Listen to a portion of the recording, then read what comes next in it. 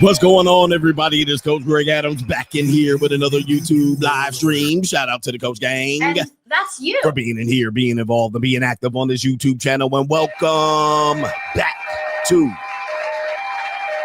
the Wake Up Show, part of the Free Agent Lifestyle Podcast here on the Free Agent Lifestyle channel. You in here with the Bruce Wayne that is Ish, the King of Kings, the King of Content, and the Speaker of Truth, yours truly, the Notorious One, a.k.a. Mr. Coach Alini, better known as the Prognosticator, Coach Stradamus. And you're in the Desert Storm bunker with none other than EWF. That is every woman's fantasy and the whole fucking show. I'm the CEO, Niggero, of Fix His Binds, LLC, the unbinder, the undebatable, the undisputed best edutainment here on YouTube. You can call me Senor Gregorio Graybeard. The ladies love to call me Mr. Third Leg Greg. Your third leg was just also the phenomenal. man with one trabajo. That is the Mitch Slapper. You're looking at the anointed one. Acknowledge me. The Boss Up Show. The founding father of the After Pill, the junior college sociologist, the Morpheus of the mating matrix, the chocolated Confucius, the Black Moses, the deliverer, also known as the man that walks in the spirit of Elijah. I'm the man with more nicknames than anyone in the game. But in case you forget those names, just call me CGA. That is See God Allah. And I'll be the 14-time demonetized champion of YouTube. We got a great show for you today, man. Boy, they are busy. Fresh off the heels of the article called by Vogue magazine, the UK writer, with the backlash calling boyfriends embarrassing, as the brother Popeye used to say. We have another article that is heating up on the airwaves by the New York Times. All right. The New York Times, the propaganda is running fast. The machine is running crazy. And we're going to catch up on this and break it down like a fraction. The premise of the article is that single women are thriving while men are single, lonely, and miserable. Let me just go ahead and throw this up on the screen right here, and let me give you a sound effect for this. Oh boy. All right. So as you can see here, single women are thriving in 2025. Experts explain what's really driving their joy. All right. And if you guys missed this part of yesterday's stream or last week's stream, we had a UK Vogue writer basically go feral, presenting an article saying having a boyfriend is embarrassing. All right. We're going to cover that because there's been some fallout.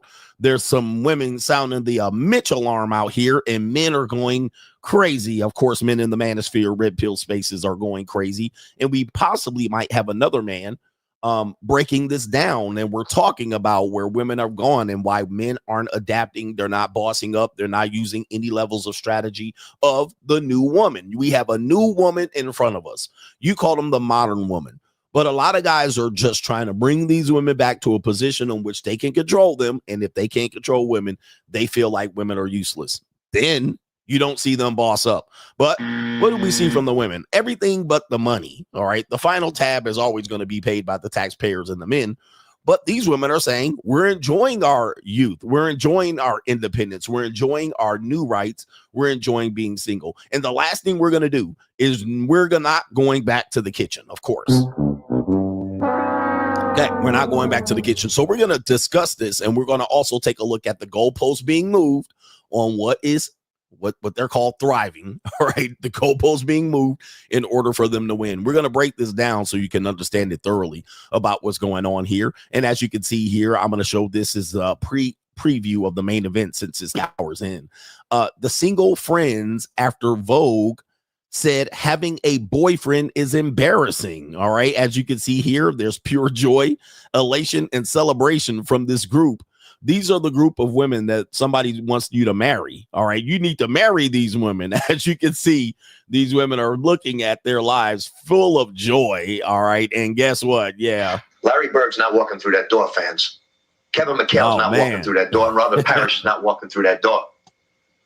And if you expect them to walk through the door, they're going to be gray. All right. It's an evil world. It's an evil world we live in. Of course, this is just a moving of the goalposts. This is kind of, some penis envy and a little bit of just competition in which they're always trying to compete with us. And now they're taking over the men going their own way by saying now women have gone their own way. Women have chosen to be single. All right. We got this conversation going on. So it should be an interesting conversation to have. Also coming up next, we have a Canadian banker that said you should get used to living. Let me get it right. You must accept a lower standing of living. All right. And I think I got that right. He said Canadians must accept a lower standard of living. All right. All right. A lower standard of living. All right. We're going to see who this Canadian banker is. And this is headed to the United States in a city near you. All right, and we have Straggle and Sniggle Theater and much more boss up content. And yes, we're definitely going to justify tricking today. All right, we're going to justify tricking in a major way for you player and bum ass niggas. Bum ass niggas be hurting when you talk about tricking. All right, ooh, they be hurt as hell. They be mad as hell. You're just trying to justify. Meanwhile, you're still broke. All right, we're going to do that today because yes, it's the modern dating landscape. It's the monetized dating landscape. We also have two female streamers who have been banned from Twitch for allegedly SAing a man live on stream. Playa from the Himalayas. All right. You just trying to justify tricking. You're always trying to justify it. Yes, I am. All right. It's Fixes Abines LLC. By the way, did you see CGA? Somebody exposed me on the internet. All right, but before we do that, to contribute to today's show, $ the Notorious CGA on the Cash App, Venmo, Coach Greg Adams TV, PayPal is paypal.me/Coach Greg Adams, and that is near the top of the description box on the Free Agent Lifestyle channel. And you can super chat by clicking the link on the top of the live chat on the Free Agent Lifestyle channel. Somebody exposed me on the internet, man, and it was just tragic. All right, it was tragedy. I'm scrambling and scraping for shit, if you will. All right. I'm looking at it like, why did they do that? They just did a whole hit piece on me. And I'm going to just go ahead and let's give them some shine. Because normally when people do hit pieces on me, I don't say anything. You know what I mean? I just be like, I'll ignore it. I'll be the bigger man. All right. I'll be the bigger man. But apparently, let's go ahead and see this real quick. There's a channel here on YouTube that exposed me. All right. Let me go ahead and see this here, man. I cannot stand when people do this to me. All right, Clay exposed me. There it is right there. CGA exposed. Like, this is terrible. And it says, going out sad, Coach Greg Adams exposed as a sugar daddy? Come on, man. On my day off. What that mean? On my day off, you got to expose me on the internet. What's the name of this channel? The channel's name is the Ask Coach Greg Adams channel. Like, wait a minute. Wait a minute. Who are you? Oh, oh, huh. Well,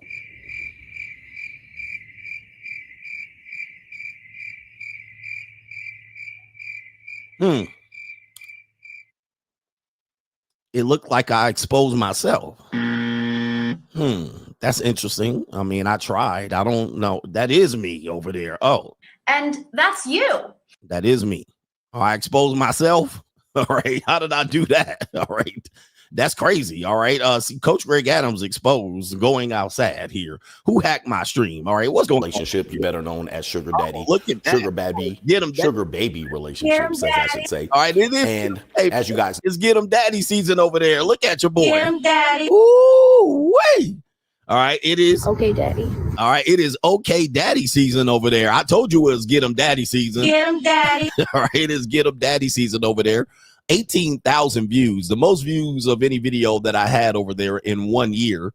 All right. But of course, I haven't posted over there in 1 year. Oh boy, I tell you. Get him, daddy. All right, get him daddy season is here, boy. That's how I show up to my JUCO dates right there.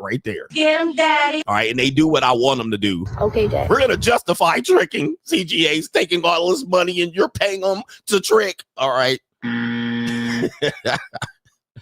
All right, but 18,000 views? Oh, my God. I can't wait to go through the comment section on these, man, right there. The comment section got to be litty.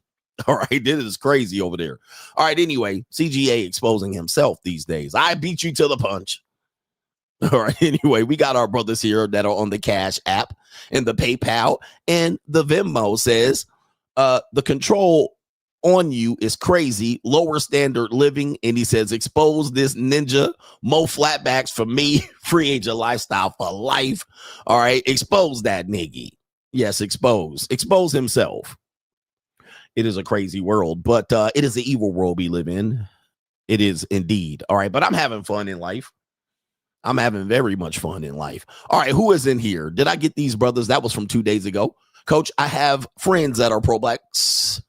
He says the only money in that space is doing nonprofit. That was from last week. All right, thank you, man, for contributing. That was from last week, 2 days ago. 100%. And we got some stuff over here. Did you guys see Cardi B? Cardi B basically has appeared as Stephon Diggs' girlfriend at the New England Patriots game. She sat next to the you-know-who-ish owner of the New England Patriots, Mr. Jerk Shack himself. I'm not going to say what race, Robert what Kraft. People, we know I can't say that. We can't say that, but she sat next to him, and everybody's making fun of Cardi B this morning. All right, because Cardi B is apparently one of 4 baby mamas Stephon Diggs is having, and they're making fun of her, essentially saying she left a man that cheated only to go to a man that has had 4 baby mamas in 1 calendar year. Yeah, it happens. All right, it happens. I don't know, man. What you know, they tell me also that, you know, when a woman divorces a man, typically they're going to say he cheated, he was a narcissist, you know, the old standard lines, he was abusive. They end up being a side chick to a married guy. So it's like the upgrade is crazy. Caitlin says the Dodgers won back to back. Yeah. Shout out to Magic Johnson, World Series after a thrilling Game 7. So I got to congratulate them. I can say that Shohei Ohtani has done more in 2 years with the Doyers than LeBron has done for the Lakers. Would you agree? Absolutely. But the Lakers move was nothing but a pocket move for LeBron James. As you can see, when he came to the Lakers, he had become an executive producer.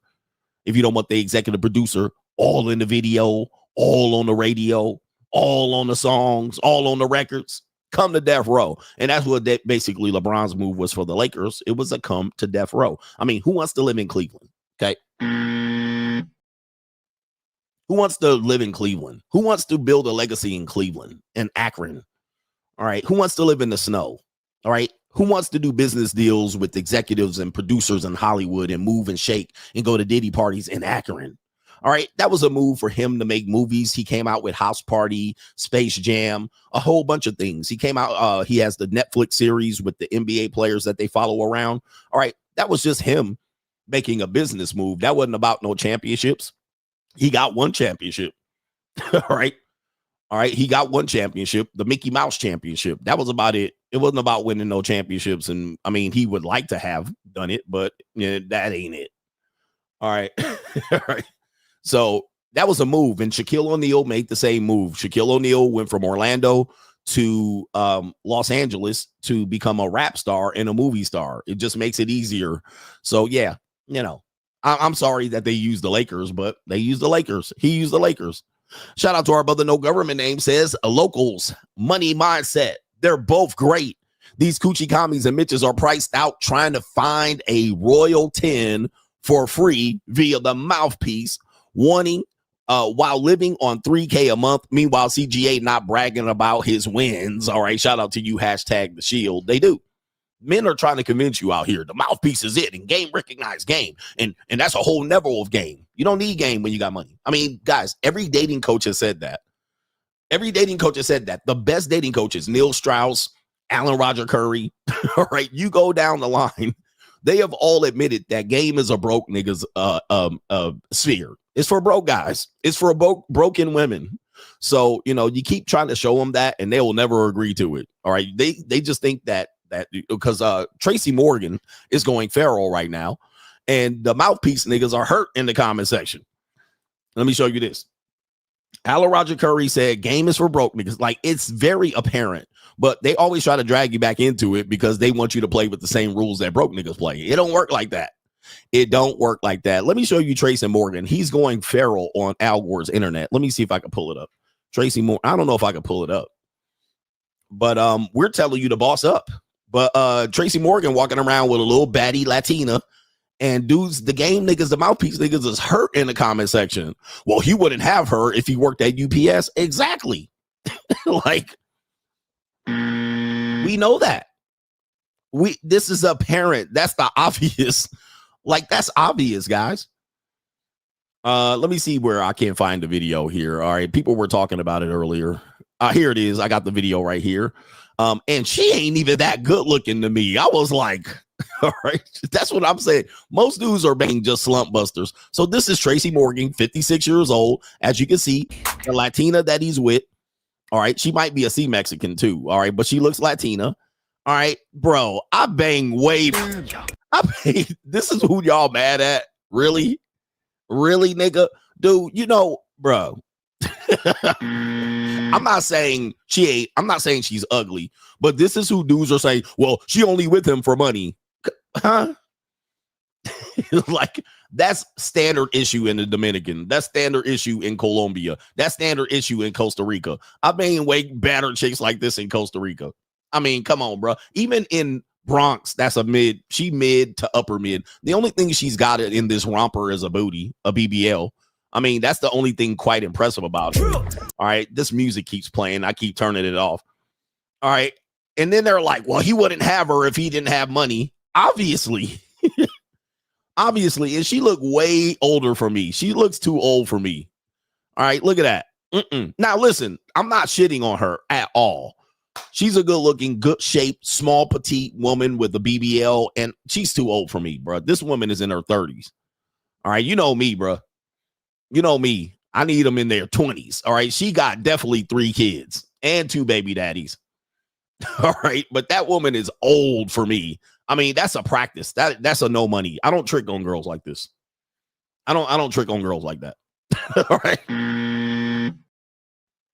I do not trick on girls like that. Niggas think I trick on all women. No, that's practice.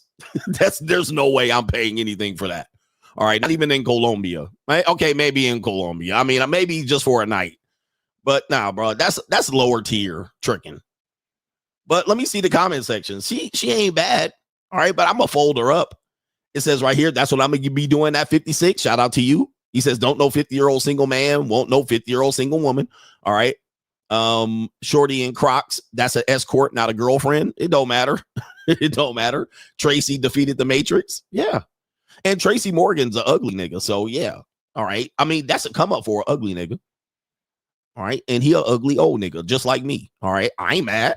Hey man, look, if you in your 50s, what the hell you doing? What you need a girlfriend? You don't need no girlfriend in your 50s. All right. Not in your 50s. All right. Niggas is hurt watching this in the comment section. All right, shout out to our brother B Love.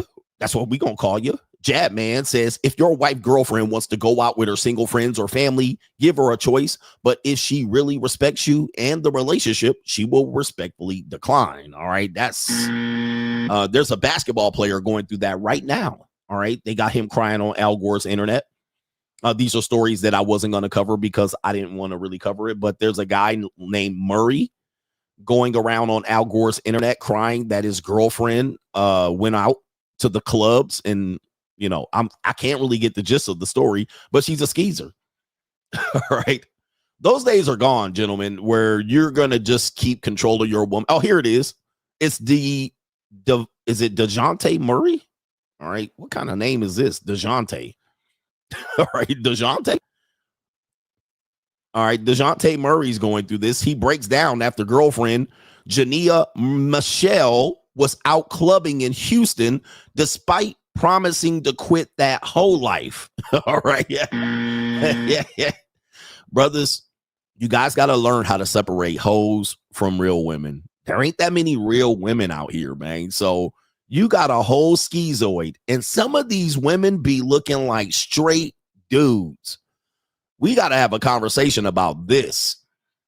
All right, we got to have a conversation about this, but put this up right here. All right, look, what the hell?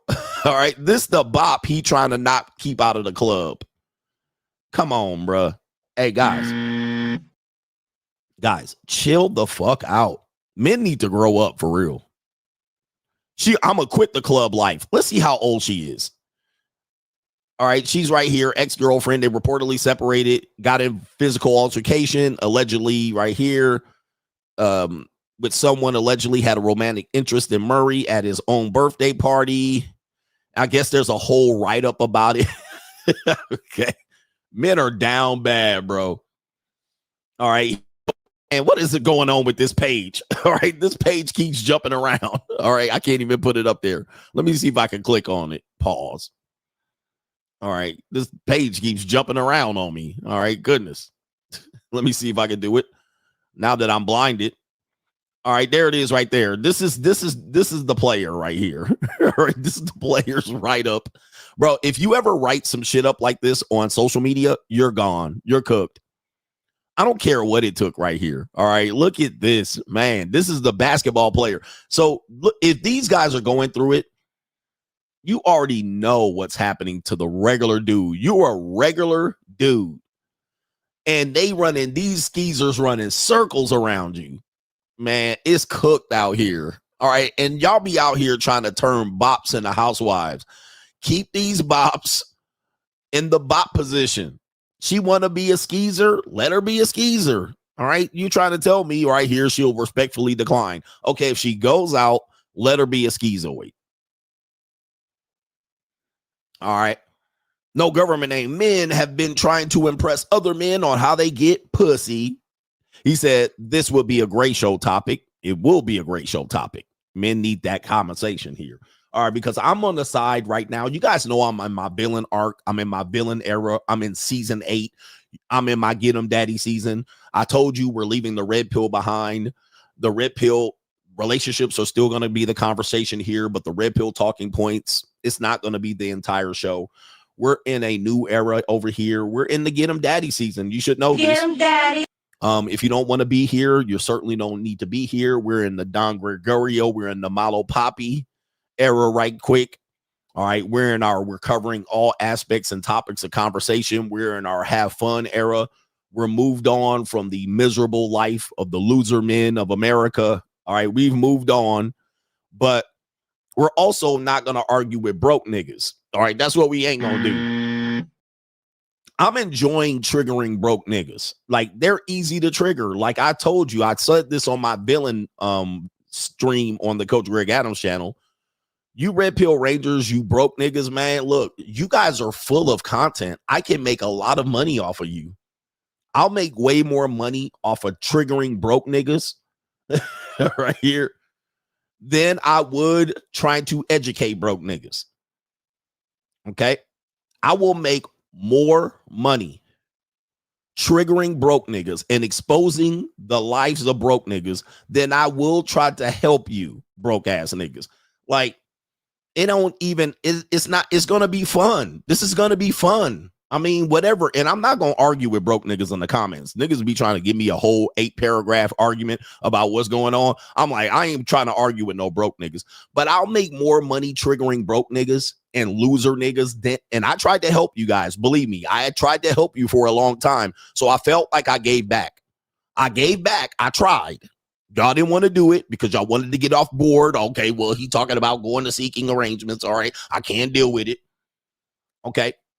But the problem is now you still want me to help you through all these years. Nah, I'm out. All right. I'm not about to keep helping broke niggas and keep myself broke. I'll make more money triggering broke niggas, just triggering you, right? Just triggering you with low frequency conversation and low blow jabs, pause, than I can trying to help you.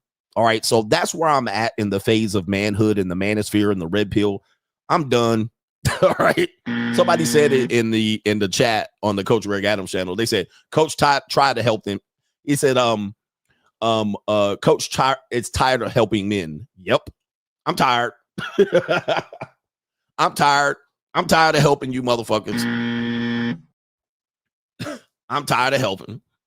All right, y'all can go crawl in your little monk hole. All right, that I've been telling you to do. You still ain't done it. Go ahead and crawl over there. Get the fuck out. I don't care. I don't care no more. I tried to help, and it's harmed you motherfuckers. This clearly harmed a lot of people, right? They clearly didn't get the message. All right, so it's over. It's over. The whole era of the red, like who's left in the red pill? Like who's left?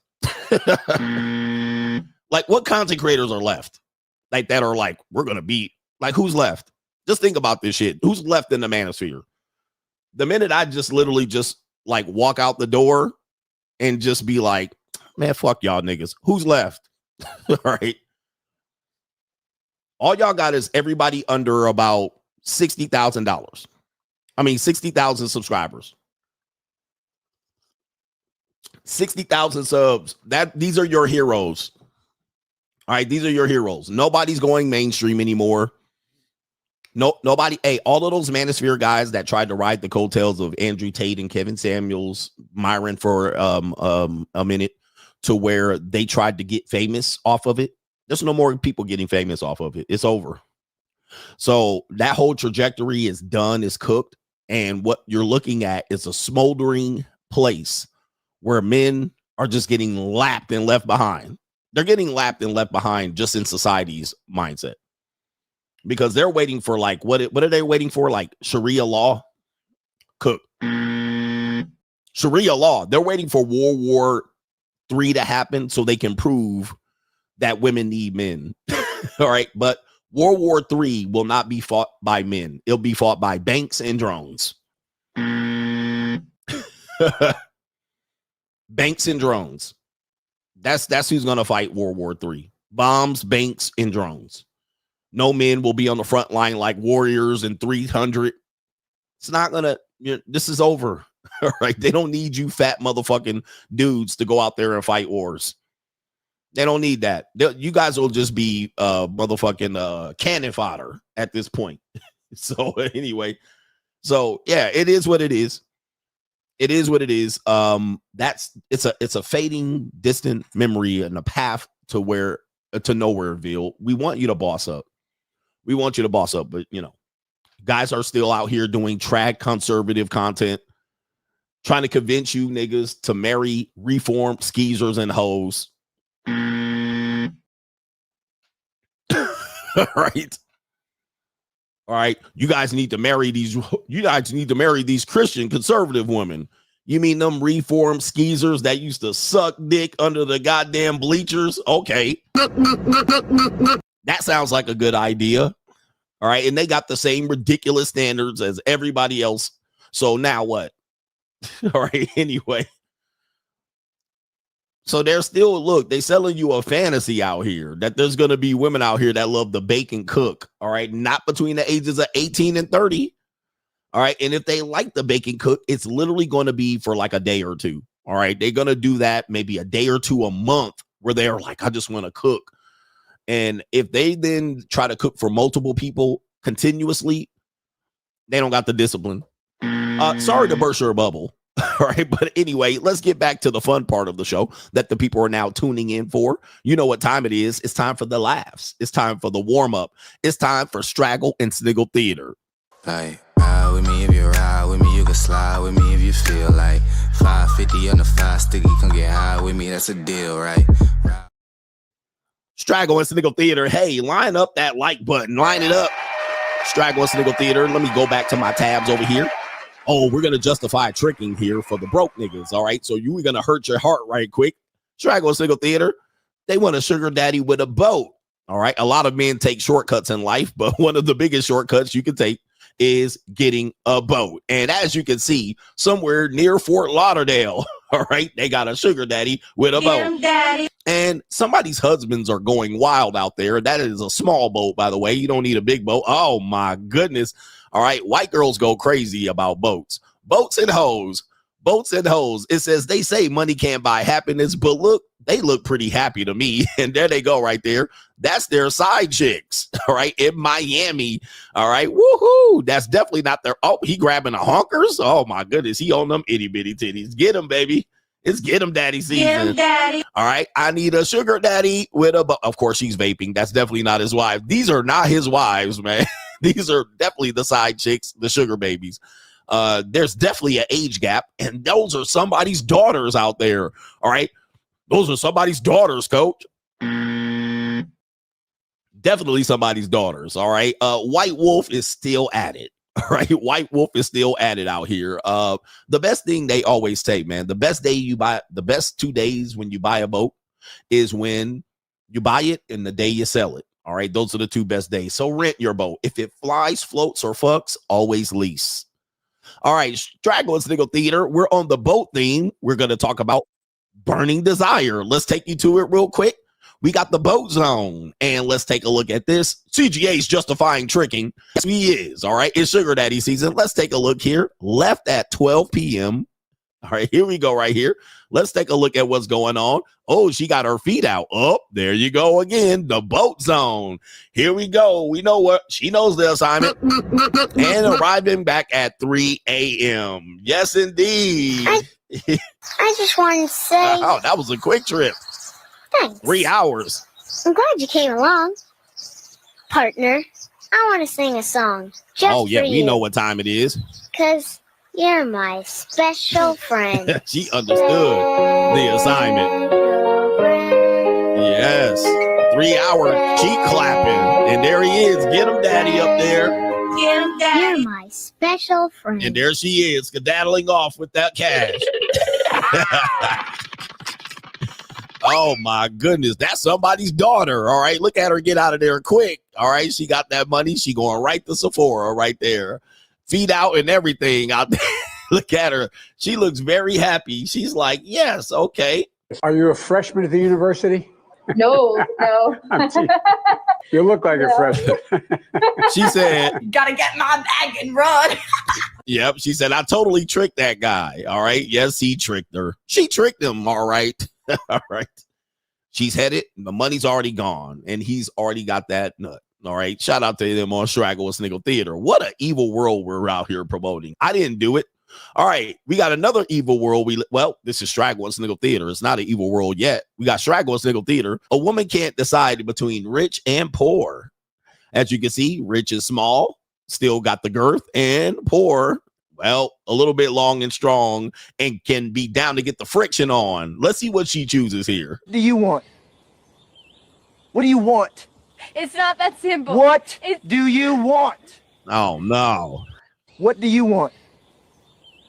What do you want? It's not that simple. What do you want? Oh, no. That's just terrible for these young men to try to understand, you know. Yeah. All right, it's out here. It's get 'em daddy season. Get him, daddy. All right, both are important. You know, these young women have tough choices to make. It's not that simple. You know, we want to simplify it and call them all prostitutes, but it's not that simple. We have to understand the plight. What do you want? What do you want? It's not that simple. What do you want? Oh, no. Poor, hey, these are somebody's daughters making difficult decisions in life. You do have to, right? You do have to understand how difficult it is for these young ladies to go about and navigate life. All right, Straggle and Sniggle Theater. What did I tell you about white girls? All right, white girls. When you deal with white girls, most likely you're dealing with a woman that probably has indulged in coca. All right. So you're dealing with a party white girl. She has done lots of coca. You're dealing with a regular white girl, and she's like a bookworm sitting in Barnes & Noble. She probably is a coca. She's probably dealt with coca. Like coca and white girl go hand in hand. In fact, sometimes a nickname for coca is white girl or Archie Bunker. All right. Sometimes you like to play in snow. White girls really like to play in snow. All right. They like to play in snow. I am so happy and grateful that the Lord has blessed me to play in some snow. All right, so let's take you to a video of a woman, a white woman that says she was a dental assistant, but she had an interesting habit. All right, let's see what the habit is. Function on crack. You cannot function on crack. I did for a little while. Yeah, things got really bad quickly. Brought you to your knees, literally and figuratively. Yeah. And do you still have your kid? Yeah. Oh yeah. And now I'm a dental assistant, right? So I'm supposed to be sitting there doing these procedures with the dentist. And I like made up that I have IBS. I'm getting up like every 5 minutes. And these are like hour and a half, 2 hour, 3 hour appointments for like major dental work. And I'm supposed to be there doing all the fucking things. And I'm like, oh, gotta go. You know, I'm smoking crack at my job. Fucking, we had a storage closet. I would be like, I'm gonna reorganize the whole entire storage closet and like whatever. And I'm in there smoking crack. I'm in the fucking back where we're making molds. I'm cooking crack in. I am so happy and grateful that the Lord has blessed me to play in some snow. Now, these are the women that you say CGA is going to add baggage to when they're 26. Okay. CGA, you're adding baggage to them at 26. No, I'm not. All right. This woman's full crackhead at way before 26. She has a kid and she said, bring you down to her knees, literally and figuratively. Yes. I'm not adding to any baggage. By the time a white woman's 26, she's probably done some coca in her life. Probably went to Coca's Anonymous at this particular point. I'm adding nothing to them. All right. I'm just another person that they'll forget. This is crazy. There, like, that's insane. That is insane. That is diabolical. And her eyes are telling me she lit like a Christmas tree. She lit like a Christmas tree already. All right. So she on that white girl right now. All right. She definitely on that white girl. I am so happy and grateful that the Lord has blessed me to play in some and snow. Anything you know about people that have drug dependency and drug habits, one thing you have to understand about them is that they just transfer. If they get rid of that one, they just transfer to another one. All right. So whatever dependency or vice that they have, in order to get rid of that one, they got to find a new vice. All right. You never know what it is. It could be anything: gambling, selling pussy, right? Sugar baby, like whatever vice it is. All right. They go to another vice. It could be another drug. It could be late night parties. It could be caffeine. They cannot stop having a vice. They can't just quit cold turkey. And as you can see, looking into her eyes, it's in the eyes, Chico. She on something. She lit. Yeah, it could be Jesus. Yep, they could be. These are the trad cons, by the way. As you can see, she's dressed very trad conservatively, right? There it is. She's dressed trad conservatively. But the tattoos is another one. Tattoos is another one. They'll be addicted to tattoos. All right. So these things, body piercings, body modifications. All right. These are all going to be things that they transfer their addiction from one addiction to the next. And she zooted, bruh. That's zooted city. She is zooted. Watch out for white girls. And I said this on a tweet long time ago and it went viral. Never underestimate the amount of times that you had a weird interaction with the woman and she was on drugs. All right. She was on drugs. Like you did something, you were somewhere at a store and you tried to approach a woman and she got all weird and funky, right? Especially white girls. All right. Especially when you're dealing with white girls and Latinas and certainly Asian women too. Black women just be high off weed. But never underestimate the amount of times that you were sober, you had a weird interaction with a woman and she was high and you didn't even see it. You didn't even register that they were high or they were on some mental health drugs. They were space cadet. They were zooted. They were on coca. And you walked up to them, you approached them and they acted all weird. And you were like, damn, women are weird. But a lot of times they were high. They were just high as a kite. And you caught them and you fucked up they high. Right, that's all it was. It was on Molly. They were on some perk. All right, a lot of women be on drugs, man. They be on drugs heavy. So, and they were at work and they flipped out, and you be like, "Damn, Katie crazy," and she be dropping acid. Like, yeah, she wild.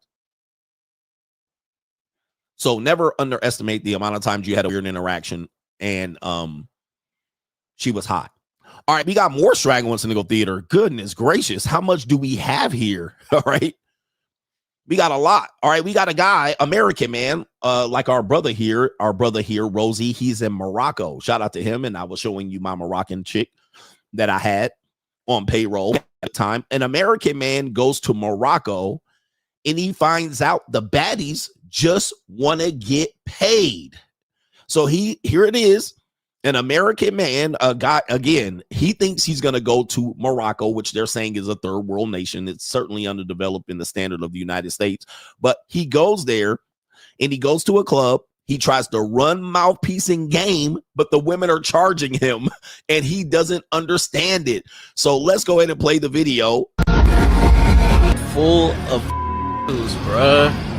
Like, oh my goodness, bro. All the baddest females in that club talking about $200-300 each. Like, what are we talking about, bro? I ain't gonna lie. Like, I only met one female that was Peruvian, and she was cool as hell. But bro, that shit is wild, bro. I couldn't believe my eyes. Again, get them daddy season for the win. Guys, hey, listen, if you broke, just say that. Right? If you broke, just say that. Over on my show, we talk about this over on Locals, CoachRegAdams.locals.com. Guys, $200, $300. My question is, what's the problem? All right. Did you want to smash? You wanted to smash. You went to every girl. They said $200, $300, and you were like, not me. Never could be me. Dude, that's a field day.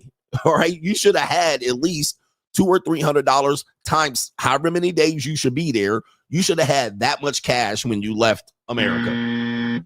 All right. But these guys think that the international mouthpiece is going to work. Well, I'm black and I'm charismatic and charming. Okay. $200, $300. That's low ball. All right. You should have came in and be like, all right, cool. All right. What's the problem? What's the problem, Mr. Big Time Mouthpiece Pimp? You ain't got no money in your pocket. All right. So every girl at the club wanted to charge you. That's standard going traveling wise. Otherwise, you got to run a hell of a mouthpiece.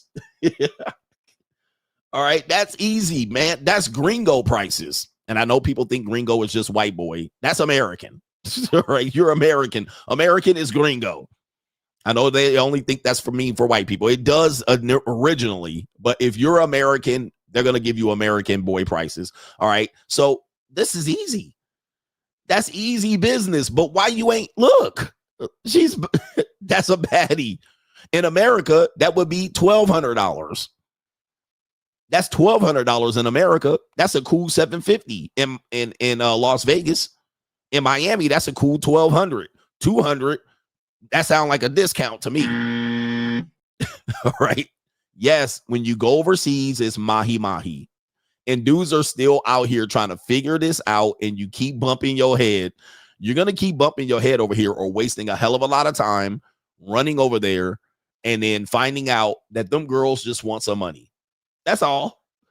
Full of bruh. Like, oh my goodness, bro. All the baddest females in that club talking about $200-300 each. Bro, hey man, listen, that's been going on since it's ladies' night, and I'm feeling right. Oh, yes, it's ladies' night. Oh, what a night. You used to have to spend that on drinks, right? You used to have to spend that on drinks. Like, what the hell are we talking about? Now, you don't even have to buy drinks no more. It's straight to the punani. And by the way, attractive women are there as atmosphere to bring in niggas like you so they can get charged. It's not that hard. They do this in Japan. They do this all over the world. They do this in Thailand. It's very simple. It's whole economics. It's CG Gregonomics. I know you young guys are literally going to go crazy, right? But you guys are fighting me this to the death, and I'm going to let you die on this hill. I'm not going to give up this fight because I love to trigger you. Gentlemen, this is how it works for the majority of you. That's how it works. It's not that hard. All right. Because I would have went in there and somebody said, that's a smorgasbord for me. I got 3. All right. 3. And good Moroccan girls are all for sale. That's come on. All right. Trust me. These are gold diggers, notorious, unapologetic gold diggers. Bro, you went over there, thought you was fixing a mouthpiece. Oh my goodness. Man, young dudes are ignorant, and it's typically young black dudes just ignorant on how shit works. Anyway, Straggle Snickel Theater, we have Very Scam Likely again making an appearance on my show. This has to be his 3rd appearance, and as many as all right here. Scam Likely, Very Scam Likely. He says right here, when you link with a girl who has no full body pics on Instagram, and as you can see, breezing by right there, we have a data. Shout out to Very Scam Likely. And interesting enough, you see the girl right there. You can see it. That's a torta.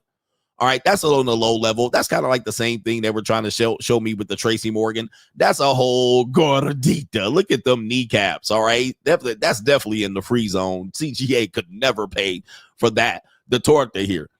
But it says when you link with a girl who has no full body pictures on the gram and she breezes by, that's a wide load right there. And there's a lot of stomach tucked in there, man.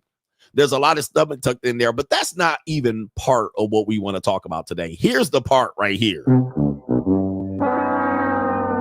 It's the black men once again. In the comment section. Nigga, I'm still hitting and she brought Wingstop.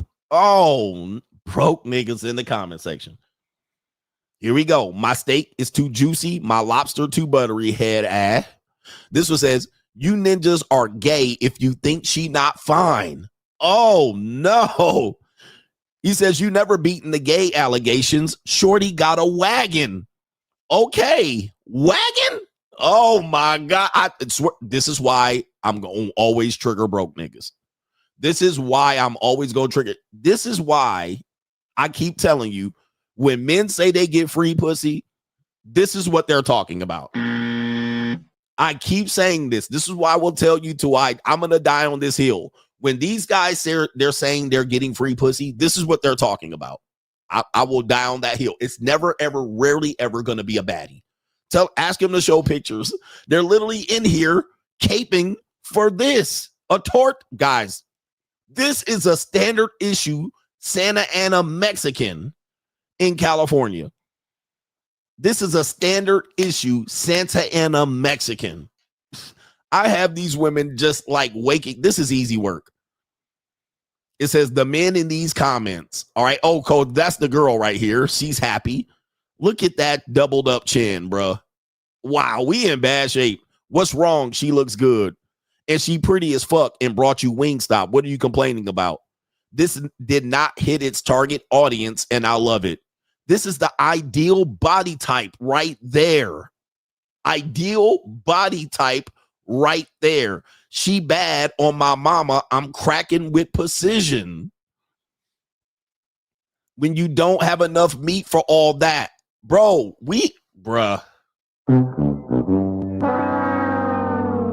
When I tell you these young men are gone, they're very, you can tell they're virgins. They don't get touched very much.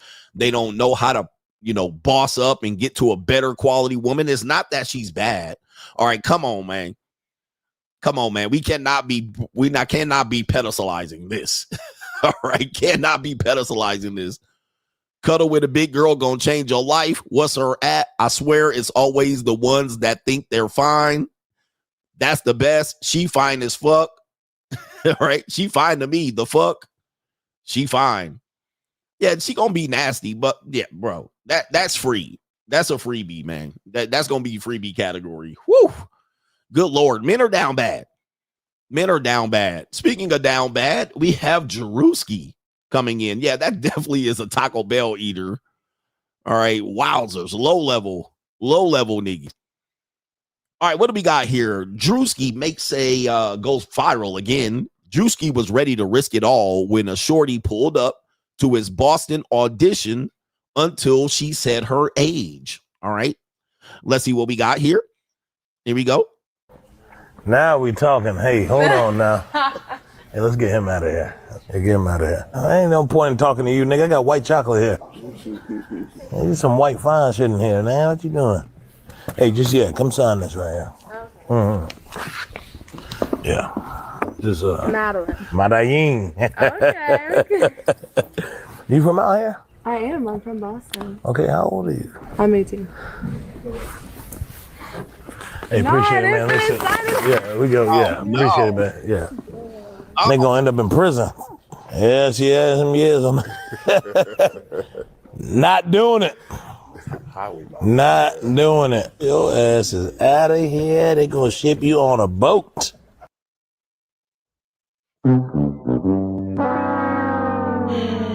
You Negroes are scared. Bro, she 18. 18 is legal. 18 is not jail. See, this is where you get the conversation, especially with black guys. 18 is legal. He said he's going to go to jail.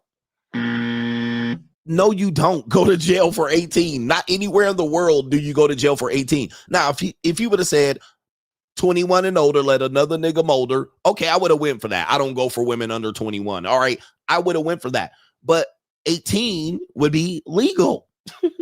You don't go to jail for that. So now he could have just simply checked the driver's license and it would have been fine.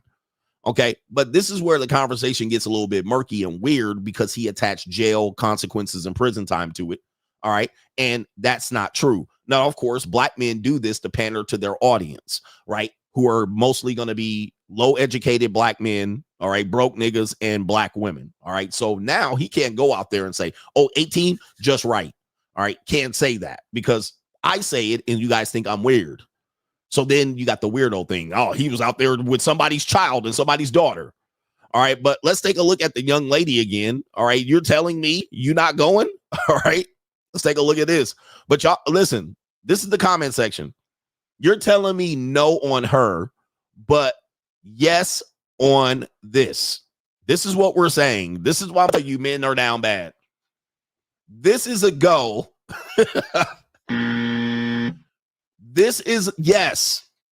Yes, CGA, I'm going to take her. I'm clapping with precision. This is a yes. This is where we've leaped off, where we've lost it as men. That was a yes, but this is a no. Like, we are in trouble. Woo! I'm just trying to be logical and make sense. This is no. No, absolutely not. This right here is a yes. Explain this to me. Somebody give time and explain. Wow. You know what it is that men don't like good-looking women. I mean, they just don't see the standard. They're just like, nah, these standards are weird. All right, I look like a weirdo. Wow, this is a no. Let's take a look. That's a no. But that torta was a yes. Woo! That, my God, men have fallen because you can't stand on your square. Why don't you stand on your square? 18, she ready to go. She lovely. She nice. Titty sitting right. Yeah. Want to bite? Yeah. I mean, that's an easy yes. But of course, because of social pressure and stigma, and you're trying to impress other men on how you get women, you got to just say no at the end of the day and then go in there for the yes for the torta. All right. Wow. Men have fallen. The fall of grace of men. That's why I can't defend you guys no more. I can't defend you.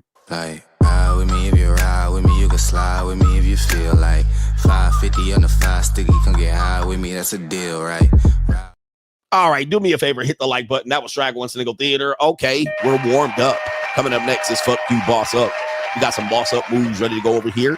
And we got your mammy on the Al Gore's internet telling you that, yeah, she's tired out here. She's tired. She's saying we've been lied to. All right, the lies that they done told you to be out here to win in life. You can't win. All right, shout out to our brother. It is Daniel McGee says, you better boss up. G's out here. You better boss up. Boss up, nigga. Shout out to our brother. Elevate Dan says, hey, coach, just became a member of Locals, having trouble navigating the page and finding the money mindset and JUCO information. Thanks in advance. You the man. Keep it up. Shout out to you. The money mindset is on a different program. That's on Patreon. But let me just give you a quick sample here. Watch this. I'm going to tell you, man, because, you know, you get on new platforms. You don't really know how it works. So let's say you were on Locals, and I don't know what the Locals page looks like for the people who are not content creators, right? But it is what it is. Say you wanted to find, you're on this page right here. You're on Locals, and you want to add content. You could do this for free. But if you paid, you go right here, post by all, and then you go to the drop down, post by Coach Greg Adams, and then you'll see the posts of my streams. All right, you'll see it, and then you'll see my premium posts of posts that I want to show you only the members. All right, so you'll see that right there. So let me show you again. You go right there, you go to post by, there's all, then you go post by Coach Greg Adams, and you'll find them all. All right, just like that, brothers. I'm here to help. Post by Coach Greg Adams. You'll pull it down and you'll just select it by only the posts that I've made, which are primarily live streams, but any other premium posts that I've made. Thank you for joining over there. But the money mindset is over on Patreon. So you're not going to find the money mindset over there. All right. Shout out to you. You got to go to patreon.com/Coach Greg Adams. We got our brother here.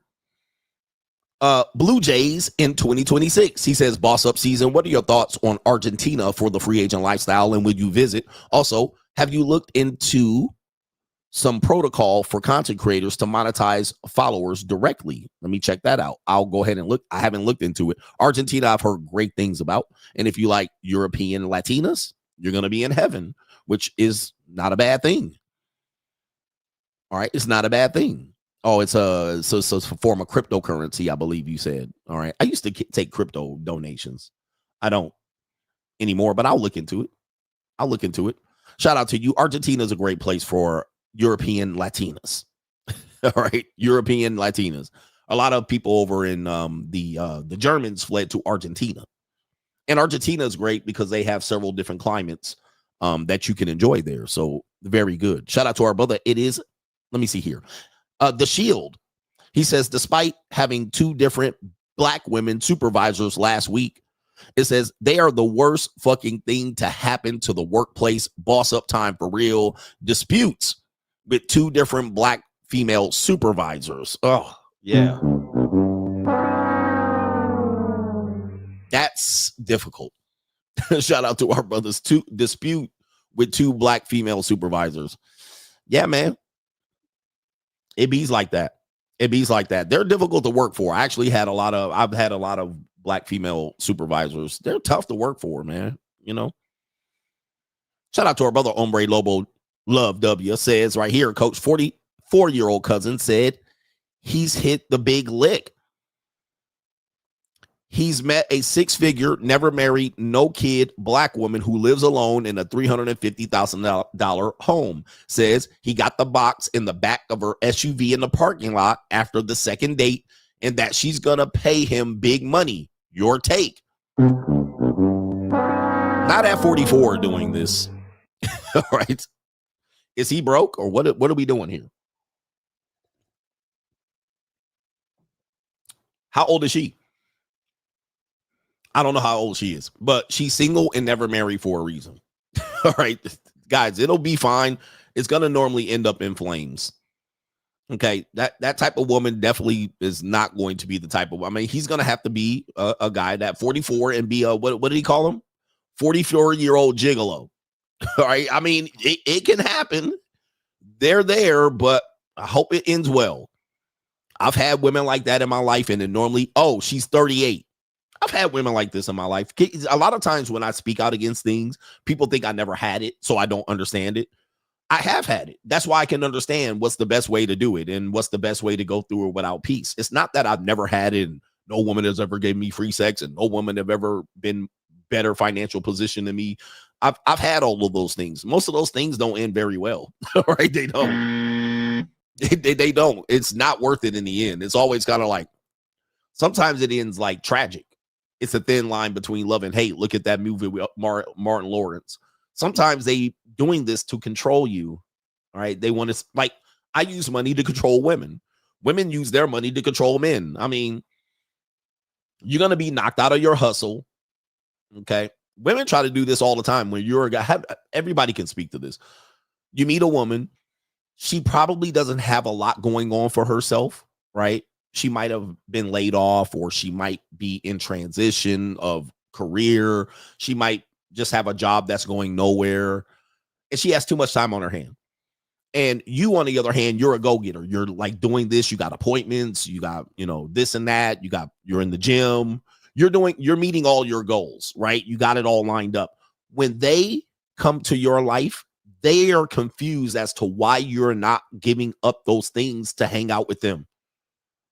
They're literally confused. They're like, I think about you all the time and I want to see you and I want to come this. And I want to. That's when you start paying. You start paying in this manner because now they start bumping you off your goals. They start making you cancel your appointments. They're like, you don't have to work so hard. Stop and smell the roses. They literally stop you from doing what you're doing. And then you're like, well, okay, I guess she's paying and she's giving me free access to pussy. Then that's when I say you're paying. You're paying. There's no way that you're not going to the gym now. There's no way that you're skipping appointments. There's no way now that you're stopping your progression to do what you're doing. Now you're leaving work early. You're paying at that point. And dudes want to get mad at me for saying that. That's when you start paying for that pussy. And the relationship is going nowhere. And then you're going to do that for 3, 4, 5, or 6 months. She'll sit up there with no problem watching you getting fat, cuddling, sucking your dick at will, and you'll think it's for free. And I'm like, that is not free. You're paying a cost for that. That's a cost. You're paying a heavy, heavy cost. And eventually you're going to look back and go, wow. Wow. So, you know, the conversation about paying seems to always center around, okay, I took this cash and gave it, but there's a cost to everything. So you got to realize that. I've had women like this, and I realized it was a train to nowhere. And most of the time you can say this, and most of the men that are over 35 and 40 can really say this. Most of the time that you're having sex with them, they get more out of the sex than you do. They're getting way more out of it. Like, she's just another woman you fucking in the rotation that you trying to fit in. And of course, she started bumping your other holes off because, well, she's making it for free instead of trying to get a higher, better quality women. And most of the time, these aren't good looking women. These are regular looking women or below. But most of the time when you're fucking them, they get more out of it than you. They're having more orgasms. They get more intimacy. They get more comfort. They get more cuddle. And you jib on them a couple minutes and you're like, okay, right? You're like, this is another pussy. You're not getting thrills and crazy amount of sex. You're just getting another hole that she's made easy access. It goes so much deeper into the regular broke, low frequency mind where it's not a upfront payment, but over the long haul of the relationship, being with a woman that has her own life, let her have her own life. Okay. Don't move in with her. Don't join your life together. Don't go to her because she buys you stuff in a PlayStation 5. All right. So anyway, I've been there, done that. It's not it. All right. That's when I say it ain't free. I don't consider women that do that for me free pussy. I don't. I always say there's a cost behind it. And there's a hidden motivation behind it. You're not going to know what it is until it's too late. Right? You're not going to know what it is until it's too late. But there's a hidden motivation. She's either lonely, right? She sees that you're easy. Okay, you're easy to trap and get. The sex is not that great. All right, and sometimes at the end, there's some mitigating damage that you never saw. There's some damage that you didn't see coming as a result of it. And if she's young and fertile, she can get pregnant on you to keep you around. You guys got to watch out. These are all penis fly traps that men have fallen for forever, and they bragged about it. And then all of a sudden there was a balloon payment at the end. And then now y'all trying to figure this out. How do you get out of it? Like, what do I do? And I'm like, penis fly trap every single time. It's a level of game that you just don't understand. I'm like, bro, I've been there, done that. It's never free. The only way it's free is when you can walk into a woman's house, beat the brakes off of her, leave her in the bed with her face buried in the pillow while you're pulling up your jeans and leaving. That's about the only thing. And you could do that at random. You could just call her up and say, I'm coming through, had that pussy ready. And she roll a joint, had a pussy ready. She lined up in the bed, face in the pillow. You bang her nut in her pussy, have her nut dripping out her pussy, and she ain't finished getting her face out the pillow. And you walk out the fucking door with your joint rolled. That's about the only freest piece of pussy that I could say would be somewhat free. And you hope she's not pregnant. All right. That's free pussy. That's free. All right. That would be the closest to free. And hopefully you wore a condom. If you didn't wear a condom, then you're going to be pissing out razor blades. All right, you're going to get herpes or gonorrhea or syphilis from one of these bitches. I mean, just letting you know, that's about the only closest mindset of free pussy that I can think of. That's it. Yeah, you take some Lunchables and some snacks right out the door, and she just like this. She just can't get her face out the pillow. She just leaving and she got her ass tooted up in the air. That would be free. Right? But if you went to the nightclub and bought drinks and bought cologne, this is not free. And she pulled you off and said, you're handsome, and you dance 2 hours, 3 hours sweating on the top of each other. And then you went home at 3 a.m. and she made you some eggs or something like this. And then you fucked. That's not free. That's not free, bro. That you put in work for that. Nigga, you dance on the dance floor like this 2 hours with your dick on her booty cheeks. That's not free. 2 hours of dancing is free. Right? $20 to get in the club is free. Buying that cheap ass Sauvage cologne, that's free. Right? Buying 2 drinks in the club, that's free. 2 drink minimum, that's not free. That's not free. Okay, she picked you, but parking at the door, nigga, like this is not free. That is a fee, nigga. You paid and you did a whole bunch of dancing and tap dancing and shuffling. All right, why you think you lying? I get so excited. Nigga dance for 2 hours talking about he got some free pussy. All right, come on, bro. You done burned out 1,300 calories talking about free. All right, so anyway, we got some people that have contributed. Shout out to our brother Preston says, you don't get food without money either. I guess these niggas do. I mean, they do. No government name. Tracy girl looks like a Tijuana HK girl. Oh, my goodness. For sure. I mean, I wasn't that impressed, but I'm impressed that he's got a young girl. Shout out to him. It's all about young. All right. That's what we want.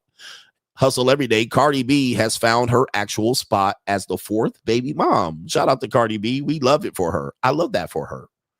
Kevin, our brother, Kevin B says, for my favorite African-American out here. Shout out to you. Thank you, man. Donald Trump. Look at my African-American over here. Look at him.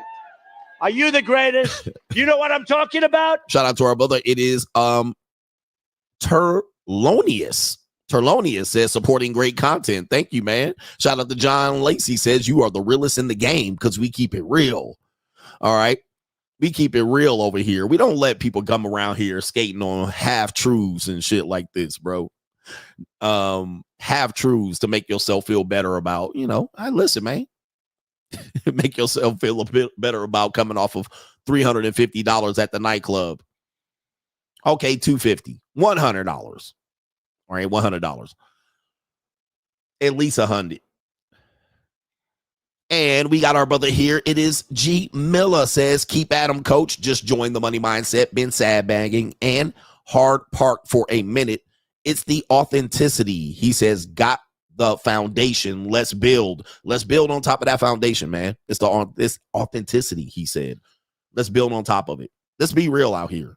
And last one, Black Suburban Dad Reviews. My ex said, I'm not on her level, but can't help paying our 10-year-old son's sports trainer. I said, I'll pay the $1,000 a month. And she bowed down. Money is power. Money is power. Okay.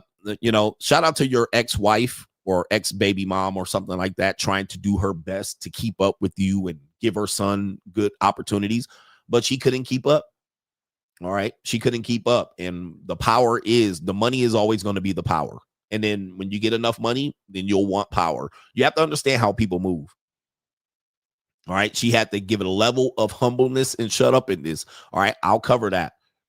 And she had to go ahead and say, all right, women are prideful individuals. Pride comes before the fall, as they say. They're prideful. They kind of want to do it all and be all, and they want to be a winner. And sometimes they are able to achieve it very minimally, but sometimes they're able to do it. Sometimes they got to bow down and they got to submit. They got to submit in that aspect of the money is the power.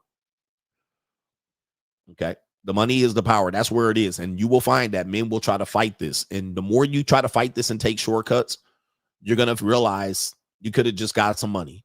Okay. Look. You could have just got some money. You just could have got to the bag, because that answers a lot of things. It doesn't answer all things. It's not a solution. It's a trade-off. It's a trade-off. And most men would be like, well, it shouldn't have to take all that. Sorry. Right. Sorry. You better whoop ass. You better be Debo. Otherwise, it ain't going to happen for you. But let's get to it. F you, boss up. Thank you for the contributions. Boss up, nigga. Fuck you, boss up. We have a woman out here that says she realizes that she's a slave. All right. I've been making this point for a long time and people get hurt. Even the notorious woman who goes by the name of Harriet Tubman is quoted allegedly saying that I would have freed 1,000 more slaves had they realized they were slaves. All right. So people don't even know they're slaves and they're slaves. So let's listen to this woman here say that she just realized after years of putting up with chasing certain things, education, and all of these things, that she realized that she's a slave in the end. Today I had a realization that I bought into the lie of college, get a good job, get a degree, you'll go far. And today I realized that I am a fucking slave. I got good grades all through school because I dreamed of college. I thought, I'll go to college, I'll get a good job, and it'll change the course of my life. I'll have everything I need, I'll make money.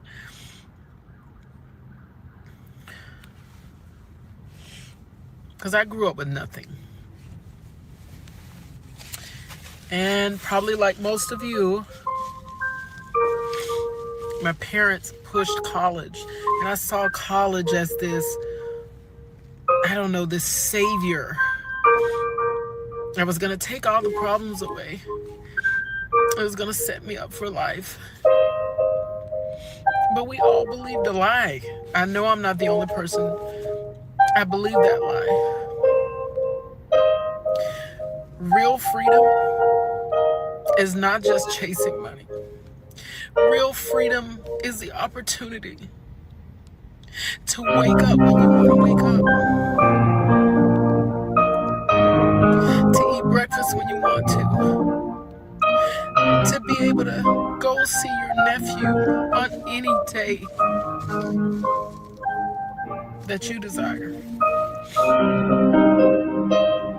Being told when to go to lunch.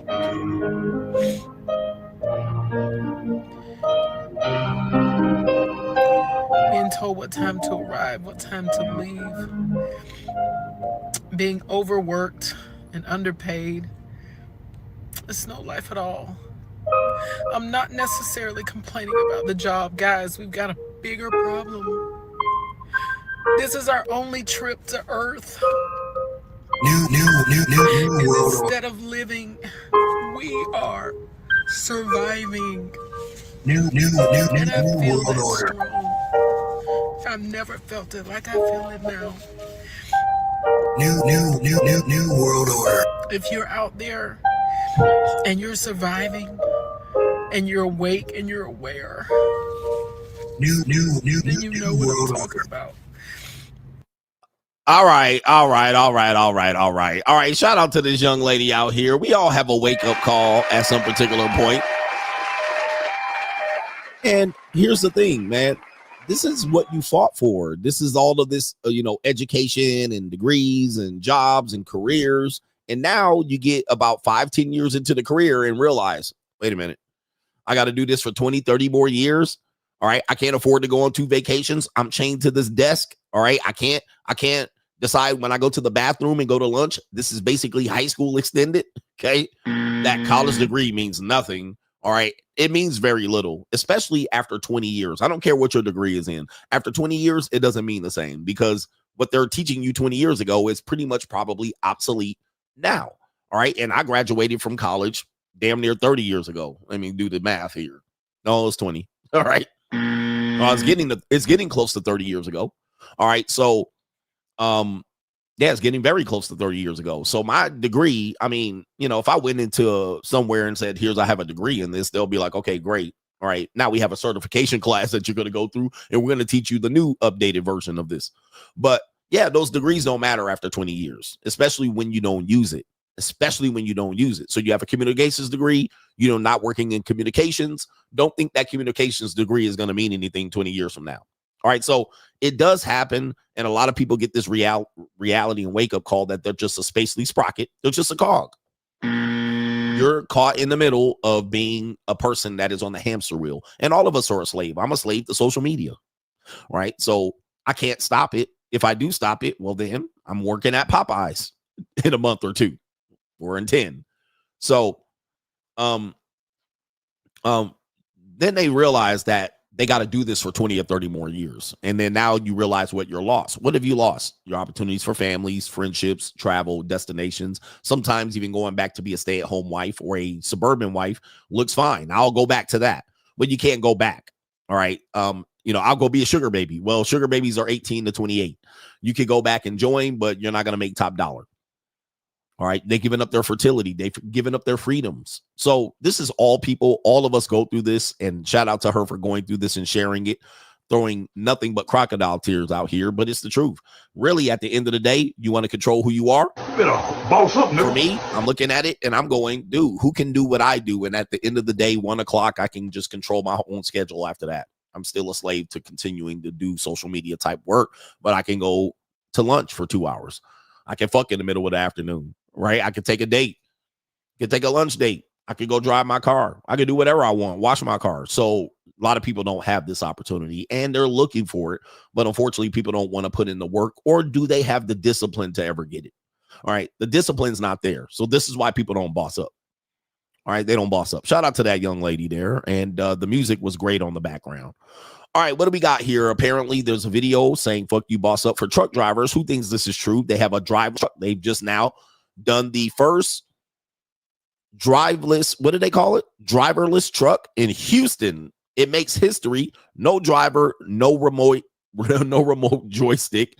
Just a Houston truck making history. An autonomous truck startup, Bot Auto or Autobot, has achieved a milestone in Houston, the successful completion of its first humanless hub-to-hub run, which even made it through real-world traffic. All right, that's what they're saying here, looking at this real quick. New world order. So, self-driving truck, all right, through real-time traffic. All right, I would just hate to be behind this. All right, we got a lot of people coming over here as immigrants doing it, but do we want this? Is this what we want? This is what we got going on? Yeah, this is it. All right.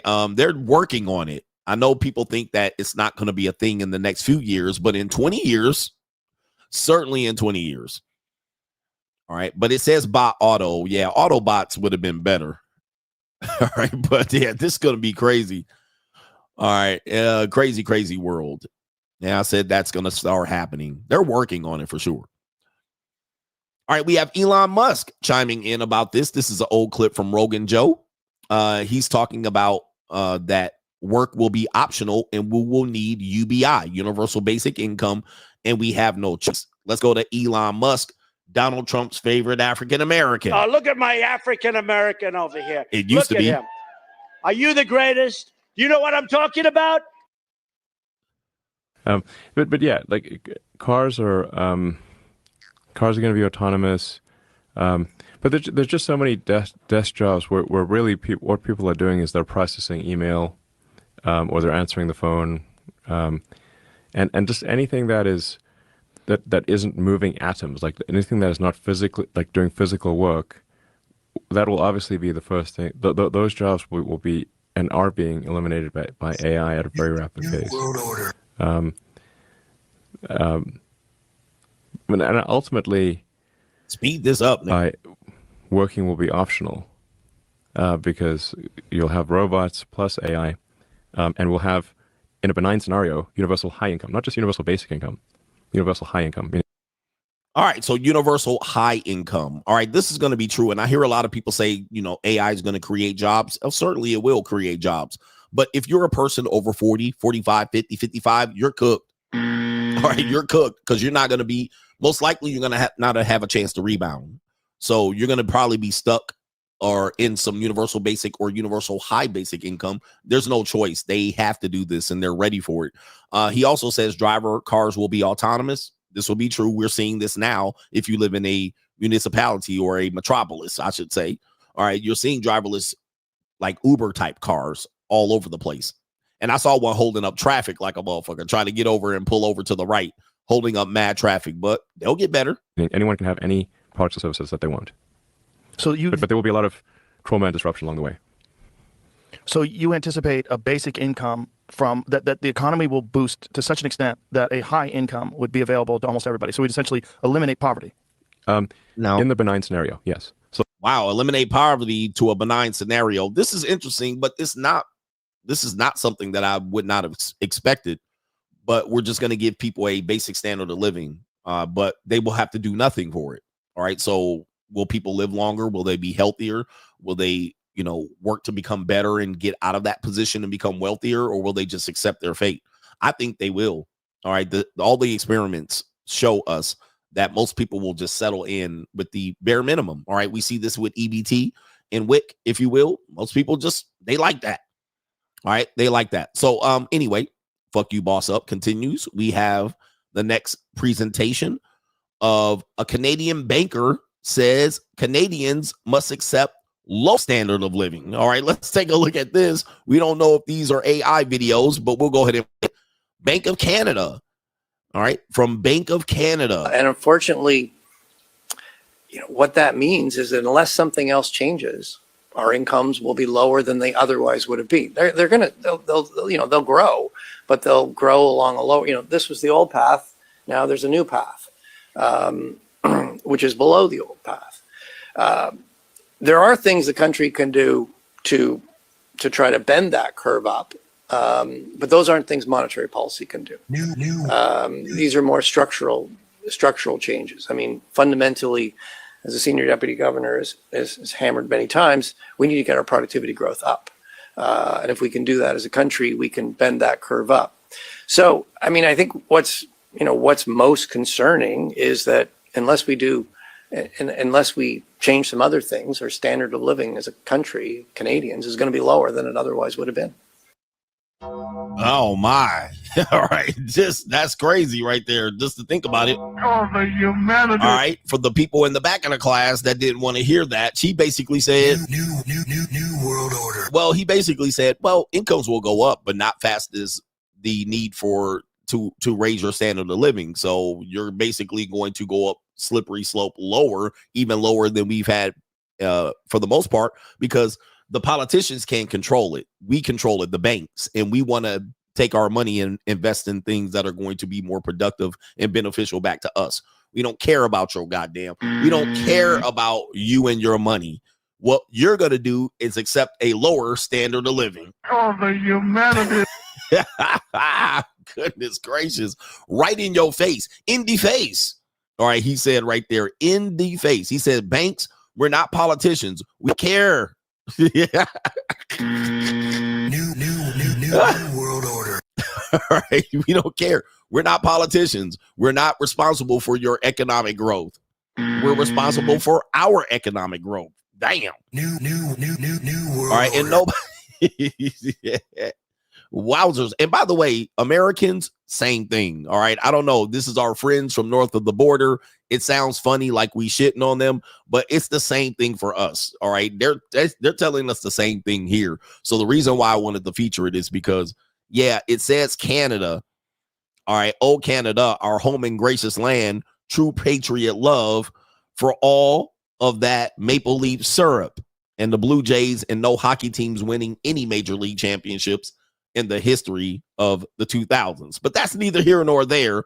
All right. No champions around the world. And also, this is going to be America. All right. New world. Yes, our 51st state. All right. This is everybody. Everybody. That was a message for everybody. So I wanted to share it. True patriot love and a whole bunch of maple syrup.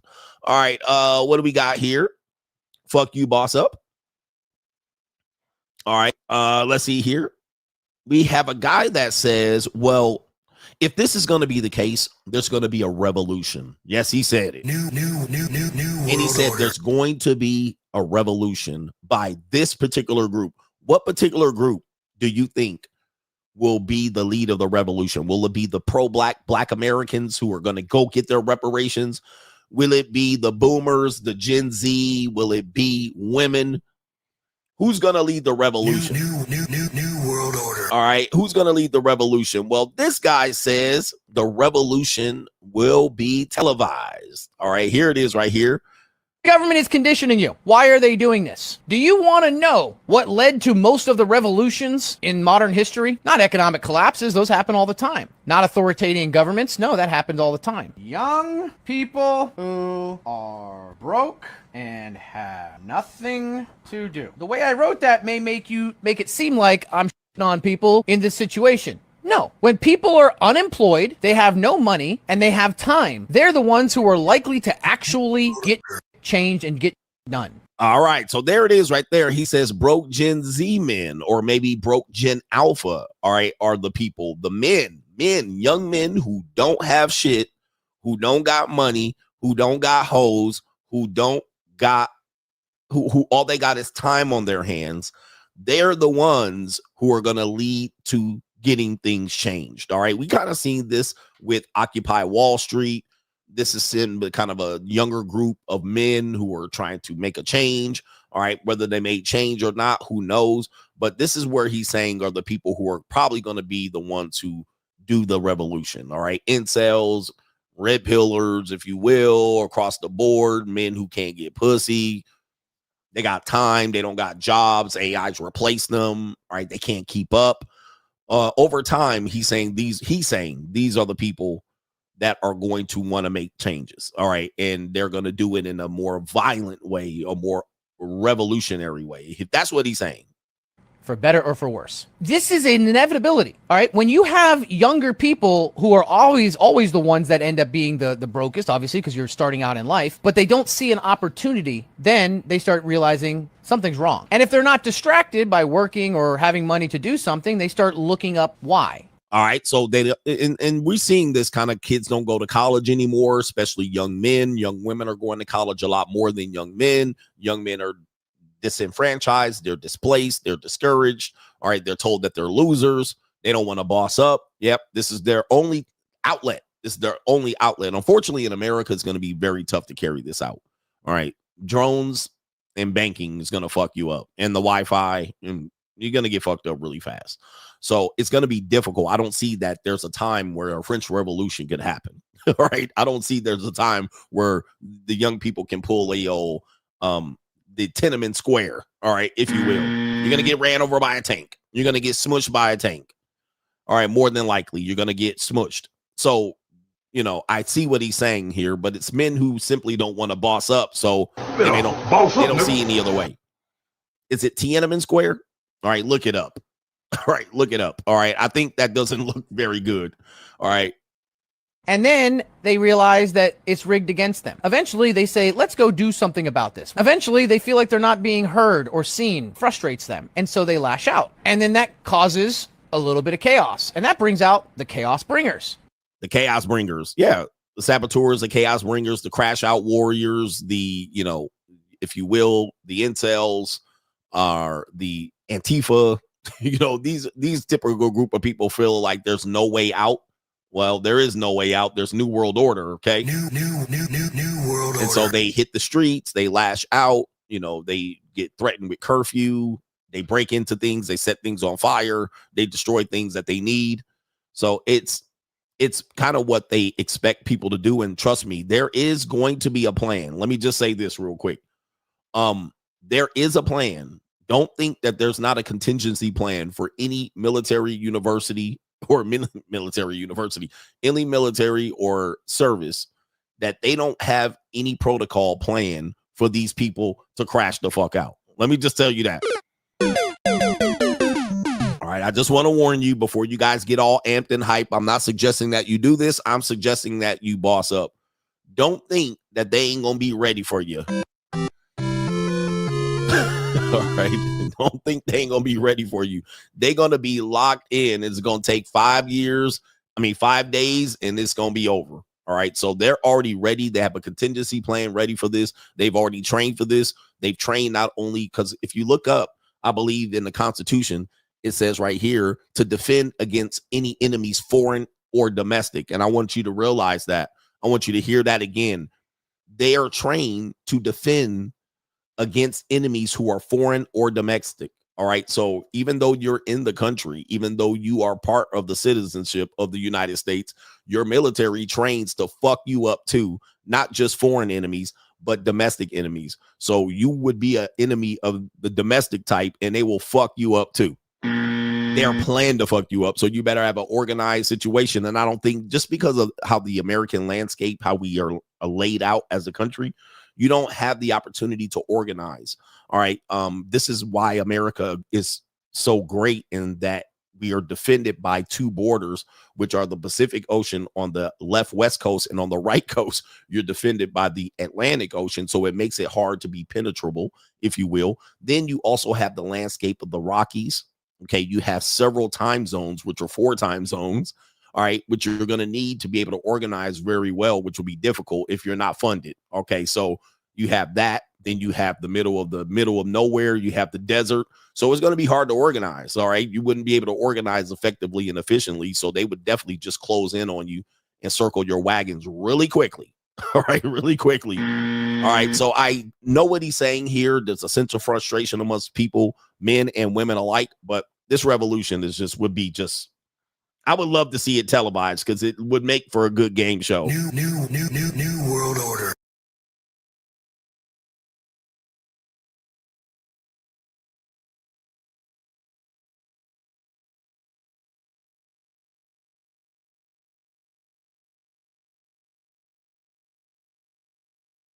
New world order.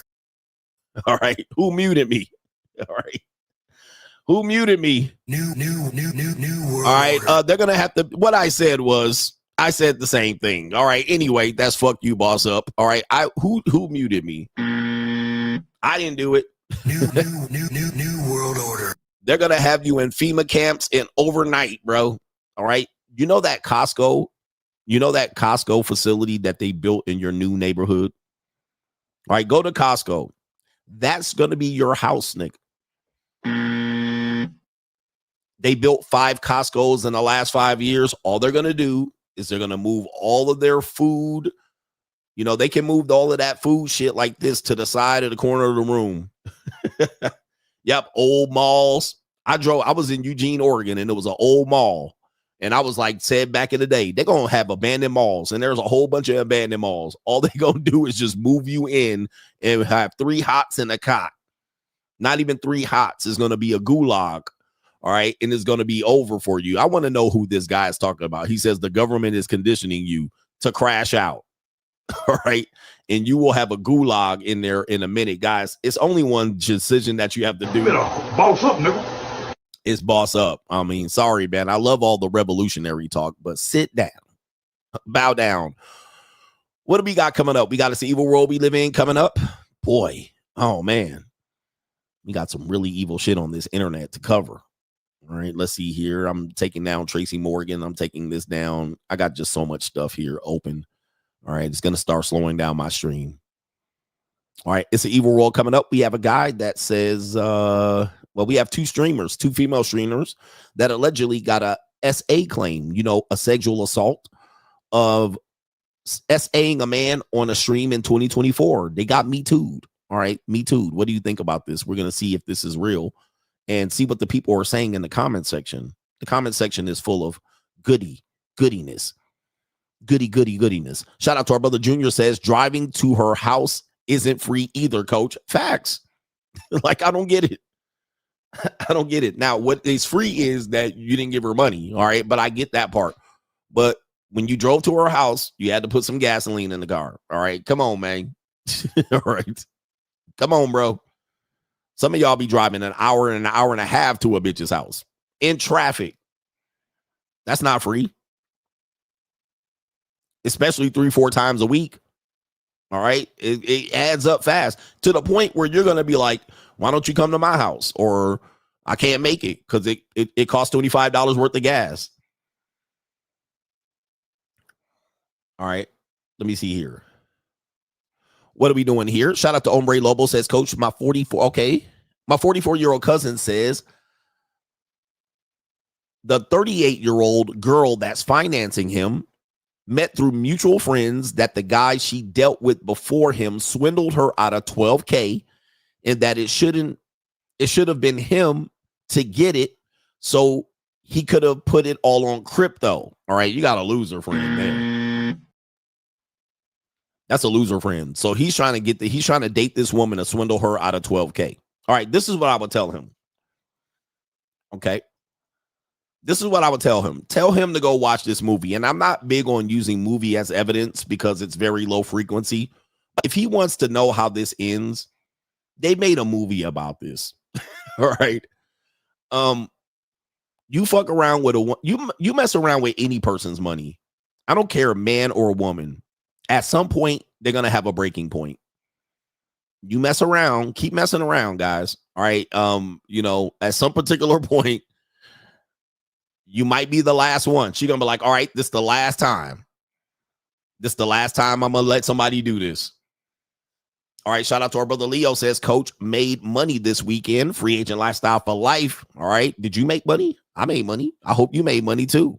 Corey says a buddy of mine who I debated the free agent lifestyle philosophy with messaged me bragging about how he smashed abroad for free at 4 a.m. after a Halloween party this past weekend. All I could do was shake my head and laugh. Some guys just refused to get it. Yep. Man, I got hurt for free.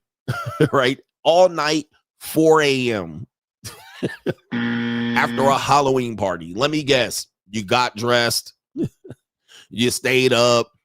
You used the mouthpiece. You talk shit for some 4 a.m. pussy.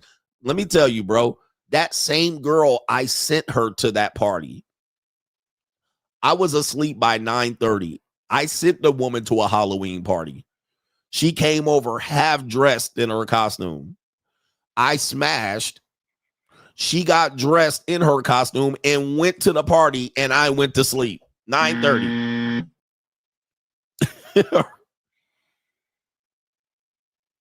Are you happy with yourself?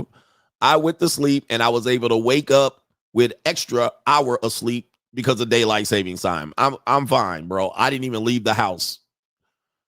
The same girl. All right. You taste how my kids taste. How my kids taste. It's easy, man. Just chill the fuck out. All right. The girl switched. She had one costume on. She came over. She was half dressed, beat the brakes. I was in the bed chilling. She getting dressed, came out in a whole new costume and went to a party. And sent me pictures of her at the party. It's not that big of a bro. Chill the fuck out. I was asleep by 9:30, 10. And all right, not a big deal, guys. Dudes be really impressed. I know I get it. You know, when you young, you're like, I got some. I got it. Smell. I mean, shout out to Jaime or Jamie says ninjas be like, Coach, the more cushion for the pushing. Shout out to you guys, man. And let me get this straight. We're not shaming big women. Big women can get smashed too.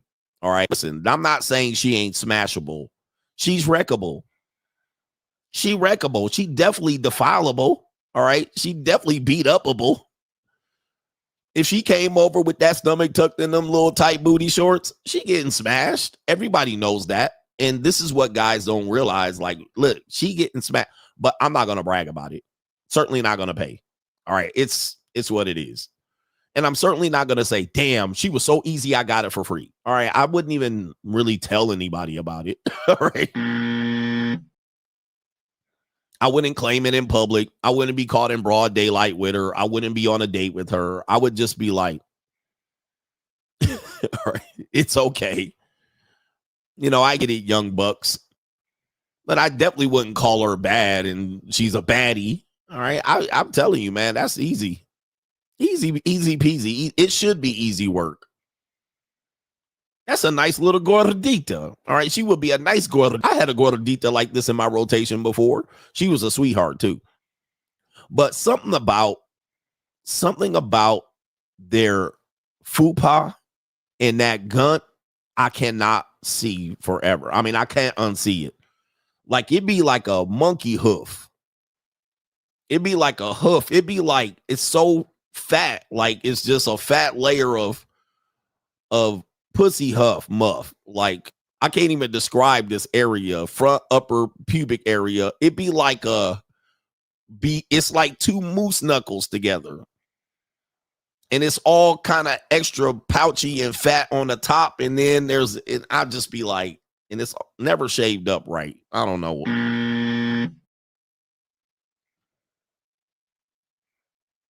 It ain't good when you see it naked. It'd be like, oh.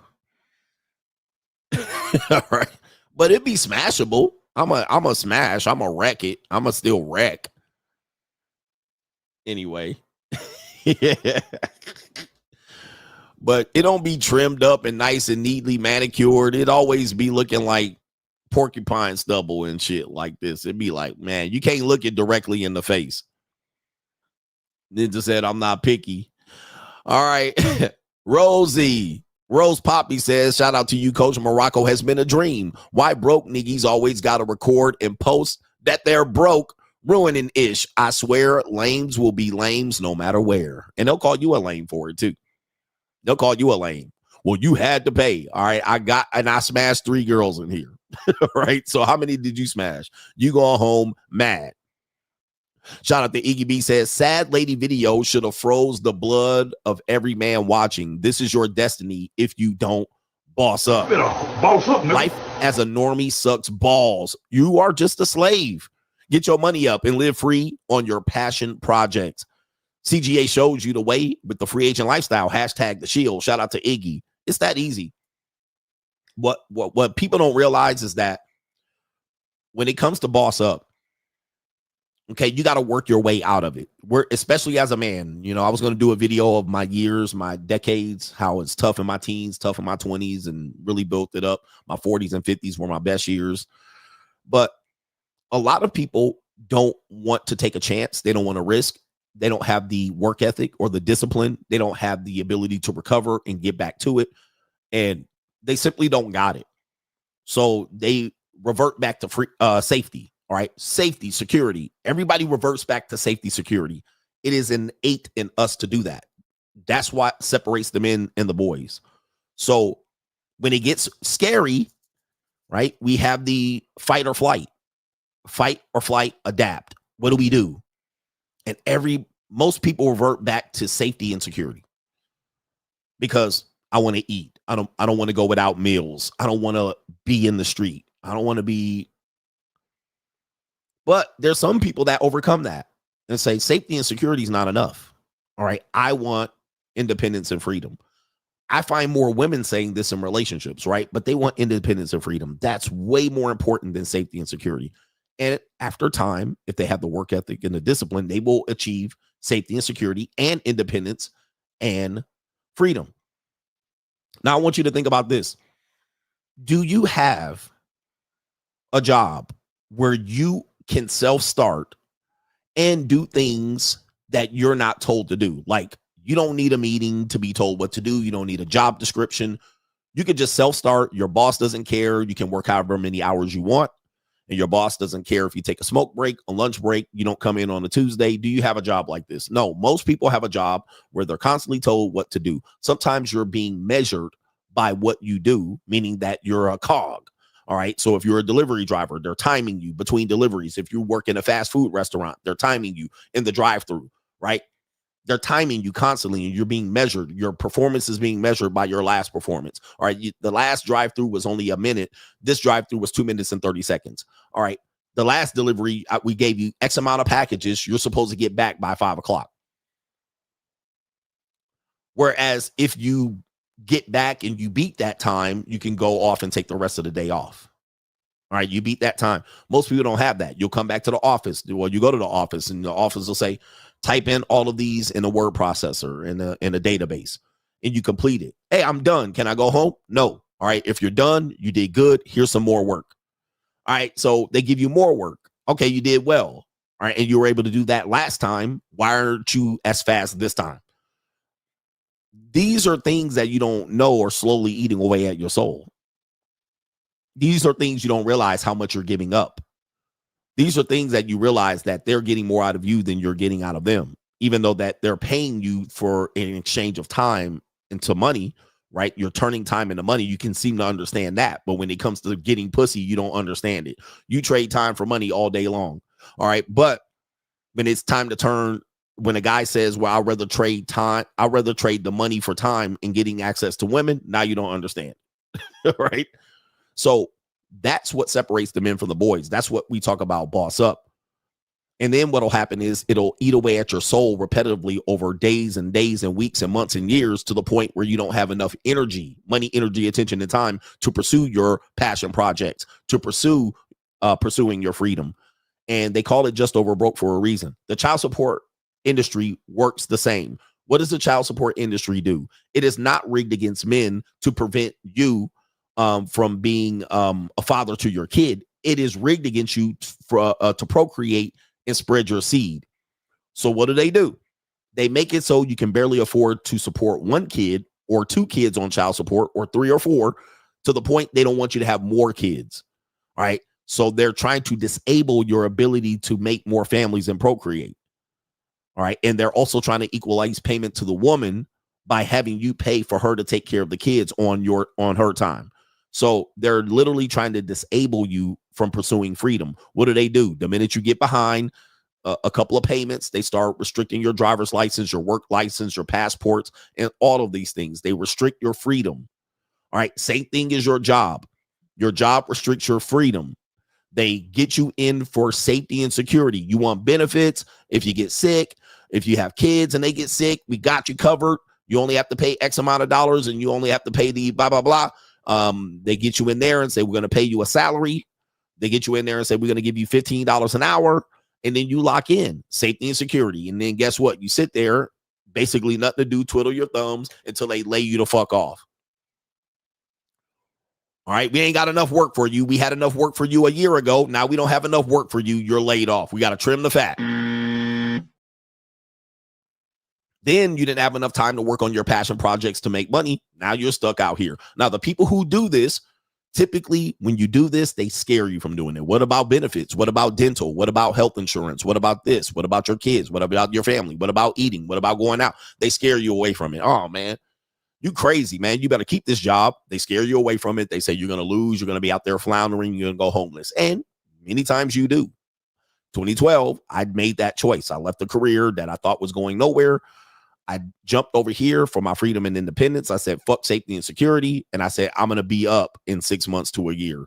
Well, it cost people. People got scared. My wife at the time got scared. She ran from that. She was like, nope, I ain't going through that. Okay. I want to eat. I want to party. I want to drink wine. Okay. And I said, well, I'm going to be up in a year, and I'm going to get rid of the dead weight. I'm going to take care of my kids as best as I can, but I'm going to be up. I had to eat plates of shit for 2 years. I had to live in my car for 6 months. I had to eat top ramen noodles for more days than I would actually want to count. All right. Knowing good and damn well that this was going to lead to my future freedom all the way to the end of my life. Okay. And I said, I have to make this move now if I want to live free the rest of my life. If I want to come and go as I please, if I want to do projects and make money the way I want to make money, as opposed to having to do this, to not be overworked and underpaid.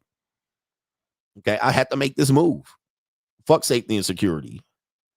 All right, I'll safety and security myself. All right, fuck them health benefits. I'll buy my own health benefits. All right, some men can do this because they believe in themselves. They have the work ethic, they have the discipline, they have the capacity, they have the intelligence, and they have the balls. Now, when they see you jump out there and no safety security, they're going to call you crazy. Then they're going to see you getting a little bit of money, and they're going to say, well, you ain't working full time, so you ain't going to make it. And then when they see you win, then they forget about all of that shit. Most people don't even see that sacrifice part. They don't even see that sacrifice part. They just think you were born with a silver spoon in your fucking mouth and that you got lucky and you hit a lick. Well, luck is just opportunity meeting preparation. That's all it is. And you prepare for this. And you took the opportunity and you got lucky. Now people want to see you winning and shining, and they think you were winning and shining the entire time. When at the end of the day, you have to say fuck safety and security. You have to jump on out there and boss the fuck up and be a man and go out there and win and slay and cut off heads and sacrifice and win and lose people and have people not believe in you and give up on you and fuck up your family and your future. All right. And then all of a sudden, when you start winning, it worked out. All right. Yeah, it worked out. Now I got the easy route. Now it's easy. Now I got to go from my bedroom to the studio, talk shit, lead men into the future, and make money.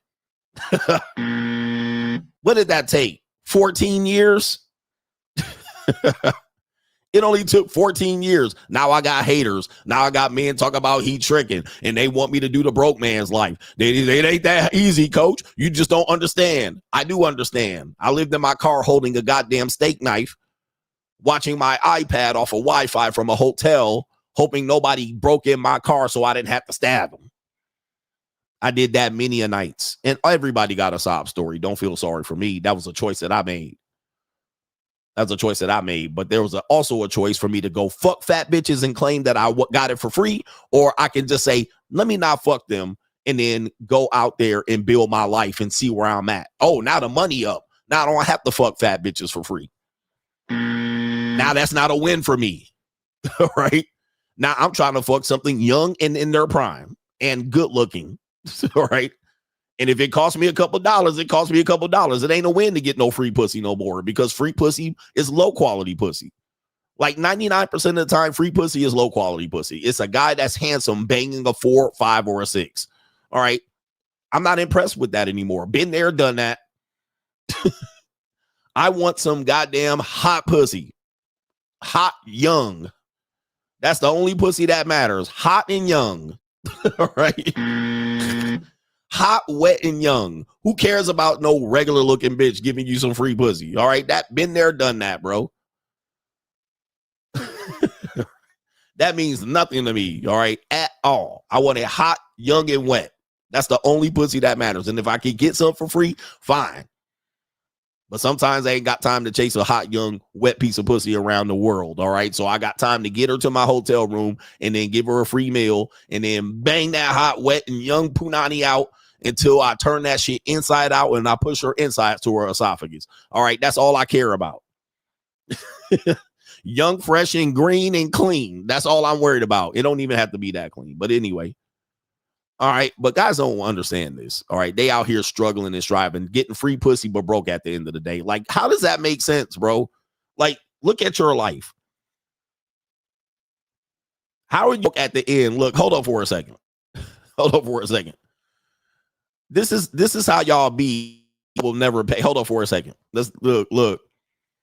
This how these niggas be out here arguing with me on Al Gore's internet. All right, these niggas be at the end of the day talking about they got some free pussy,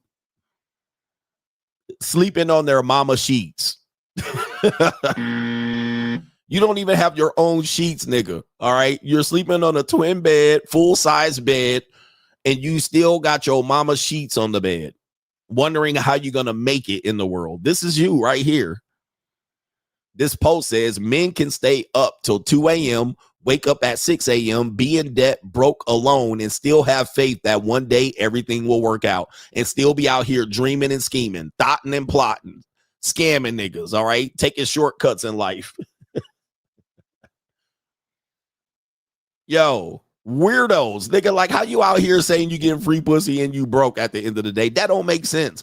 Free pussy and being rich, now that's a humble brag. That's bragging, nigga. I'm rich and women drop off pussy to me all day long. I don't even know what to do. I got more money and pussy than I can deal with. That's a brag. Don't be broke and still be bragging about some free pussy. That don't make sense. Gentlemen, as a man, that don't make no sense. That does not make sense. That's like saying I'm broke and I have to steal and shoplift for food. That's normal. All right, that's what low frequency people do. I mean, that's low expectations. Of course, you have to steal Hostess Twinkie cakes from 7-Eleven. I'm not shocked. You fuck ugly bitches for free too. Shocker. All right. This is not a surprise, nigga. Like, wow. All right. You fucked the fat Mexican girl that I wouldn't have fucked at all. All right. It's okay. Dudes out here pissed. And by the way, if you're new here, I'm triggering you on purpose. This is all intentional. All right. Don't think that I'm out here just like, what else do I have to do? I've already said everything. Everybody else is saying everything I've already said for the last 3 or 4 years. I got to have some fun here. All right. Let's trigger broke niggas.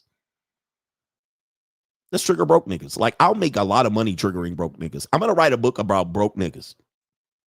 The book is going to be called Broke Nigga Mindset.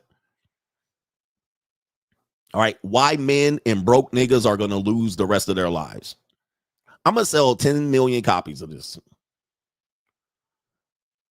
Hey, ladies, stop giving these broke niggas pussy. It's going to be the name of the book. All right. And I'm going to dissect these broke niggas like a fraction. Shout out to the angry man. The Chronicles of Broke Niggas. All right. Why broke niggas are losers. Like, dude, I can have chicken noodle soup for the soul. I can make 15 books. I'm going to be the New York Times bestseller. Avoid broke white men. All right. Broke white men are lames. Like, this is white street culture that's died, and broke niggas are pathetic. Like, this will broke niggas deserve less. You know what I mean? Yes. White broke niggas deserve less. It's going to be crazy, bro. The women are going to go crazy if I make this Instagram content. All right. This is going to get me views. Men are going to be like, this is ridiculous, coach. You need to go ahead and uplift us. You need to give us hope and faith. Oh, they leaving the show? Sorry. Shout out to our brother here. Gary says the basis of Star Trek was people no longer had to work anymore. So the people who joined the Federation and the Enterprise was to be different and get away from the mundane life of unlimited EBT in Section 8. All right. Wow. I didn't know about that. I didn't know about that. I'm not a big Trekkie fan, but yeah, shout out to you on that one. Thank you for reporting that. All right. Stay away from young broke niggas. All right. That book is going to go crazy. Whatever broke niggas say, do the opposite. Like, look at all these book titles.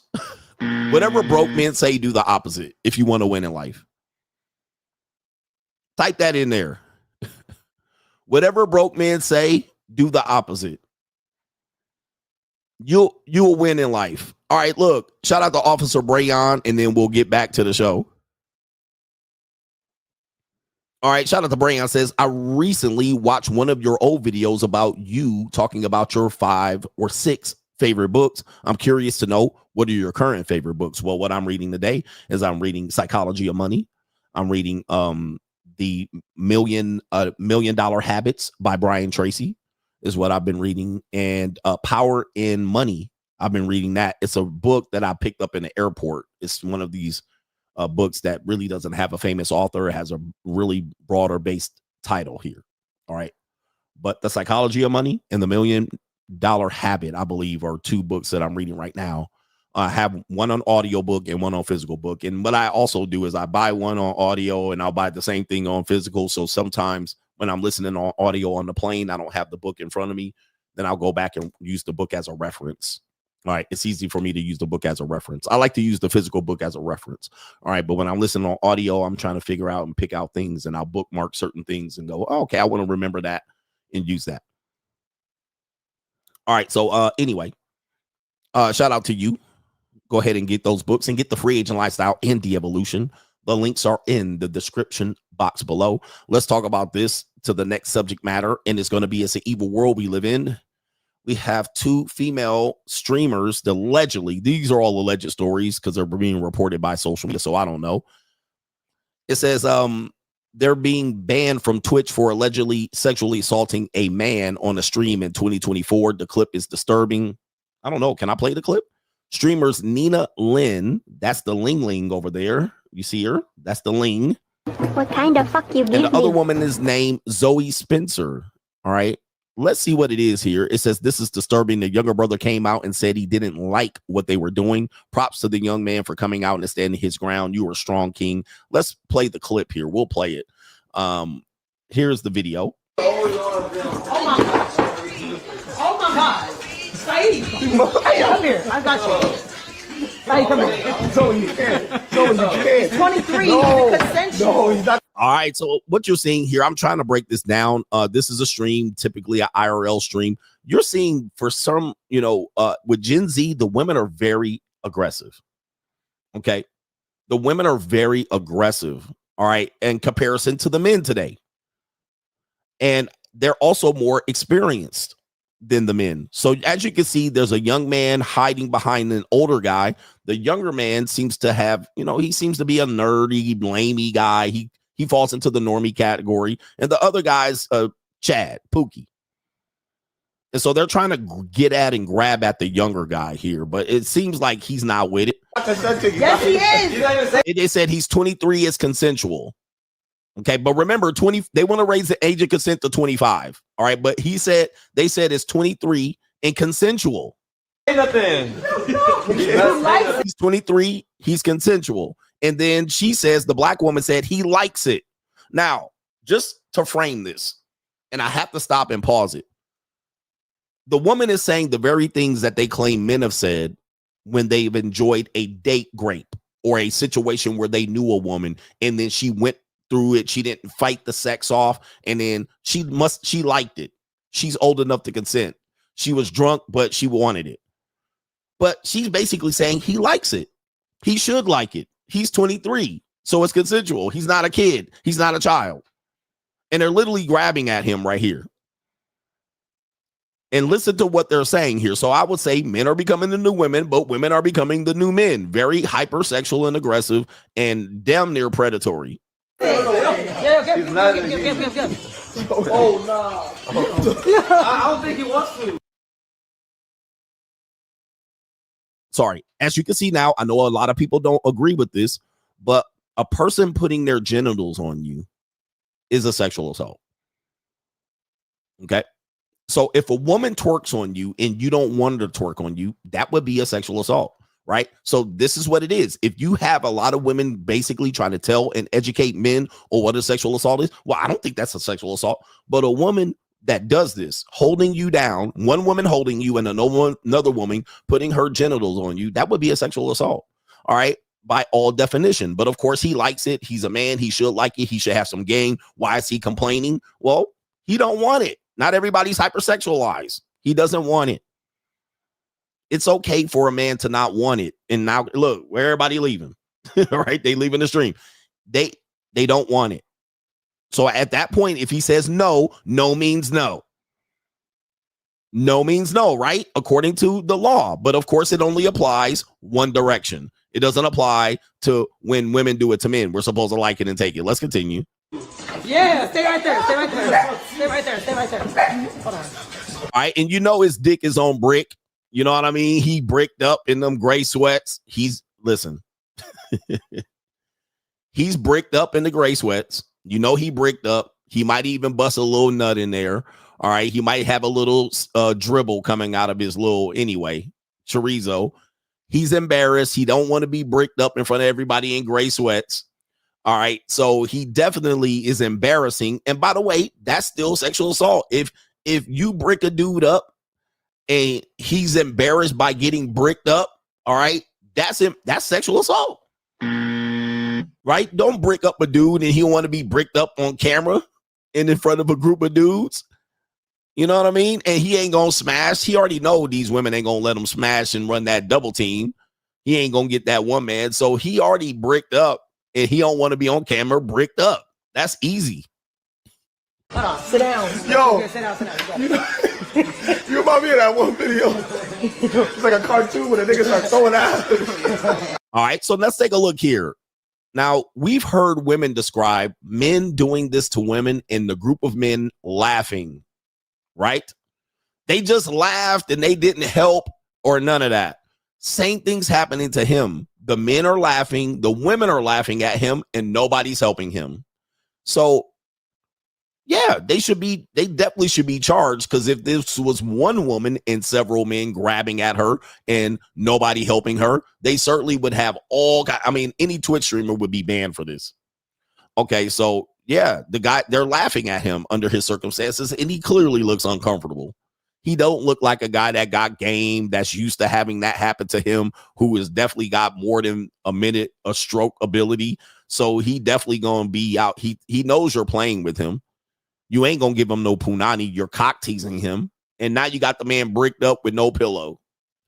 All right. And everybody knows you know, when you were young like that, you needed a pillow, you were at your boy's house and the girls were doing certain things and there was a movie you were watching and you get bricked up and you had to get that pillow and put it over in your lap. All right. So he got no pillow to hide his brickness. And of course, nobody wants to see a little penis in a gray printed sweat. You know what I mean? You're really concerned about the size of your Johnson. All right. So you don't want that even being released. Hey, yo, chill, son. Hey, yo. All right. Because everybody going to then look and say, what is that little shit in your pants? Hey, yo, chill, son. Hey, yo. All right. So there's a whole bunch of humiliation going on here, which constitutes an assault. It's like buy a car. Oh my God. Wait, bro. Let us go out. Like that ass, you are really you trying to block a nigga from getting ass. Yeah, bro. He definitely nutted in his pants. Unfortunately, I have to say. Hey, yo, chill, son. Hey, He yo. definitely nutted. That's why he had to get up out of there. Yeah, that was it. All right, but unfortunately, yeah. Not a lot of guys are prepared for that scenario, even though you might think you're prepared for it. Not a lot of guys are. Some dudes are just naturally geeky, no experience, virgins, lame, no game, and that's okay. I think we try to criticize guys for knowing game when game is such a mysterious thing. Game recognized game, and you don't understand because it's game. Well, some guys don't. They don't understand. It's so secretive. It's such a secretive thing that he don't have any. He didn't even have his hair lined up. So I agree. Those women should definitely be charged because a man would certainly be charged in that situation. All right. That's evil, isn't it? Isn't this the segment of the evil world we live in? I guess we got off to a slow start, but we'll do it. Okay. It's an evil world we live in. All right. He don't got no game. All right. And it's all right. We got a guy that says, you're single with cleaning lady. What do we need women for? This is going to lead into the main event of where men and women have definitely become unnecessary to mate together. All right. Even women are even realizing this. Let's play the video of this content creator. His name is S. Nims. Just got home. I paid $130 to my cleaning lady. She came.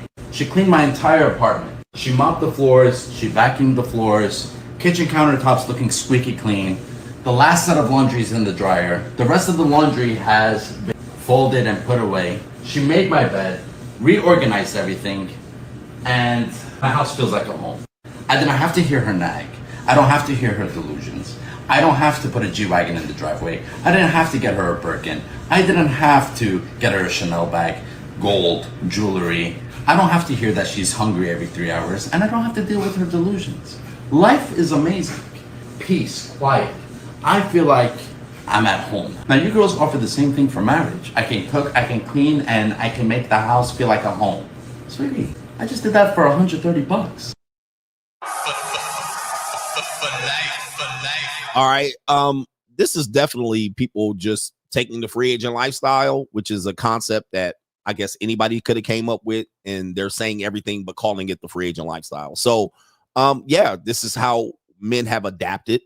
Sometimes we look at where you're losing and men want to drag women back to this role where they're cooking and cleaning and these type of things. Certain women at certain ages don't want to do anything like that, right? 18 to 30, we can typically say most women have no interest in cooking or cleaning. Now, you will have women that get to 35 and 40 and 40. They'll talk about that. All right. Oh, I can make your house a home and we can be power couple and I'll cook and clean for you. They'll use that as a chance to get back into your life. But by then it's too late when you've already figured out that most of the things that men want women for have been outsourced. All right. Cleaning. I actually was watching a commercial in the gym and they were like, you could get this for $19 a month. And it was a whole bunch of women cleaning a house. And I was like, that's crazy. Right. So, but they didn't have men cleaning the house. It was a bunch of women cleaning the house, AKA women's work. So they've now monetized themselves and now say, we don't provide that in a relationship, but you can pay for it. Men have adapted and said, okay, I can, have somebody, I can have a woman come in a cleaning van and pick up my cleaners and drop it off. Right. I can have a woman meal prep my meals, or a man. All right. Or a woman and a man that are married. I can have a maid I can have all these things that then the women say I can provide for that. Typically when they've waited too long to find the right guy. So why would I then want a relationship? Why would I then want a relationship? Well, you know, this is where we get into the context where women are saying, well, okay, well, you have a maid, you have a meal prep person. I certainly can benefit from that. So you can pay for mine too, and we can live together. Well, where's the peace? Where's the quiet? What women then want, and I had a video for this, but I don't think I can find it anymore. What women are saying is now that they've bossed up,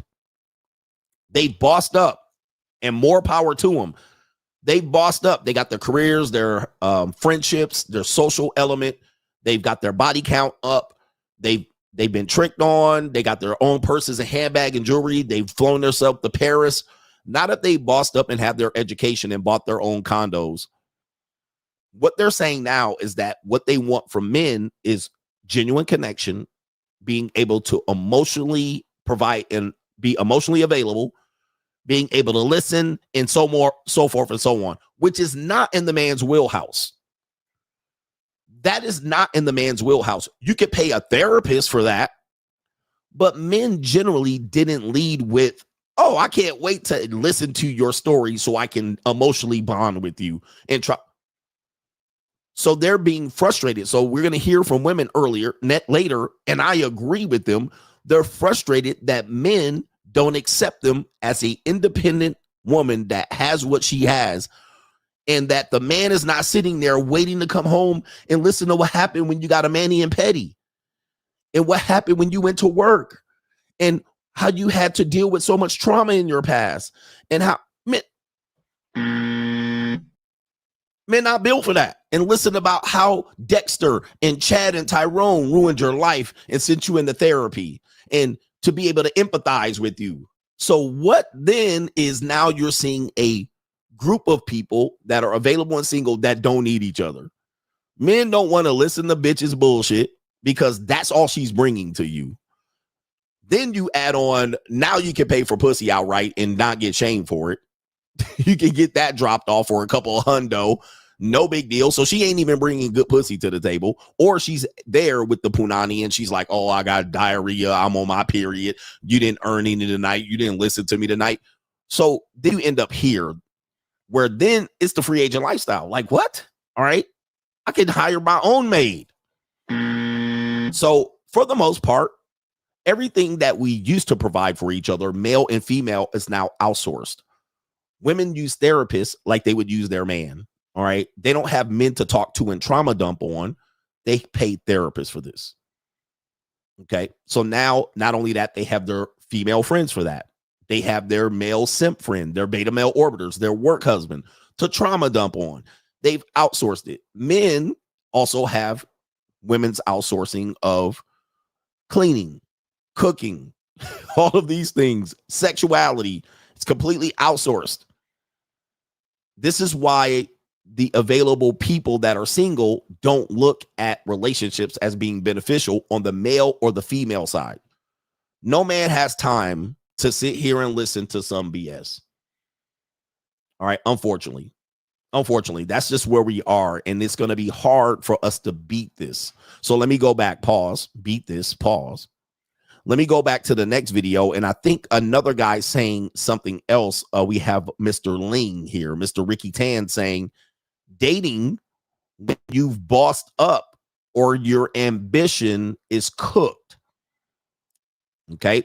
The broke niggas are not going to understand this, but if you've ever bossed up or you're ambitious, dating is not the same as when you're broke and you got so much time on your hands. All right. So let's play the video. The older I get, the more I realize the more you improve yourself as a man, the less dating options you actually have. Let me explain. If you're a dude and you have a good career and you have your own place, you're in shape, you're ambitious, maybe you're doing content or have another business on the side, you kind of need someone that's special. Like if you met a girl and all she brought to the table was her looks and all she wanted to do was travel and party and do rich people shit, like it's just not going to work out. Like your lifestyles are not going to align because becoming exceptionally successful is so hard that you either need somebody in that traditional support role that just believes in you 1000% and is just grateful for whatever you can provide in the moment. Or you need someone that's also in the trenches, whether that's with you or doing their own thing. Let me stop him right here. This is true. And of course, women have this version of a video too. We're going to show you this in the articles later. This is true on both sides. Okay. Because when you're super ambitious and disciplined and you're a go-getter and you're like, hey, I don't care how much money I make, I want to keep working. People don't understand you. And then a woman will come in here. I'll travel with you. I'll sit and cook and clean for you. And then they're distraction. All right. And then they'll like, just come and take a rest and don't stream. You got to stream every day. You got to go to work every day. You already have enough money. Stop and smell the roses. This person's going to be a distraction. And then you're going to get the ick from her. You're going to be like, oh, get away. So not all ambitious, successful men, not all women are for them. This is why then you see them tricking. This is why you see them. Yeah. This is why you see them like, okay, where's my arm candy? Let me get it in and out and then dismiss. All right. I'll just lease her. This is why you see them do this, because then the women that want to say they're in the trenches, they don't have the discipline. Trust me. I've met a lot of women on my rise and ascent to where I am today. They will come in here and tell me all the shit that they do. They're ambitious. And bro, let 2 days go by. Them bitches will be sitting in that bed, sleep till noon on a Friday, a Saturday, sleep until noon. Okay. When they get up, they start asking what's to eat and where we going next and what do I need to do to plan this? I need to get my wig straight. I need to comb my wig and curl it. I need to get dressed. Don't be doing a goddamn thing. Then you ask them to do one. They take 15 minutes to do it, and then they want to be done with it. Right? They ain't trying to help you build and keep the momentum up. They are going to destroy your momentum. Then they want to offer you some pussy. All right, you want to fuck before I get dressed? Right? Now you got to, okay, I wasn't planning on fucking now. I guess I'll do it when you're ready. All right. Well, if we do it later, then I'm already dressed and got my hair and makeup on, and now we got to go out, and I already got my lipstick on. We can't fuck then. All right. Oh, I guess I'll get it in now. All right. So you are literally getting destroyed. All right. By this particular person who is leeching. They're not providing nothing of quality. They said they were going to help you. Then you start giving them shit to do and they do it half-assedly. Or they'll start saying, well, I'm looking for a job too, so I'll put your shit on the back burner. So you gave them something to do, but they're in transition. They got a job interview and they're like, well, I'm going to do that. All right. And they'll do that and not come to do the shit that you had them to do. You're like, oh, what happened? I thought you were going to help me. Oh, well, I do need a job and a career. Okay. That's why guys just trick and lease. That's why guys do it. That's why successful guys do it. They don't got time to be sitting here trying to convince and coach a no disciplined individual or a person that's going to work half-ass or a person that's just going to leech off their money and just enjoy the good shit. When we go to the restaurants and travel, call me. No, I don't think so, because they got women there where I'm going. Where I'm going, they got women there. I don't have to take you there in the bag. All right. So I don't have to take you there and spend on you. I could just go there and lease a woman out when I go to Italy. That's going to do the same thing. That's going to do the same thing I want you to do. It's that easy. So let me let Ricky Tan continue here. And they'll just understand the realities of the grind and like what it really takes. The problem is both of these types are already rare on their own, but they also have to match your physical preferences. So yeah, as you raise your standards for yourself, you're also going to raise the standards for who you allow into your life. And if you keep going, there's just going to be less and less people that this is true for the men and the women. And I had to stop them there because I want to make a point. This is why when you hear me say, bro, this is low quality, I'm judging it based on me. All right. Not for you regular normie niggas. All right. Okay. For me, this would be low. All right. This would be batting low. This would be a waste of time. Only if she came and dropped off the pussy and left. All right. At some particular point, when you start bossing up, the regular average woman, it can't cut it. A woman that's just got a pussy between her legs ain't gonna cut it. All right. You're not that desperate. You're like, I'd rather work. If you have a question about the JUCO, what you do is you go to coachgregadams.locals.com. We don't talk to normie men about JUCO. We talk to them behind a paywall because normie men can't handle it because most normie men are losers. So if you want a question, you can go to coachregadams.locals.com. All right, but you rather work than smash this. You rather work than her come over your house with Wingstop. All right, you're like, no, thank you. You'll right. She'll be like, I'll bring you Wingstop and we can sit and watch the game and we can watch Love Island. You'll be like, no, that's all right. Because that's 3 hours of waste for a fat piece of punani that everybody done had. No, I'm good. I'm good. All right. So your palate changes. Not only that, there's social pressure. You're a successful man. Last thing you need to do is bring this as your plus one. Okay, the social pressure. The last thing you want to do is if you have a social event and you done spent all that time bossing up and being ambitious, not saying she ain't bad on a slow Tuesday. Last thing you want to do is have this clamoring woman on you because she sees you as somebody, a regular nigga. All right, this is your plus one. No. You're going to go lease a woman to go for your plus one. You're not taking her, bro. You ain't taking her outside the house. You're not taking her to meet your friends because your friends are going to look at you and be like, damn, you worked that hard to end up with a torta from Inglewood. You worked that hard to have 3 and 4 cars and live in a nice house, gated community. You don't work that hard for a bitch that you could have got. Her last boyfriend is a bum nigga from Inglewood. Like that, bruh. Her last boyfriend is a pookie. Right? You're like, why? You could have stayed broke. You could have just worked at Jiffy Lube. So this is what Ricky Tan is saying. All right, why work that hard? Your palate's gonna change. The people that you are interested, your mate selection is gonna go down. I actually said this. If you reach 150 grand a year, you'll eliminate 90% of women from the dating marketplace. And by the way, this is what women are experiencing. They don't know how to express it. Is that they're all going for the top tier man, and the top tier, there's not enough top tier men. All right.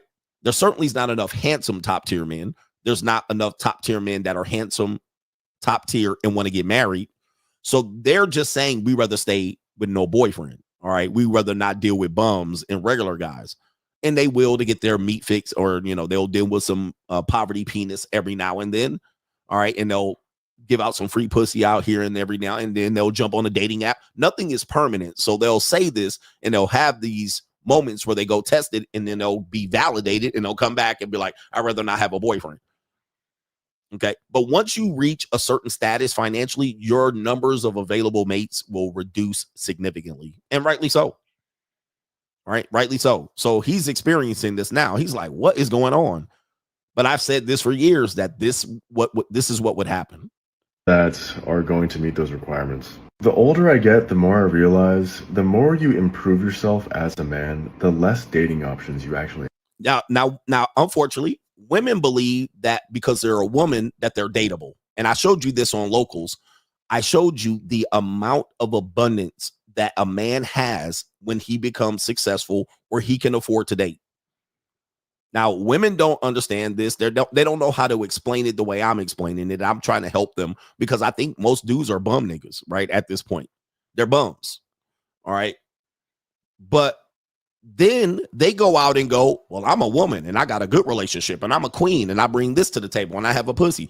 And then when I showed you how much abundance you have as a guy, when you got more money than you got dick, you'll never run out of women. Because they're all at some particular point, not together. They're all at some particular point looking to level up and date. They're looking to stop dealing with bum niggas. Now, this is not permanent, and they're not all doing it at the same time. Some women are doing it, they did it, and they're disappointed. Some women did it, they didn't get what they think. Some women did it and they got married. Some women did it and they had a 5-year relationship. Some women did it and realized they weren't cut out for it. All right. Some women did it and realized how old and gross men with money are. Right. And there was more to this than that. All right. It wasn't no regular lay down and have sex. He wanted the dookie on your chest. All right. And they're like, man, these old men with money are crazy. All right, they coming right in and they're not dating you and tricking on you and spoiling you. They're like, I'll spoil you, but let me dookie on your chest. All right. So, you know, old men with money or men, successful men have crazy things that they want to do. And they're not easy and they don't simp. All right. They'll trick on you, but they're not going to simp on you. All right. So they're having this catch-22, and that young man is figuring this out. All right. We're getting down to the nitty-gritty here. We have It's an Evil World we live in. And somebody said, I guess I'm top 12%. Yeah, guys, look, if you reach the top 15% of men, you will literally have an abundance of women worldwide. Worldwide. Now, some are free. Some you're going to bang. Like for me, any woman that be in their 40s, easy bangs. I show you this over on Locals. That's too easy. It don't even thrill me the majority of time. I'm like, I got to be in something young. All right. So, and young to you is not young to me. All right. Young is not 8 years age gap. That's still an old broad to me. I'm 50. Niggas be like, I date younger women too. About 12 years age gap is my limit. 12? No, 24, nigga. 24-year age gap for me. All right. Or more. All right. 10, 12 years is not an age gap. 15 years is not an age gap. It's got to be 20 years plus. All right. That's an age gap to me. All right. 20 years plus, trending towards at this point 25, damn near 30. All right. Yes, that still counts. That's young to me. All right. So you have an abundance of availability around the world. And let me just tell you, as a guy, because men will say, well, not all young women want older men, and not all women are on the JUCO. How many do you need, bro? Let's do this math. If you're one man, you're in the top 15% of men. You have access to plane tickets and passports. You can go anywhere around the world. You got 12 months out of the year. How many young women do you need? 12? Okay. So there's 4 billion women. There's probably 2 billion young women. You only need 1. You can get 12. You don't need that many. You're going to get it. It's just obvious, especially when you set your foot outside of America. It's going to happen. That's why abundance is important. Leveraging options is important. I only need 1. I'm going to get 12, right? If I even put my foot out there. As soon as I put my foot out there and say, here I am, the top 15% guy, and some girl says, no, you ain't, 12 girls are going to say, yes, he is. Easy. You can have as many as you want. You don't need that many. So I don't need all the young women. I just need the young women that are capable and willing. All right. The coalition of the willing. The coalition of the willing. You only need a few. And that's worldwide. Because that's what you open yourself up to when you're in the top 15%. Now, 80% of the women are chasing that 50% of the men. I mean, that 15% of the men. 80% of the women will go on a date with that guy. Even if he's ugly, he looks like a troll, he's short, he fat, he oblong. Soon as he hits the top 50%, this is basically what women are telling us. He has access to 60, 70, 80% of those women. He just has to be able to pick and decide. Soon as he gets in there, she decides, and this is what she's gonna decide. It's sad that people don't realize this, but people do realize this. They just don't want to admit it. This is what she right here. What do you want? What do you want? It's not that simple. What do you want? Okay. That's what it boils down to. She's going to go, okay, I can go on a date with Pookie, or I can go over here with the short troll, stubby looking niggy. And there she is, all young and fresh and ready to go. No older than 25. Right there. Tightly packed. What do you want? What do you want? It's not that simple. What do you want? Yep, it's not that simple. It is that simple. That's how the world works. And it's been working like that since the beginning of time. Yep. It is what it is. So most women get both. Like I give a damn. All right. Anyway. All right, what are we doing here? We got it's an evil world we live in. We have a woman that's what is she saying here? All right, let me see if I can go to the next lady. All right, then we'll get to the main event after these two videos. All right, but of course, if you don't boss up, you missed out on an opportunity. Don't blame me, nigga. All right, because you could do it because it's in you. All right, so we got this woman out here. She's gonna tell us how much it costs to become her. All right, how much she's invested in her body to look like this. All right, you see the woman here. You see her. How much? And this is definitely a California girl. All right, or a Miami. How much it costs to become and look like this? People will say she's natural. All right, I like a natural beauty, a plain Jane. She doesn't wear too much makeup. How much does it cost to look like this? How much do you think? Let's put it in the comment section first. Let's put it in the comment section. How much you think it costs to look like this? Now, if you're in Las Vegas, Los Angeles, Miami, New York, you find these women all the time and you give them a kiss on the lips and it tastes like you're tasting well blubber or something. All right. They're not that good to kiss. They're good on your arm. They're not really that good in bed. All right. They're kind of a fantasy doll. These are a dime a dozen. But unfortunately, because these women invest in their bodies, they want to pass that investment on to you. All right. They're like, okay, if you want to deal with me, I put X amount of money in my body. So that means that I get to date a certain type of guy. All right. A millionaire, an NBA player, a rapper, because I invested this much in my body. All right. Sometimes a sugar daddy made the investment, but that's neither here nor there. Let's play the video. So naturally beautiful. I have a filter on and I have a shitload of plastic surgery. These two teeth, complete crowns. Why? I had a sinus infection. It ruptured the nerves in my teeth. One was yellow, one was gray. It was not cute. So I paid about $2,000 to get that fixed. I got LASIK eye surgery because I got bullied for wearing glasses as a child and I love to free dive and surf. So that cost $4,200. I do get Botox. That can cost about around $1,000. These, $6,600. Got them in 2019, 400 cc's under the muscle. 360 lipo and a fat transfer to my butt. I researched and debated getting it for about 4 years before I finally did because it is one of the most dangerous procedures that you could ever get. So if you're gonna do it, be fucking safe about it and go to a really good surgeon. I paid about $32,000 for everything, including post-op care. Invisalign, $4,200. I've also spent about $13,000 getting facials from Sonia Dakar. Some things that I don't do, I don't have any tattoos. My hair's 100% natural, no extensions, no dye. I've never gotten my lips done. My lashes are fake, my brows are laminated, my nails are usually press-ons. Because one thing about me, I invest in myself. All right, so one thing about her, she invests in herself with the facials too. I got a facial for her, CGA serum, but as you can see, she's talking about $32,000 and above.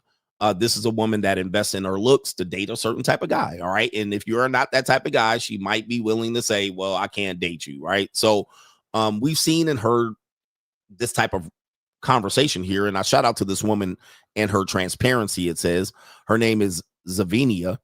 All right. So she's definitely going to be close to Middle Eastern, I would assume. I can't really get it there, but that's a lot of money. All right. And it doesn't even look like it. All right. She just kind of looks like a thicker, chunky white girl. It doesn't even look like it. We got laminated eyebrows, and this is very much excessive. All right. This is excessive, by the way. But I mean, even to look the way she looks, she good look. She's not my type. I'm going to just say this right here. She ain't my type. All right. But yeah. That's a lot of money, and that's not even including she's got a natural hair. Some women have the extensions to go with that, and any wig install. So that is a monetized woman. That when I say dating is monetized, this also goes to that as well. All right. It doesn't mean that she sells sex. It's that she has a price tag that she will use to say that men can either qualify or disqualify for. That could be the salary, income. When the woman says, I make this much money, he has to make this much money or above. That's monetized.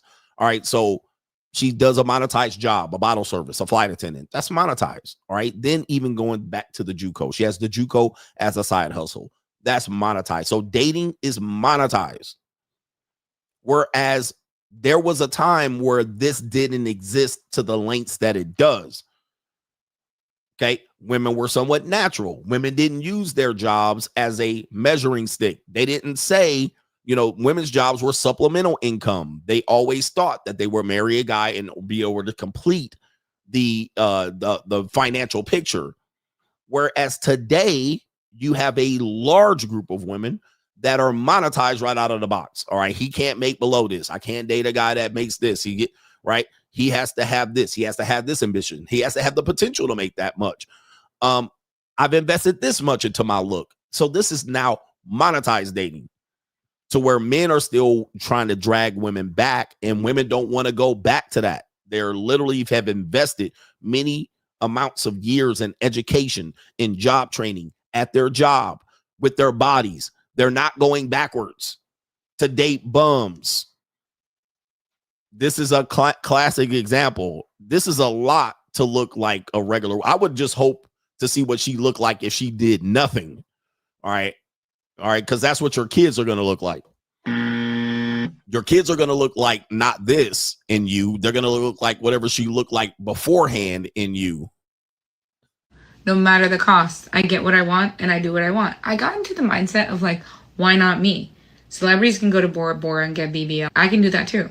If you're out there comparing yourself to me because I'm posting all these fashion videos, I bought it. If you guys have any more questions about any of the procedures that I've gotten, drop them in the comments. Love you. Bye. All right. And she doesn't even count how much hair removal she does. All right. Because, you know, if she's Persian or Latina, South American, they got a lot of hair removal. So she is definitely getting waxed in many of these areas routinely. And as a person that does an upper body wax, I'm going to tell you, this is not a fun experience. All right. It's not a fun experience. But she's invested in her look to be able to qualify for a certain type of person. And even she says, I bought it. All right, I bought it. Whereas men are trying to sit here and be like, well, we shouldn't have to buy and shouldn't have to pay and shouldn't have to spend. Also, this woman is competing with 60, 70, 80% of other single women for the top 15% of men. Top 10.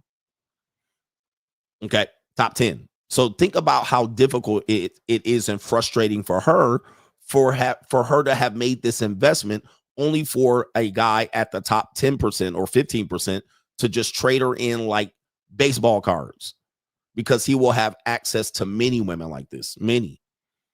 All right. She'll be in a rotation for a wealthy guy off and on until she hits 36, 39, 40, 44. All right. And then she'll look for a guy that may be close to 50-50. She'll consider it. Yeah. She's competing with 19-year-old girls, women. We call them women.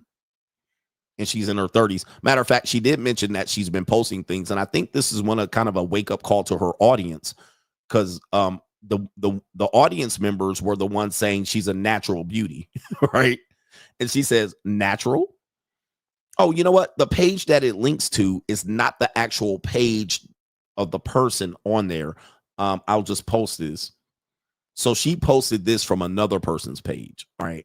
And also, you guys have to know, this is the person who posted it, this woman here.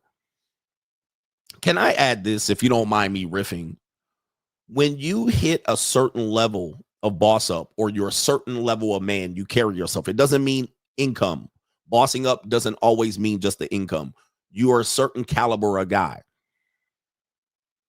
When you reach that, one thing you're going to find out, and one thing that women will be open to you about, is that they're insecure. Okay. They're insecure and they cannot help it. Now, I've worked with women, so I've already known they've been insecure, and I've been married before. So I've lived with the woman, and I have daughters and female relatives, and I've had sisters. When you already know this, you already know that you have a level of game going in, so that women compare themselves with other women. They compare themselves with other women more than they evaluate men and where you stand as a bum or a boss. So she posted that. This young lady posted that because she's dealing with insecurities amongst herself. And then she saw this woman be transparent about how much she's invested. And now she can simply go, oh, that's why she looks like that, and why I look like this. This is why I have breakouts and acnes and blackheads, and this woman's face looks natural beauty. All right. So that's what she's doing. And it's similar to what men do. Oh, no wonder why CGA getting all these baddies. He's tricking. Okay. So there's a reason why. Okay. He's paying. That's like that woman said, I paid to look like this, whereas this woman doesn't want to pay. All right, I don't want to pay for all that Botox. I don't want to pay for breast implant. Okay, well, you're going to look like a normal, regular woman on a dating marketplace, and you're going to qualify for a certain type of guy, where she's going to qualify for a certain type of guy. All right, she's going to be willing to fuck the guy after dinner. You're going to be like, well, I don't want to fuck on the first date and the second date. You're going to get that's the results you're going to get. Okay, that's the result. You get what you pay for in this life. You get what you pay for. So let me just show you the woman that posted this is like, well, I would rather not get implants and I would rather not invest in myself. I would rather not get Botox. I would just want to work out. You're going to get bum niggas. All right. Because you get what you pay for. You're going to have to hope a man likes you for your personality and not the fact that you look regular degular. Okay. And you're not going to get a wealthy man or a man. You're not going to get a man to spoil you. Then they'll end up like the women in the later on in the show saying, I'm single and thriving. I don't need no man, and boyfriends are embarrassing. So it is what you do out here. I'm sorry, man, but people want to use the morality clause on people. And then unfortunately, it doesn't work for everybody. I think I got one more video, then super chats. This woman says here, of course, and I'm all for, by the way, for the people that think I'm a red pillar, I'm in the after pill. I'm all for the modern woman. I love it. All right. I'm all for them. I'm all for what we have today in the dating marketplace because it benefits me. So if you're mad and angry as a male, if you don't understand this, if you're confused, I love the fact that we have the dating marketplace that we have. I love it. I love that women want to be single and free and independent. I love that men want to crawl in the fucking hole. I love that you guys want to be losers and lames. I love the fact that you want to have red pill rage. I love the fact that the men want to boss up and go out here and go get some young pussy like you deserve. I love it. I love that people are not getting married anymore. This is the greatest time in the history of man. Feminism has freed you guys. I love that I don't have to take a woman out for 90 days and not fuck her. I love the guys that the woman will sell you some pussy for 200, 300, 400, 500 bucks. A bad bitch. I love it. This is the best time to be a man. I love it that these old women out here still trying to act like men gonna chase them around and then they're just gonna, I'll just stay single and free. This is fantastic. All right. I love to see society hit this motherfucking lurch. I love it. This is great. All right. So I love that women I love that they're embarrassed to have boyfriends. This is fantastic news to me. All right. Like, this is the best time to be a man. But you guys here trying to drag these women back to 1956. This shit is not going to happen, guys. Y'all trying to marry hoes and skeezers, reform hoes and skeezers and calling it traditional dating. What? All right. Go ahead and pat yourself on the back. You married a reformed skeezer. Russell Wilson, all the way down to the trad cons. This is a fantastic time. You know why? Because, well, I get to not look like crazy no more because I looked crazy about 5 years ago. Now look at you niggas, okay? I love that Mac ass niggas go overseas and see other niggas tricking, all right, and they can't get no pussy over there. I love it, all right. Wow, you went over to not Monaco, to Morocco, and realized all the women in the club are selling pussy, and you can't break off $200 and go get you some. This is the best part of the goddamn world, man. Yo, this is the best time to be alive. All right. I love that an old man can go put his hands on a young 19 and 20-year-old woman's hips. All right. And pay for her fingernails. All right. This is great. All right. Because look, before I used to have to go be a predator and watch Girl Gone Wild videos to look at some college co-eds lift up their shirt to show their itty bitty titties. I have to order this shit right off the internet. Now I can do it right live here on the internet. I had to call a phone up like this. I had to call up a phone like this. You want to watch hot co-eds lift up their shirt for no money? Yes, I do.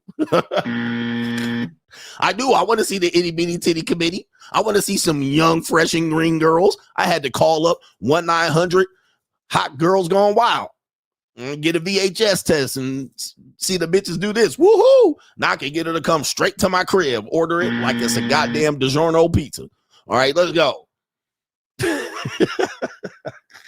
Right on the internet, right here, here, right, yep, delivery right here, 30 minutes. I could track the bitch like this. There she comes. You see how time has changed? Now, this is why you guys sound pathetic today. Y'all trying to drag these women back to even before that. My man said, Hordash, J Flow, copyright that. I have to talk to a bitch. You want to talk to hot girls on the goddamn community line? Call 1-900-808-SIMP. All right, and sit up there. Hi, hot girl. Hi, I'm Vanessa ass nigga. All right, we don't have to do that no more for $99 a minute.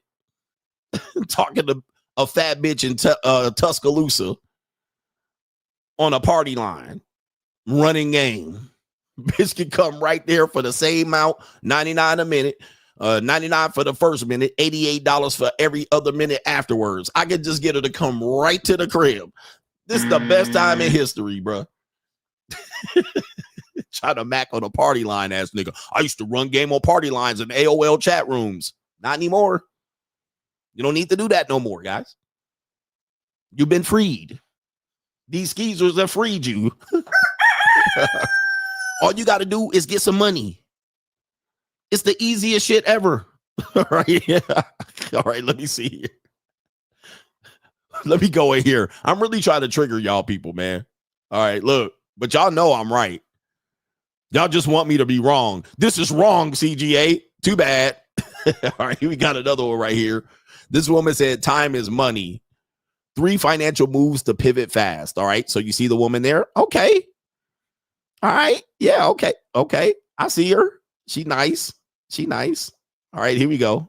Can't trap you when you can afford to leave. As somebody currently divorcing a cheating narcissistic husband, here are 3 financial moves I would absolutely put in place. Number 1, if he cheats, you cash out. Get a prenup with an infidelity clause. I didn't have one, but if I could go back, I would sign that paper in red lipstick. Betrayal hurts less when there's a payout attached. If he breaks the vows, he should also break bread, period. Number 2, learn to out-negotiate every man in the room. My soon-to-be ex-husband tried to financially abuse me. After I told him I'd be filing for divorce, he went as far as emailing my personal accountant behind my back, withdrawing my New York tax return, and wiping her joint account clean. He tried to make me dependent and weaponize money against me. But he forgot that he married the finance baddie. And here's the thing. When you have a solid financial strategy, nobody can trap you. Negotiation isn't just about more money. It's about positioning and making sure you always have leverage. It's how you walk away and pivot even when someone tries to hold power over you. Number 3, run your calendar like a bank account. Time is capital. And most women are spending it in survival mode with 0 return. When your days are reactive, your finances will be too. And that's why you need a financial strategy for your time, not just your income. Because without one, you're not just losing hours, you're losing options. And the longer you stay stuck, the more it costs you to pivot. And that's exactly why I'm hosting Time is Money, the masterclass. Okay. You can't win. All right. Shout out to her. She's spitting. All right. She's spitting. She basically saying what I said. All right. In a lot of ways, but it's geared towards women, and women are going to buy, and y'all niggas aren't. All right. But, yeah, you can see what time she's on. She's been hurt and abused, and mentally and financially abused and socially abused. And she said that the next time she gets married, she's going to get a prenup with a cheating clause. All right. But of course, again, this is what we're celebrating. This is what women have expressed as their need to be independent. This is what they see as success. Let me look at the engagement here. Oh, yeah. I mean, look, this is the new modern woman. Y'all can't complain about it. This is where we are. 49,000 likes. Okay, look at the engagement. 1,001 comments. Half of them bots. All right. And a lot of them are men.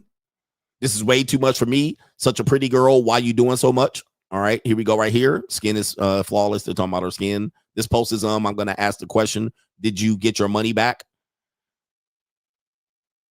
Okay. I love this for you. Love this. You and your energy is everything. Okay, this is the new quest of where women want to be. Yep. Especially, unfortunately, black women. You know what I mean? This is where they want to be. Let them be there. You can still benefit from them. Let them be over there. If they don't qualify, or if they're not willing to do what you want to do, you don't have to participate with them. They're coming in damaged. And then you're saying that I'm going to add damage and baggage to them. Like, what are we doing? All right, I can lease her out and let's go have a little bit of fun. Let me get in them DMs. Hey, girl, let's go hang out. Let's talk business. Let's talk turkey.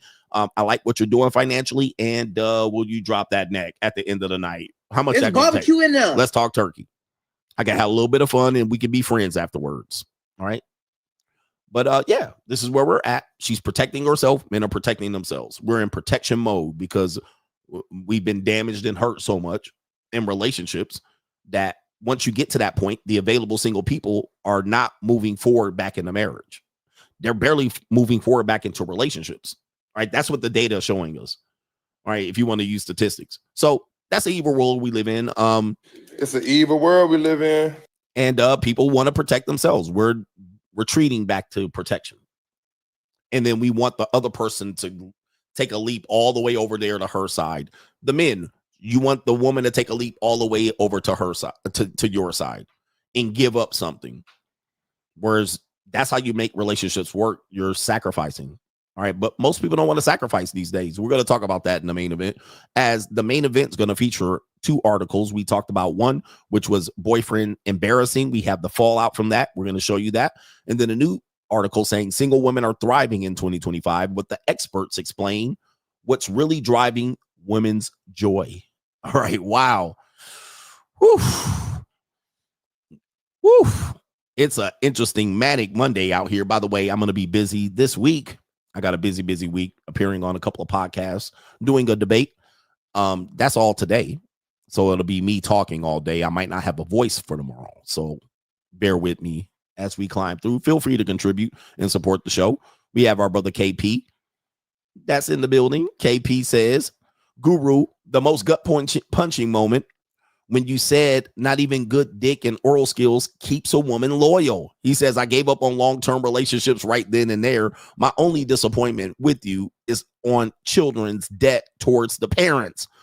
Friday streams, ending words were so heartwarming. Love you, CGA. Shout out to KP.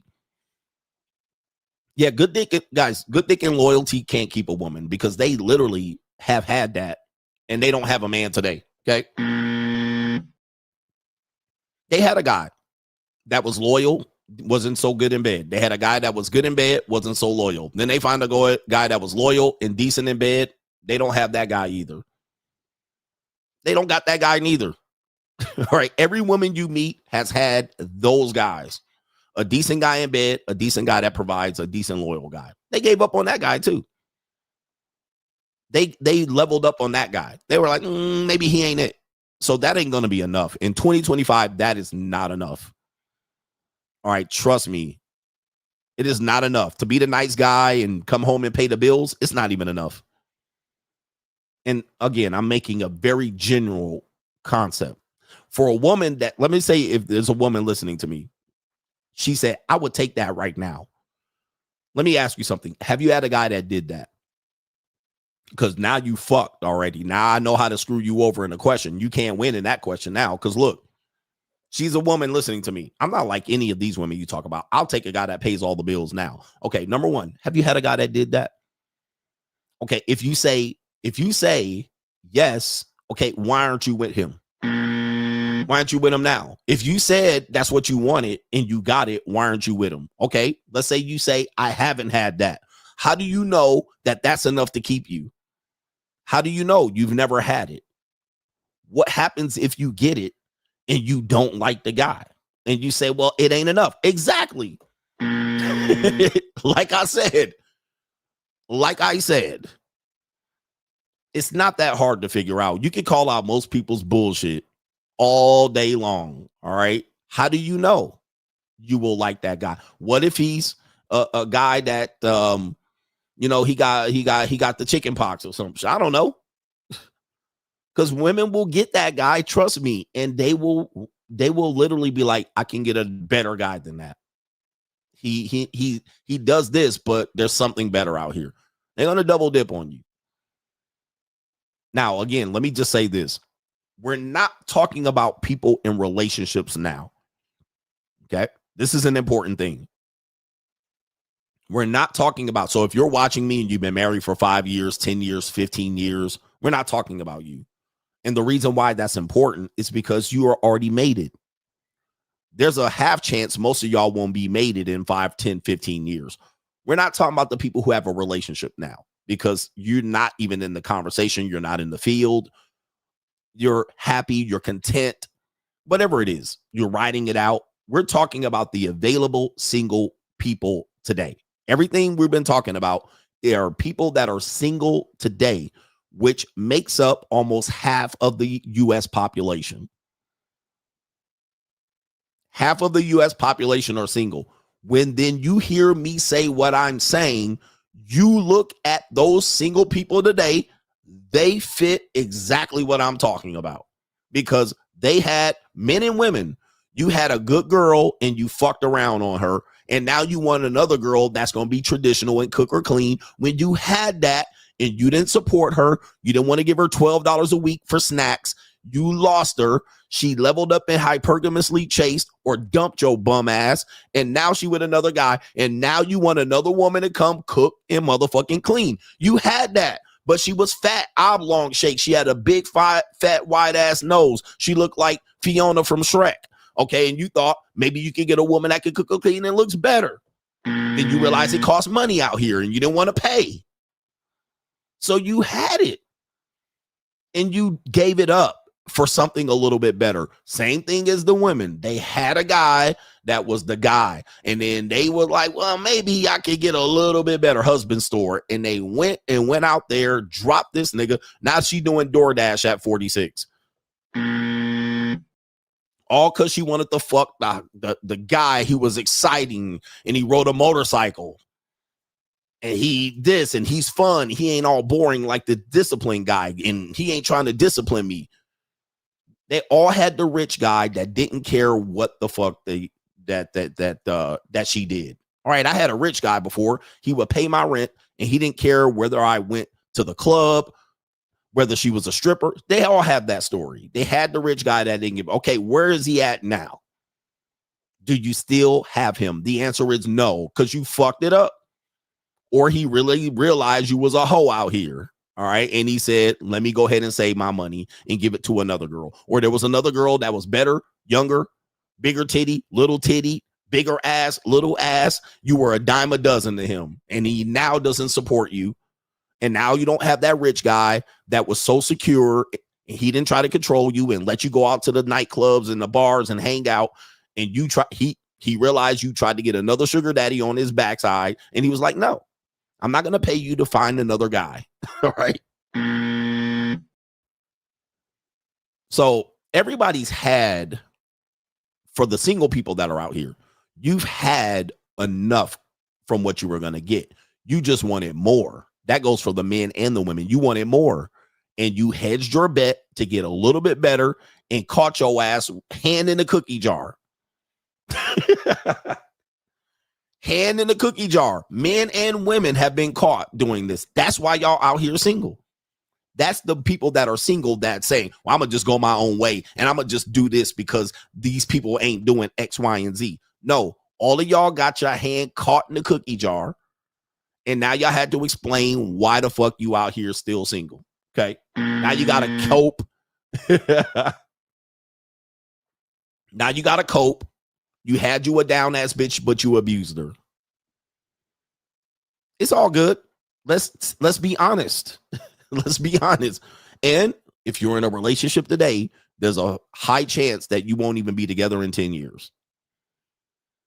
All right. So y'all going to be back out here too. All right. But I would just tell you that if you see the writing on the wall now, get out. Because you're in a relationship now and it ain't going nowhere. And you already see the writing on the wall, male or female. I'm talking to everybody on these shows. You know that shit ain't going nowhere. I'm going to tell you, get out now before you hit 40. Because it ain't shit out here after 40. It ain't shit out here after 40. All right, do not ride that shit out and get dumped at 42 and 46 and 58. Okay, if you see the writing on the wall, get the fuck out now before you hit 40. Because once you hit 40, it's ain't shit out here. All right, it ain't shit out here, bro. All right, especially on the woman side, it's a catastrophe. Ain't shit out here. Not if you can afford to get a 22-year-old. All right, 40-something is garbage. You dumpster diving. All right, ain't shit out here after 40. So if you're in a relationship and you coasting and you 38 right now, talking about I got it good, but I think maybe I could do. Don't get dumped at 44. All right, because you up shit's creek. You could have had a little bit of leverage at 36, 38 when you came out here. All right, it is what it is.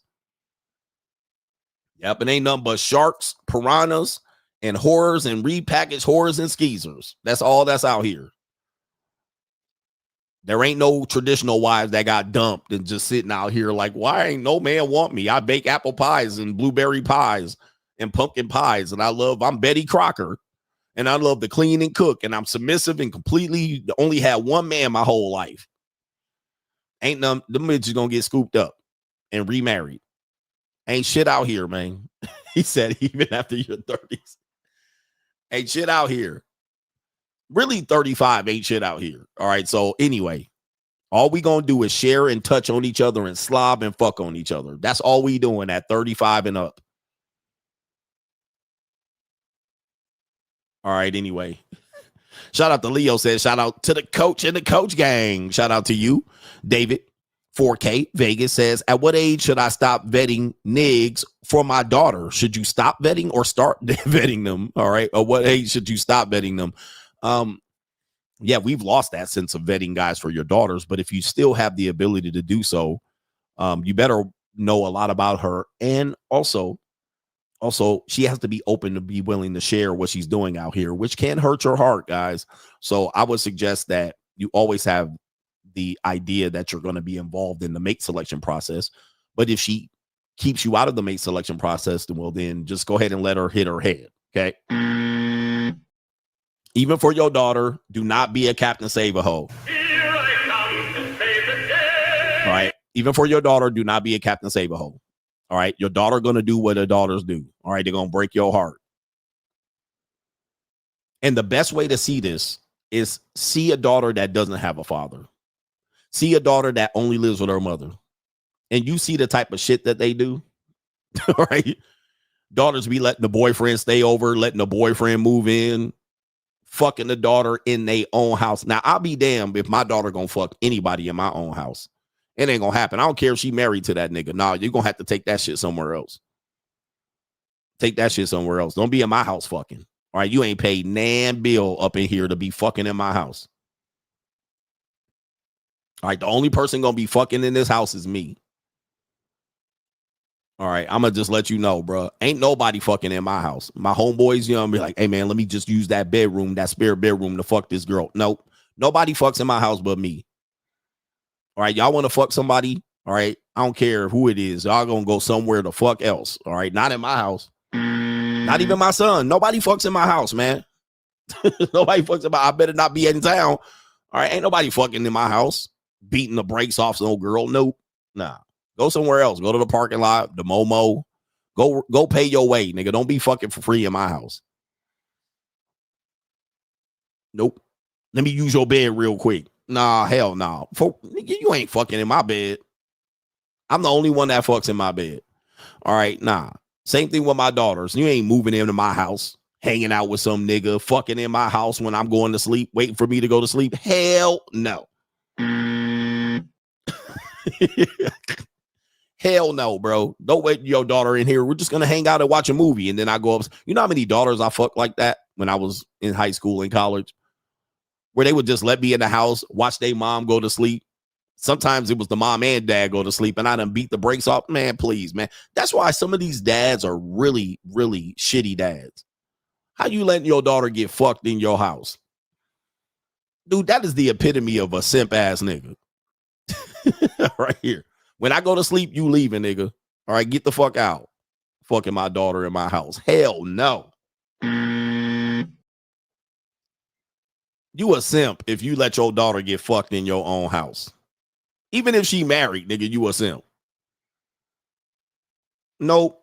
I'm an old school man. Hey, ladies, they always say, we want a traditional man. We want an old school man. Well, here I am. All right. I'm right in front of you. Do you like what you hear? Here's William. They don't like it. They want to be like, well, it's different now. Bitch, I'm a traditional male. Back the fuck up. All right. Here's William. I'm the man of the house. What I say goes. I'm the king of this fucking castle. I pay the bills in this motherfucker. You want a traditional man? Here I am. Here's William. See, they want a traditional man until a traditional man show up. And they be like, well, this sounds a little Neanderthalic. Yeah, that's what a traditional man is, a Neanderthal. Fuck out of here. This is patriarchy. Yeah, this is patriarchy. We want a man that leads, and that's a real man. Here I am, patriarchy, right here. This is a real traditional man. All right. And I pay the bills too, bitch. I pay all the bills. But when I walk in the house, I better smell food brewing on the motherfucking stove. Okay? That's what a traditional man does. I done come home, I done come down the stairs, and I go, and I don't smell no motherfucking beef stroganoff on the goddamn stove. Here's William. Like, bitch, what you been doing all day? You knew I was coming home hungry. All right. And the next thing you better do is drop whatever the fuck you was doing, firing off emails from your goddamn work studio. And I better hear bacon sizzling like a motherfucker. Where's my sizzling at? I better hear get on the bacon. But they want a traditional man and shit. All right. And I don't smell no motherfucking beef stroganoff. Bitch, are you crazy? Get out. Asking me about the curtains and shit. Should we get new curtains? And this house don't smell like motherfucking food. Right? This is why I can't date women my age, because they ain't with the bullshit. They out here wanting emotional connection, and you want me to, nah, bitch, I ain't got no time for that. Beef stroganoff. And now we can talk about the curtains. Like, this is crazy, man. Dude, they got y'all out here chasing your tail. That's why everybody's single out here. This is crazy shit. I'm a traditional, all true man. I'm a man's man. I'm a man in this bitch. Y'all dealing with these boys. I'm a man. Bitch, you want to listen to me? Crack some bacon open, man. Let's go. Crackle some bacon. I'll listen all day long while I'm eating a bacon, lettuce, and tomato sandwich. Put some egg on top of that. And you can tell me about your day. Then after you're done telling me about your day, hit the knees. I did my part. Suck that seed. And now we're a harmonious home. All right. Here's the credit card. Go shop till you drop. It could be that simple, ladies. But wash the dishes before you leave. And yes, I'm smoking a cigar in the house. Don't talk to me. All right. It's that simple. Baby, this could all take 1 hour. 1 hour out of your day. But nah. Y'all want more. You want more. You want emotional connection, and you want a bond, and you want a trauma bond, and you want me to have here. Nah. Here. Can it be that it was all so simple then? And if you fucking around on me, you're going to be in the fucking streets. All right. So if you want to fuck around with other guys, well, listen, you ain't living here. All right. I ain't giving you my credit card to shop till you drop so you can wear the shit that my credit card bought you to another nigga's house. All right. It is what it is. All right. I got rules. I got standards. All right. Nigga, you want to drop off pussy to another nigga after no. All right. You cut off. Next bitch up. I'm a traditional man. Shout out to our brother Preston says, he says biggest part of them hating you is poverty after you incomplete sentence. Oh, yeah, that was incomplete. So it wasn't there. All right. Where are the women that want traditional man at? Do I sound traditional? No. Now they don't like it. Now they want a guy that's a little bit softer and easier, but you need to be nice. Telling me what to do all the time. All right, let's see here. We got our brother here, Kevin Sullivan says, Coach, one thing that really turns me off from marriage or relationships is the social media humiliation. I see more and more wives talking reckless or making their husbands bend the knee. I can't do it. Shout out to the train gang out here. The humiliation. The humiliation ritual relationships. You bend the knee, you simp for her, you buy her roses.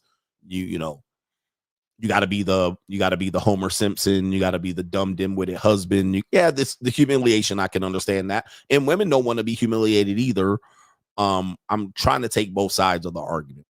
All right. They don't want to have a whole dude that they got all on social media with another girl. All right. That's embarrassing for them. All right. It is. Shout out to Leo says, Coach got a house niggy. He says, is my friend using moral arguments or just stuck in the dark? All right. Yes, the moral arguments got to go. I'm going to just tell you, man, listen, I'm all for morality, but not today. And the reason why is look at our world today. Look at the world we live in. Look at the debauchery we participated in the last 30 years alone. Girls Gone Wild, Freaknik, hookup culture, Tinder, Bumble, right? 80-20 rule, young women laughing at young men for being lame, weak, and broke. Then you got 40-year-old women wanting men to come back to the plantation. We got player and pimp, kind of promoting that lifestyle, players and pimps. We also have rap music, right? Just take any hip hop era of music and the hypersexuality of that. Playboy magazine. I could go down the line. BET After Dark, drill music, tip drill, Instagram models, fly out culture, sugar babies.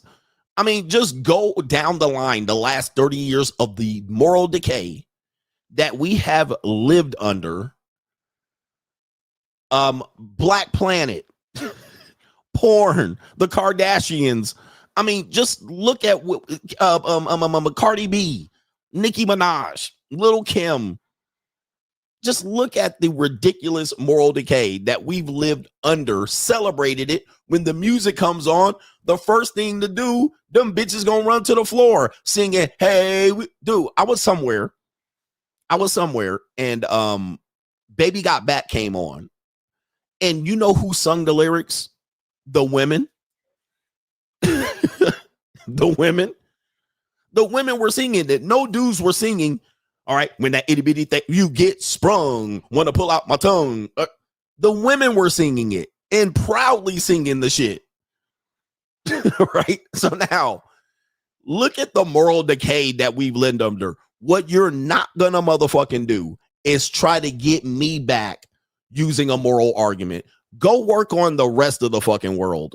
Don't work on me. Do not try to drag me back and make me feel guilty for the shit that y'all willingly participated in. Don't act innocent. See, that's what I don't like. Don't bring the moral argument to my doorstep. Now that I'm jumping out here saying, fuck it, let me take advantage of this shit after I played fair. I done played fair. Now you want to put the moral argument back on me. You ain't gonna do that shit. I refuse to let the moral argument rest at my doorstep. You can take that shit back to the store. Or as the black people say, the stove. Take that shit back to the stove. I don't want to hear that shit. Well, what we need to do is, as a society, get back. Man, fuck all that. Y'all done had the fun, drank 40s, fucked and screwed and married and divorced and cheated. Y'all done did all of that shit. Now you want to have me bring it back to the moral argument. You can kiss my motherfucking ass with that bullshit.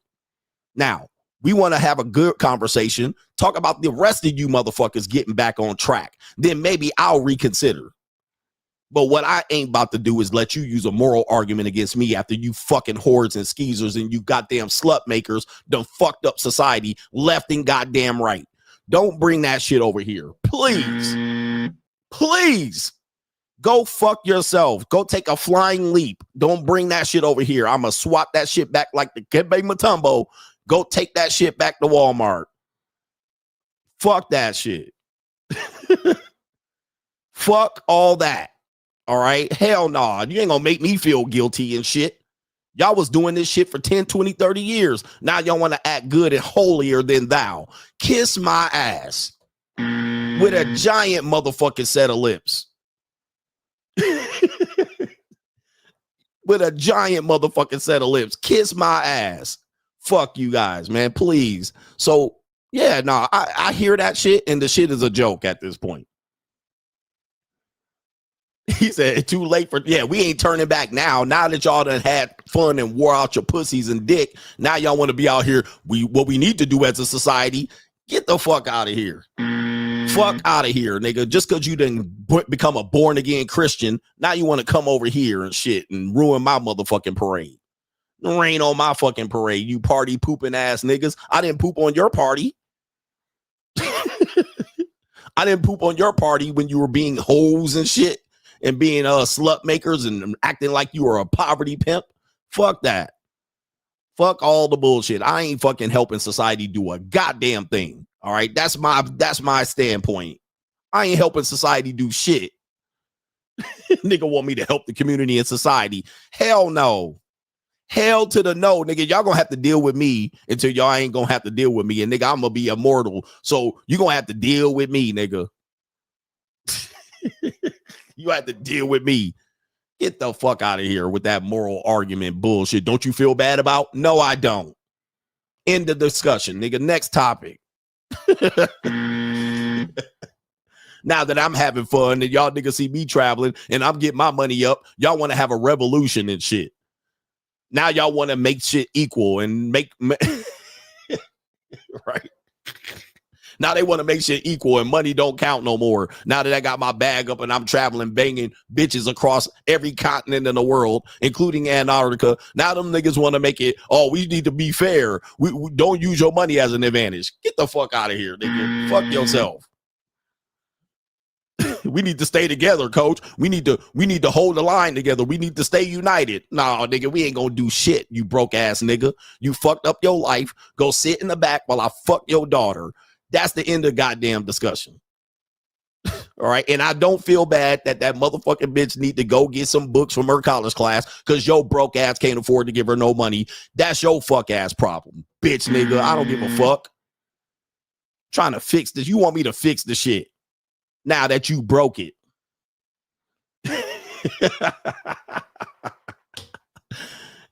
Yeah, fuck all that.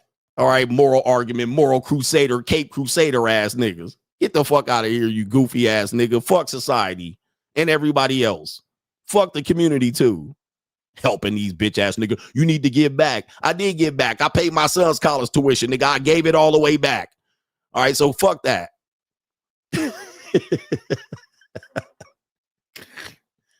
It is what it is, nigga. Moral argument.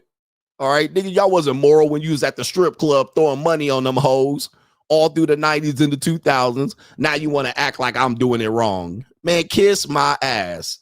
These niggas done been married and divorced, remarried. Now they want to be out here pandering for marriage. Get the fuck out of here, bro. If you don't go smack your motherfucking self. I mean, this is ridiculous, you bitch ass niggas, man. I swear to God, men ain't nothing but some bitch ass niggas. Now you want me to suit up and get out there on the front line with you foot soldier ass niggas. Get the fuck out of here. And you want me to change these women after you done cheated on all these women. How you bragging you're getting all this free pussy and you cheating on your girlfriends, but you want to make these bitches loyal now? Get the fuck out of here, bro. Fuck out of here, nigga. Go kiss my ass, bro. Fuck out of here, man. Broke niggas. Niggas then shot niggas, killed niggas, claim street culture, got tattoos all over their face, neck, hands, and thighs. You done fucked and got herpes. Now you want a loyal woman out here cheating on 2 of your wives and 3 of your girlfriends. Now you niggas want to be moral crusaders. If you don't get the fuck out my face. All right.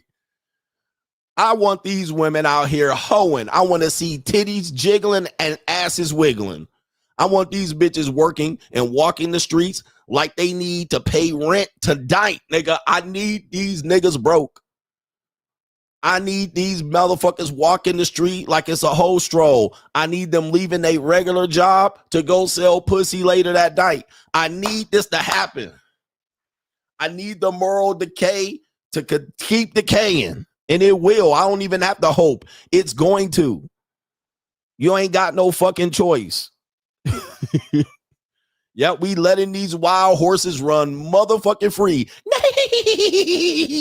Let these bitches run free. Let them stay single.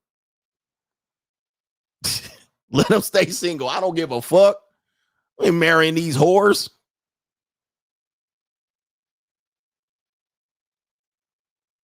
You ass niggas out here, player niggas trying to get married.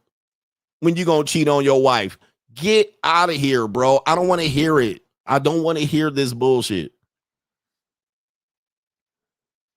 I don't want to hear the bullshit. Married, divorced, remarried. Now you the expert on marriage. Get the fuck out of here, bro. If you don't go get the fuck out my face, please. I don't have time for this shit. I don't have time for this moral crusader bullshit. Well, the Bible said, nigga, you wasn't thumping no Bible when you was 18 and 20 and 25. You was doing everything other than what's in that Bible. Now you old and washed with herpes that you can't scrub off your dick or your pussy. Now you want to come out here with some Bible shit. Get the fuck out my face. I don't got no herpes. I ain't got no herpes. All right. So I don't want to have to pack up my dick now that you can't throw dick around no more. Now you want to be out here covered by the blood of the lamb, you goddamn whore ass men. Please. Cheating on your wife left and right. Think about this. Think about the moral argument when you got you're parading around Megan Thee Stallion being a complete whore with Klay Thompson. This is crazy. And then Cardi B divorcing Offset and then being a baby mama. He got 4 babies on the way. You're telling me about morality? Like, this is crazy insane. The leaps. You know what? You know what it is? I'm offended that you even bring a moral argument to me. I'm offended. Because all the other people, you don't stop these motherfuckers from decaying society morality-wise. You don't stop them. But you want to jump on my goddamn show and offend me by jumping in my face, thumping your Bible. And I'm pissed because that's disrespect. You think you can reach me? Well, go fuck yourself. All right, that's what I say. You fix the society and then maybe I'll join back in. But what I'm not going to do is fix this shit and help you fix it. And y'all continue to go out there with your no discipline ass and fuck up society even more. I tried that. Been there, done that. You understand. It's just offensive to me that you bring that to my doorstep. It's offensive. It's kind of like when you're young and dating and a woman that you're dating, you know, done crack one of your homies. But then when you go over there and you take her out on a date and you be like, let me crack. She's all offended. She's like, I'm offended that you think I'm like that. Bitch, I know you like that. I'm offended that you're offended. How are you offended when I know you out here cracking, getting cracked? When you were old skeezer, everybody know you out here getting tossed. Now you trying to lead me to 90 days of more merit pussy. Don't get offended now. I'm offended that you offended. Shout out to Mr. Joe. He says, I'm 32 and got dating fatigue. I realized what the fuck is going on. I decided to boss up, and you're right.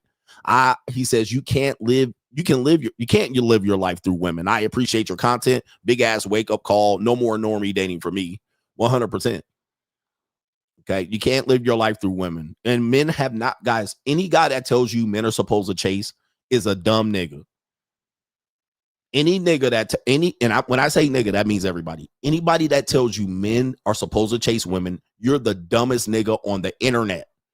And there's no debate. You're the dumbest nigga on the internet. That is not how it's supposed to work, bro, at all. And throughout society, when you realize that women have chased men,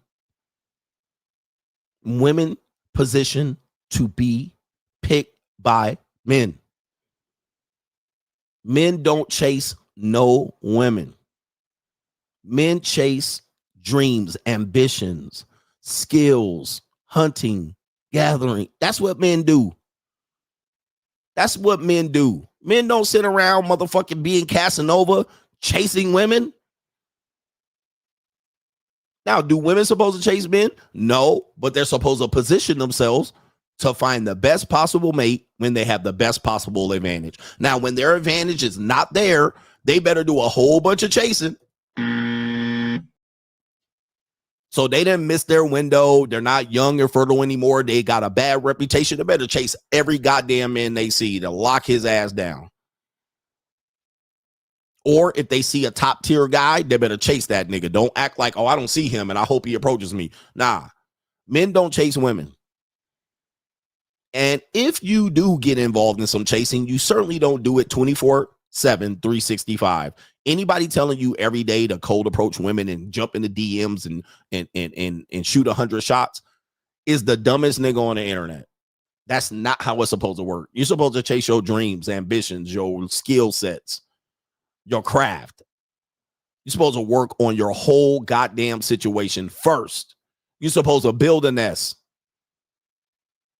then put a woman in it. You're not supposed to build a nest with a woman.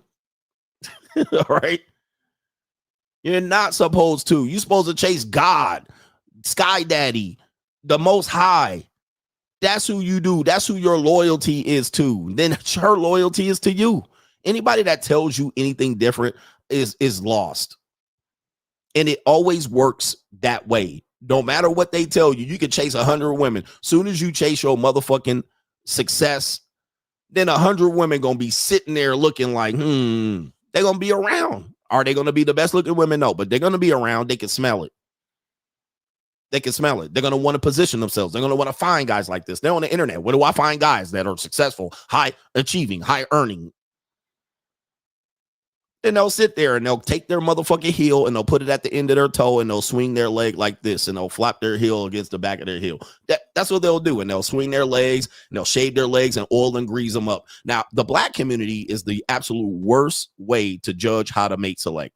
Because you do it so goddamn ridiculous that it don't even make sense. All right. The hoes chase all the bad boys, fuck them all the way until 28 and 30 and 35, addicted to them, get impregnated by 2 or 3 of them. And then all of a sudden, this cleanup lame nigga supposed to come in and save the day. This is terrible. This is an absolute terrible approach. Whatever black people are doing, do the opposite. In life, unless you're doing the goddamn what is that line called? What is that line? Unless you're doing this shit, never follow black people. I can't remember what it's called. They call it line dancing for white people, but they call it the motherfucking.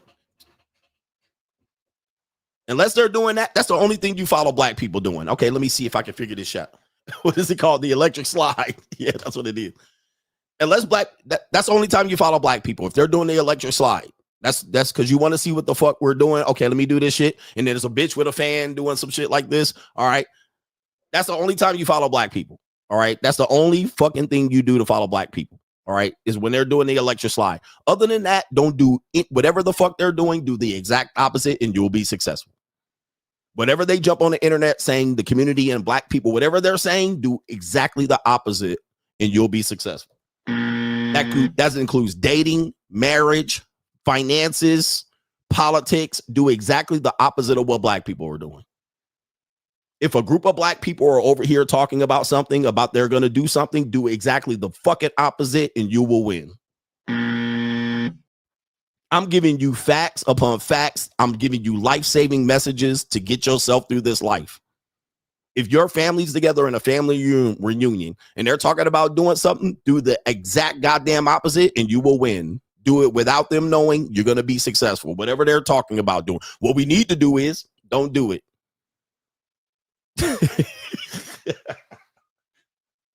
All right. Don't do it. And you're going to fucking win. Just do it quietly. Just go over there, do it quietly. Don't tell them niggas what you're going to do. Don't tell them you're going to do the opposite. Don't brag. Don't say nothing. Just go over there, do it the opposite by yourself, and you'll hit 10 fucking paces before they hit 1. All right. 100%. So anyway. All right. It's simple. I'm giving you the rules, the cheat code to life. I'm giving you the cheat code to life. I'm giving you life-saving advice. If you want to fight against it, you're fighting against loserness. You're fighting against you're walking to your own demise. You walking in the fire at that particular point. You're choosing that shit. Do as I say and win. Period. And whatever the Christians are doing, don't do it. Even the Christians. The Christians out here. All right. Whatever they tell you to do, it's some fucked up shit. All right. Some shit that don't work. It worked in the year 32. It don't work today. All right, because they'll have your ass in here doing the most reckless shit against yourself. All right, no. All right, anyway, the Christians are mad at me. Hey, man, Christians, you can be mad, bro, but y'all some bitch-ass niggas. Christians, but bitch-ass niggas, man. They will have your ass turning the other goddamn cheek by getting shit and pissed on. Hell no, bro. Don't do it. Let's do the main event here. Look, I'm pissing people off. I'm here to trigger you. I'm here to trigger you. Here we go right here. Let's see here. You get dookied and pissed on. They're like, turn the other cheek. Okay, hell no. All right, I'm going to whoop some ass. All right, here we go right here. Young single women are thriving while men are lonely and miserable. Why this conversation? Well, let's go fresh off the heels of my live stream last week where this woman said that having a boyfriend is embarrassing. Let's go ahead and pull this up. And we're going to look at the engagement here. All right, we're going to look at the engagement because this is very important. TMZ is reporting that this is the woman, Shantae Joseph. She's going viral, is having a boyfriend embarrassing now. I read the article in full, and it's just blown up into a full internet discussion of women's perspective of dating. And I celebrate women's independence. I want them to be free. I don't want them to feel like they're abused or enslaved. This is the woman. Not a surprise that it's a melanated woman, but you know, she's got even the white girls happy about this one. Let's play the video. Posting their boyfriends, their husbands, and like cropping out the face entirely. Like people would drop entire videos of their wedding or their surprise proposal, and every angle of the man was just like completely obscured. And I was just like, why are people doing this? It's so weird. And you kind of ask them and they insist this is about privacy, but for some reason it's like you want privacy, but you still want the sort of like social clout that comes with being in a relationship. And I was like really wanting to get into why people are doing that. So then I just started asking a bunch of women, you know, for those of you who had your partners, why do you do it? And the responses I got back were insane. And there was like an interesting subset of women, and something I've noticed across line, particularly across all of my comments, of women who were just like, being with a man, period, is embarrassing. Like, it doesn't matter about anything that was said before. Just the very act of being with a man is somewhat embarrassing. And then I really wanted to get into that because I thought that's what's really interesting here. And you kind of just can tell there is this feeling, you know, men are going this way, women are going that way, right? And I agree. This is why I've taken the stance that I've taken on relationships. Men are going this way, women are going that way. And I'm all for it. You know, I'm not about to try to bring these people together when they want to go separately. It is what it is. Whether it's our politics, education, income, employment, women are on a upwards trajectory, like leveling up.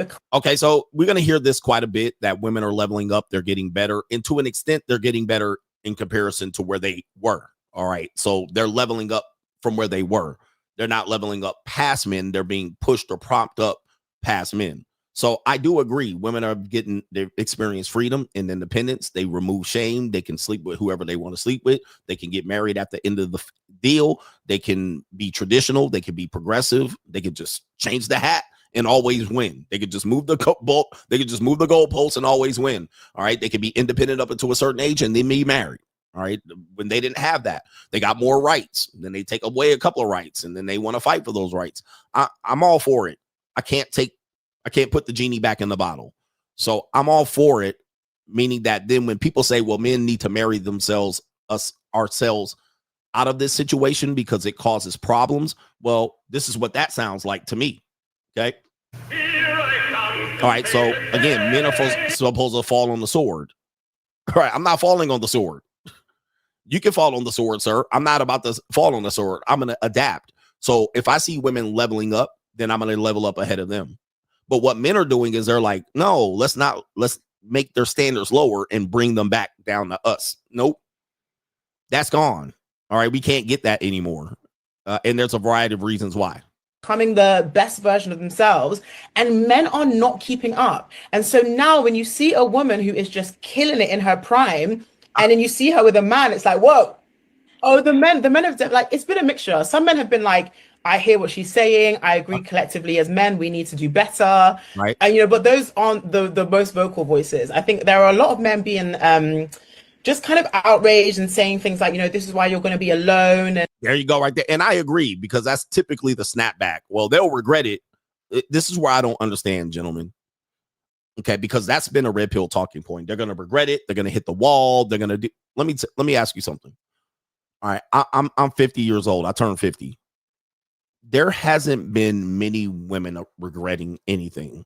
Okay. Now, do I hear women saying that they'd rather stay single? There's not enough available men here. The men are losers. Yes. But I'm 50. That means I date and know and socialize with women all the way up to damn near 60. They ain't regretting shit. Right? They ain't regretting very much. Now, are they broke? Yes. All right. So, but everybody's broke at this point. Do they wish they had money and a guy or retirement plan and a simp to come through? Yes, they're. But most of these women still fucking multiple guys. They still hooking up. All right. They still got jobs. They're still working. Okay. So in the terms of why, as a man, if you're going to be 20 and you're going to wait for women to regret it, why are you waiting for that? And I don't want you to wait for that. That's my point. What you should do is those women should not be your concern.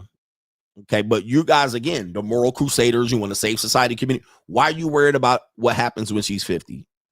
Because when you turn 40 and you turn 50, what you going to be doing? You're going to be cracking open her daughter, her niece. You're going to be fixing a bind. You're going to be traveling overseas and fucking with some woman in the middle of the Philippines with dirty feet.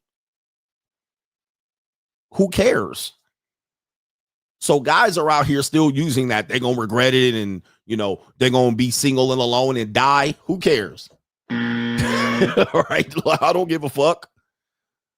The Amalamb's going to roll up in the middle of the night. I ain't even going to know when they put her in that fucking meat wagon. I don't care. All right. I'm going to wake up in the morning. They're going to be like, Christine, Suzette, she gone. Oh, okay. Well, I guess I can't go fuck on her every now and then. Suzette is gone. She done died alone in that motherfucker. Who cares? All right. So guys have to switch it to the after pill to realize your problem isn't to worry about what women are going to regret. They're going to regret it and they're going to hit the wall and then they're going to wish and then they're going to come back to you. Come back to you for what? All right. Come back to you for what? All right. When I'm cracking a 22-year-old, a 24, 26-year-old. Well, I don't give a fuck what she coming back to, begging. She can come back and lay in my lap and I'm going to send her Suzette over back to her fucking house. Who cares? Men are refusing to level up themselves. You just have this pipe dream of women regretting it and they're just going to come crawl back to you. They're not going to come crawl back to you. They're not. I know women this age. They do not crawl back. Do they try to get you in a relationship by giving you some lost leader pussy? Yes, but they ain't crawling back. They're not living out here. What women have made a song said, I regret feminism? Not many women are doing it. So let's continue. And this is why no one wants you and you're just angry and you're mad and you're bitter and you're jealous. A lot of that, I think a lot of men probably feel a bit, I guess worried or threatened that if being seen with a man is embarrassing, what does it mean for them? And I think they worry about that and they project that on me. But overall, they're just really, really angry, and understandably, but this is what I wanted to spark. I wanted there to feel, I wanted people to feel angry because I wanted people to be convinced or not convinced or just like energized for change. Basically, if being with a man now is embarrassing, then collectively men need to just step up. All right. So, the whole step up. But again, I think that's a strategy that doesn't work for them. They believe it works for them by saying men need to man up, step up. But as I explained, they literally get weeded out of the marketplace. As that other guy explained, Ricky Tan. Okay. Once I leveled up, I realized that 85% of women were garbage. So they believe it works for them. And I believe inherently it's better for you to boss up. It's better maybe for society. But if all men stepped up, most of these women will be useless, right? That would be useless. And I've been telling you that once you get to a certain level, you start looking back down and going, really all she got is pussy. All right, that's it. And I might like it, but I got other shit to do. All right. If men focused on stepping up, they wouldn't have time to deal and date and even be emotionally attached to a woman. They wouldn't even do it. So it's a catch-22 even for them to even claim that men should do better and boss up and level up. That don't help them. That actually makes it worse for them. Okay, so it actually makes it so that they have to compete, which they don't have to compete at this point. You guys are making it easy. All right, so a little bit more of the fallout here. This is a video of, by the way, that had 45. You saw the engagement there. This is a video, and it says, the single friends after Vogue said having a boyfriend is embarrassing. So these are the single women here. And as you can see, this particular piece, if you will, propaganda has affected just even the white women, because it was in a publication that typically whites or Europeans do read. And there wasn't a picture of the woman being a black woman. All right. So they just assumed that it was any woman, maybe a woman they relate to. And as you can see, they're going about their lives, guys. All right, they're going about their life, and you want them to run free. Let these wild horses run free, and most of the time you can see that these are subpar, average-looking women. All right, so these aren't the fine, highly attractive women that need to benefit from this. These are the 7s, the 6s, the 5s, the 4s, the 3s, and the 2s. And same thing can be said about men in the red pill. These aren't the highly attractive, muscular, highly successful men. These are the men that are the 5s, the 6s, the 4s, the 3s, the 2s. All right. But it says right here, finally, we're celebrating. Never thought I'd be part of a trend. Wow. Now being single is going to be so popular, AKA men going their own way. What about this? 422,000 likes. All right. The bots were going crazy. Man hating is my whole personality. All right. Seeing a girl in a relationship is like, we can't prove it yet, but we know that there's some bullshit you're tolerating. So embarrassing. All right. Having a man is a humiliation ritual these days. Now, this sounds oddly familiar. This is what men have been saying more often than not in these red pill, manosphere, MGTOW spaces. But it has come full circle now. All right. Where they are now the ones participating in it. Copycat stuff. And I'm here for it. I'm here for it. What it is mid people can't match up with mid people.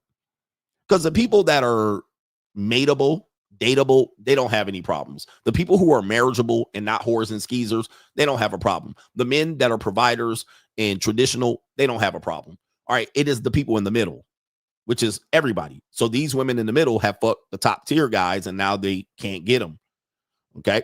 They can't keep them. And the men at the middle to the bottom can't fuck any of these girls. All right. They can't make these women submit. They can't make them cook or clean. This is where we at. All right. This is where we are. Okay. This is where we are. Now, the women have caught up to the men going their own way in a sense. Okay. So let me show you this. In a sense, you have this woman out here of, obviously this is an older divorced woman, which is a whole nother demographic of women. An older divorced woman. You're going to see her here pop up right here. So this is her saying, I'm going to go my own way. All right. She's older and divorced. She's in her 40s. Obviously, this woman would be in my wheelhouse of dating marriageable people, right? CGA, you need to date women your age. Well, here you go. All right. This is who I would be dating and so-called marrying if I was dating a white older woman. All right. But here we go. She in her pajamas too. British Vogue did an article about why it's embarrassing to have a boyfriend in 2025 for women. I've never read such a thing. I'm a single mom who loves her kids and never stops. After divorce, for some of us, I see other women get remarried all the time. I see other women want love right out of their marriage. I'm gonna say this. I have done so much self-growth that it is going to be so hard to get me to commit to having a boyfriend. Silence, you fool. All right. So, I mean, listen, when I was getting divorced, this is who typically divorced people date, single mothers, women like this, you got kids, I got kids. All right. Let's get our, and then you realize, what the fuck am I doing? All right. I could be out here with some hot young prime punani. All right. Playing around, fixing a bind. But this is now, again, you have a lot of leftover people, meaning that they were married, they're divorced. They get kicked back back out here at 40, single mom, who they gonna be with? They gonna be out here getting frustrated and flustered. All right. Who gonna be a boyfriend to this? There are some guys, very small percentage of guys. All right. There's some guys that's gonna smash these soggy bits. All right, because you know it's soggy down there. You know it's soggy. All right, but somebody gonna smash these soggy bits, and Chad gonna come through and smash. Tyrone gonna come through and smash. Her personal trainer gonna come through and smash. All right, some niggas she met off the internet gonna come through and smash. A mouthpiece nigga gonna say he got some free coochie off this one. All right, and she gonna be out here getting used as a cum dumpster. All right, and then she gonna get tired of it, and then she gonna want a real relationship, and then can't find one, and then she gonna be in this position. This is pretty simple. But you know how many women are in this position? Well, look at the divorce rate. Just take it. Just take the divorce rate and go. Oh, they gotta go through the whole cycle again. Let's continue. To having someone who I want to check in with, somebody who I want to make plans with, somebody who I want to share space with. And this isn't a knock on men. This is just a knock who's there on the world that we live in, where women are capable of creating their own lives. This is true. This is true. I mean, they're capable of creating their own lives. They could go, they could go travel. They could do all of that shit right here. I've flown myself to Paris. I've done Greece. I've island hopped. I've done all of that. And she's self-reflecting on what her future is going to look like. And it doesn't look like another relationship or marriage is coming her way. I mean, it just doesn't look like that. She could see that. I mean, maybe she'll dig herself out of it. But look, I have an ex-wife too. She ain't remarried. All right. That's just using my own anecdotal evidence. She ain't remarried. Neither is she fixing to get remarried. Not at she's like damn near 47 at this point. All right. That ain't gonna happen for her. It's gonna be a Hail Mary. Come with me, Hail Mary. Run quick, see who do we have with here now. All right. It's a wrap. All right. So now these women got to live the next 40, 50, 60, 70. All right. Ain't gonna happen. Slim the Nun, the Slim just died. Slim the Nun and Slim just died. There's no point. There's no even point. Let's just say we match up her age guy. He's 47 and successful. He can fuck any 19, 20, 26, 29, 30, 31, 37, 40, 42, 45. All day. He can build his own house. He could have more kids. How many more kids she's going to have? Not anymore. Let's say he's 40 and successful and he wants to have kids. Here you go. All right. He's not going to pick her. So it's not just the single women. It's the women that say, I'm going to go find a better man, or I'm going to go find myself. I'm going to go eat, pray, love, sisterhood of the traveling pants. And then they come back out here and think, oh, I'm going to just go get ready to find a guy. And let me just go find him. He ain't there. All right. He's not there. So then she's got to enjoy her own life. What you're finding is that men think women are going to say, we got defeated. We lost. Oh, guys, you were right. We should have just listened. No, they're going to move the goalpost over here and say it's a win. All right. They just changed the rules of the game. And then, hey, I win if we frame it like this. So she's got self-growth. She can travel. She can do all these things in the absence of a relationship. We win. Who needs a boyfriend? That's what she's saying. I get it. And I feel her, baby. I feel her, but I don't feel her pain. Creating their own worth, financially, physically, mentally, emotionally. For creating their own home, their own sacred space. And what happens is when you really lean into self-growth as a woman, you realize how many men are not ready to be with a woman who's done the self-growth. Oh my. So it's not about having a boyfriend is embarrassing. It's about we are leveling up. And there's the second one. That's the second one said we're leveling up. And I got to be in a full agreement. The women are leveling up.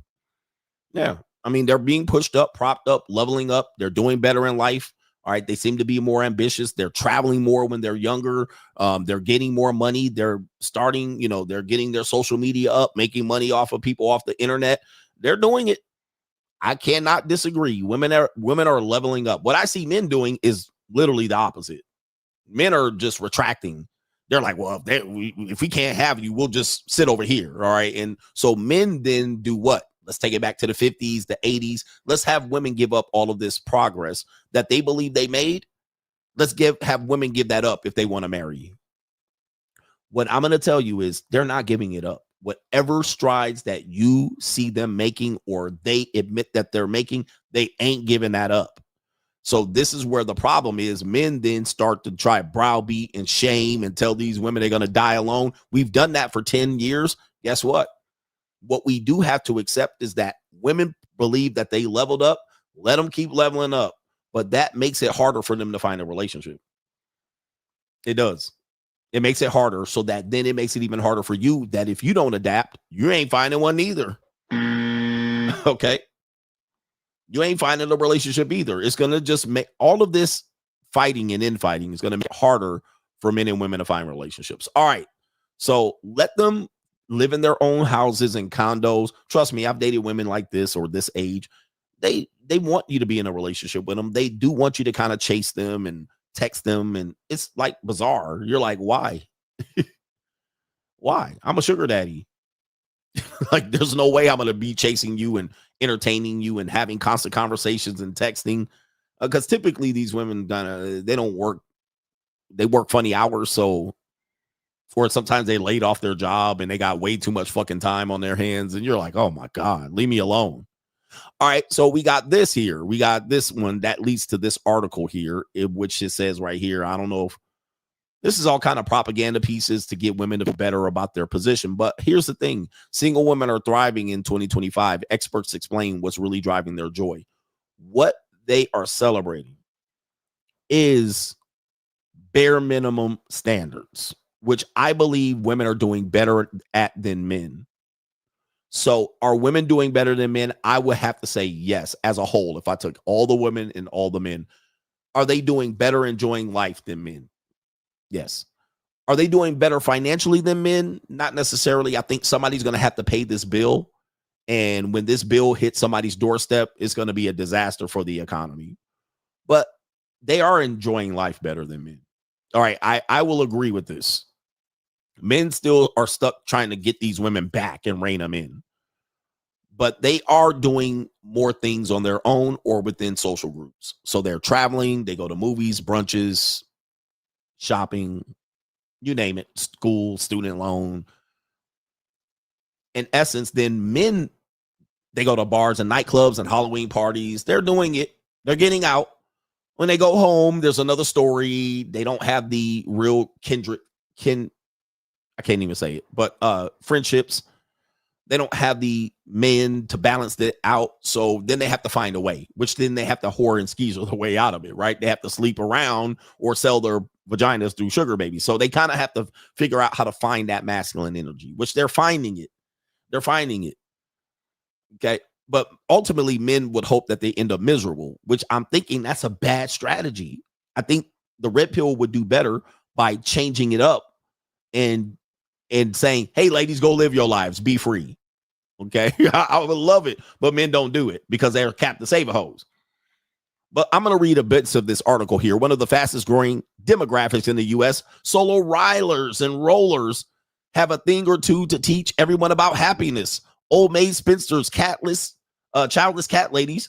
For literally centuries now, everyone's from gossip mongers to the vice presidential candidates has slung dismissive statements to describe the single woman's experience, no doubt as a collective of mental images as vivid as a vacation slide whizzing by. Okay, let me continue here. Yet the life of a single woman is dire indeed. But wait, how do these pundits glean such keen insight? This is from the New York Times.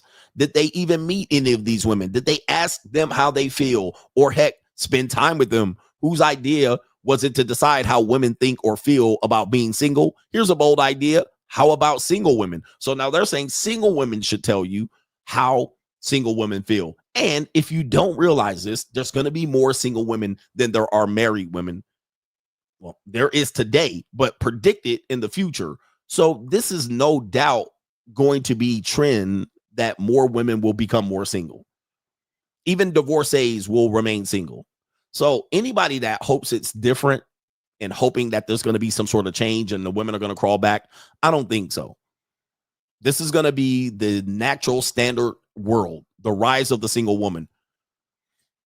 Morgan Stanley in 2019 predicted and forecasted that 45% of women aged 25 to 44, and these are their prime marrying ages, will be single by 2030. The largest share in history, up from 41% from 2018. So we're already at that now. Anybody realize this? Your single marrying age, 45% are going to be single. I think we're well past that. For anyone, it says, right, for one, people are simply getting married later in life, which has been disastrous. The median age of women getting married for the first time was 28 in 2021 compared to 20 in 1947. This shift is typically attributed to an increased focus on higher education and career goals, but changing cultural norms. Hello, feminism and legislative policies. Think the Civil Rights Acts of 1964. And if you don't know, I wrote about this in my book, The Evolution. There's no going back. Let me just take this for instance. If, in fact, 50 years ago, 70 years ago, women married at age 20, what is the average 20-year-old woman doing today? Fucking, sucking, hanging around, depressed, mental health meds, selling pussy, sugar babying, video games, streamer, OnlyFans, not going to college, broke, working at Walmart, going to college. She's third year at Princeton, headed nowhere. All right. Headed to a fast train to nowhere. However, that's from our perspective. All right. From their perspective, they're building, they're working, they're becoming better, they're leveling up. So now the average age of a first woman getting married in 2021 is 28, which we can probably say it's 30 now, as of today, 30. Now, in their world, they still think they have value. Hey, baby, that's all whatever. All right, that's fine. If that's what you want to believe. And then if it doesn't work out for them, then they just simply say these men need to do better. Then they blame, they credit feminism, the Civil Rights Acts, which people on the man side have said been quite devastating to the communities. So they champion them. We say these are devastating to marriage and relationship. After all, how could women of previous generations be self-reliant when they couldn't get a credit card in their own name until 1974? With financial freedom and opportunity, single women are now living independent, autonomous lives. And for the stuff we don't know how to do or what to do, there's Task Rabbit. So even men said that, hey, I can hire other women to do what men could do. Same thing as the women. Hey, we can't do that. Can't open that jar. We can't put that cabinet up. We have Task Rabbit. Okay. All right. There's a woman here, happy, single, enjoying her life. Let me consider it here, right here. It's more doable to be single. This is Abella DePaulo, PhD. I'm a PhD, a social scientist.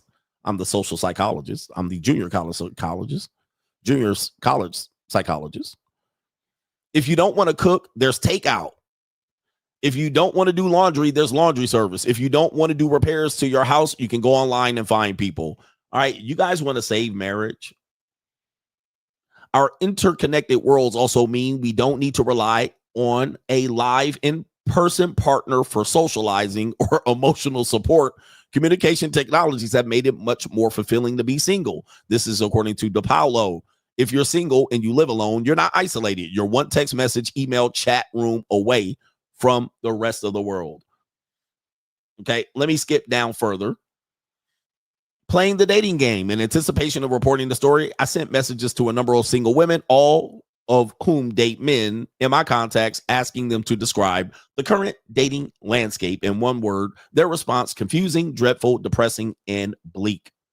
2 women wrote back, said they haven't dated in years, and they had essentially given up trying. Now, what we know is they say they haven't dated in years, but they fucked for sure. Okay. So they're having sex and intimacy, and they're having hookups and sometimes selling for some vagina here and there. All right. But they haven't dated. They haven't had a relationship. Just, that doesn't mean they ain't fucking out here. Now, they said right here, they said a woman says female clients feel like dating is overwhelming. Dating apps have given singles the impression that there's options are limitless and incredibly limited. Right here, they are a lot of matches and connections, but nothing comes out of them. You have these very surface level, unfulfilling interactions that don't go anywhere. But the bedroom, for women especially, they feel like they cannot find partners that are aligned with their values. Again.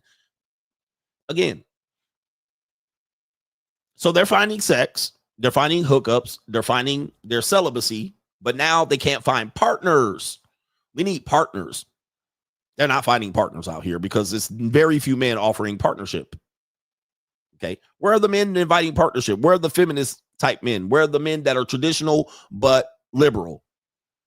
Where are the men that don't want kids and but want marriage? Where are the men that will fulfill my emotional needs? I don't need financial needs. I need emotional needs. All right. So we're just living in two different worlds. The men want someone to bring something to the table of value other than the sex. I can get the sex. What else can you provide? It seems like the men are expected to provide something more than the women are willing to provide, because he's like, in exchange for that, I should get you to cook, clean, blah, blah, blah. They're like, no, we ain't doing that. I'm not cooking or cleaning nothing. I'm not giving you my virtuousness. No, you're going to get me. I'm going to use leftover TradCon 304. Okay. It says right here, indeed, for hetero couples, I'm going to skip that part.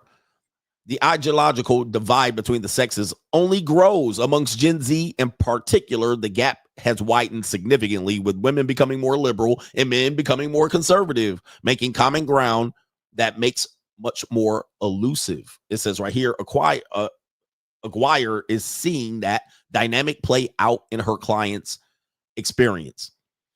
She says, I work with a lot of liberal, educated, very open-minded, progressive women, and it's a struggle to find liberal, open-minded men. Exactly.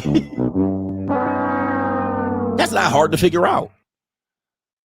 And even if a man identifies as a liberal, he may still lack basic empathy about the current state of the world and or his date's lived experience. That's that emotional connection, the emotional baggage. So we're putting politics, identity, cultural, social identity, and the way of the world. You got to hate Trump and her past trauma from getting railed on the dating marketplace. The man's got to somehow be emotionally tampon, right? You got to pick up all this pieces.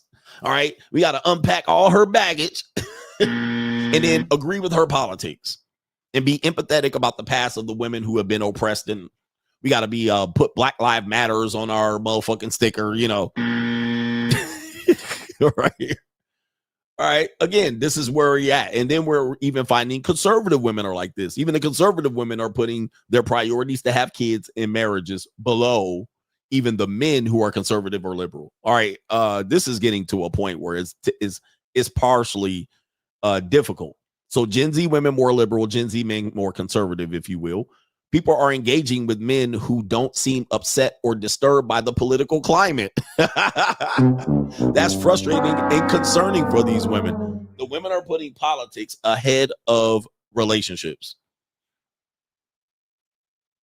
That spells doom. But you want me to fix marriage. You want me to encourage men to just go ahead and just fall on the sword. You want me to just be like, yeah, you know what? To fix society, men should just marry their way out of it. No, there's so many problems and so many things that divide us. It's literally cultural Marxism. It's going to be difficult. I told you that, you know, you guys have criticized me for dating snow bunnies and linglings. But I said, I'm kind of a conservative black man. I'm not one to say all the way conservative. I don't go all the way over the top, but I'm very much not into liberal politics. It's just very cringy to me. I actually fell asleep watching Forensic Files and fucking CNN came on, and I was waking up to fucking Rachel Maddow. I was like, what the hell's going on? I'm listening to this in my sleep and I'm waking up. I'm just disturbed in my spirit. But most black women, 90% of them are very liberal in their politics, 90%. So that's going to be a divisive factor right off the top. I voted for Trump in the last 3 elections. That will eliminate me from almost all black women. So we are not even socially aligned, or certainly not politically aligned. And most women, especially past the age of 25, are looking for that political alignment, right? And I'm already disqualified from 90% of black women. All right, so we aren't even going to be anywhere near equally yoked. So why even bother? I went on this date with this beautiful black woman that went to Howard University in DC. Beautiful sister. This was during the first Trump election against Hillary Clinton.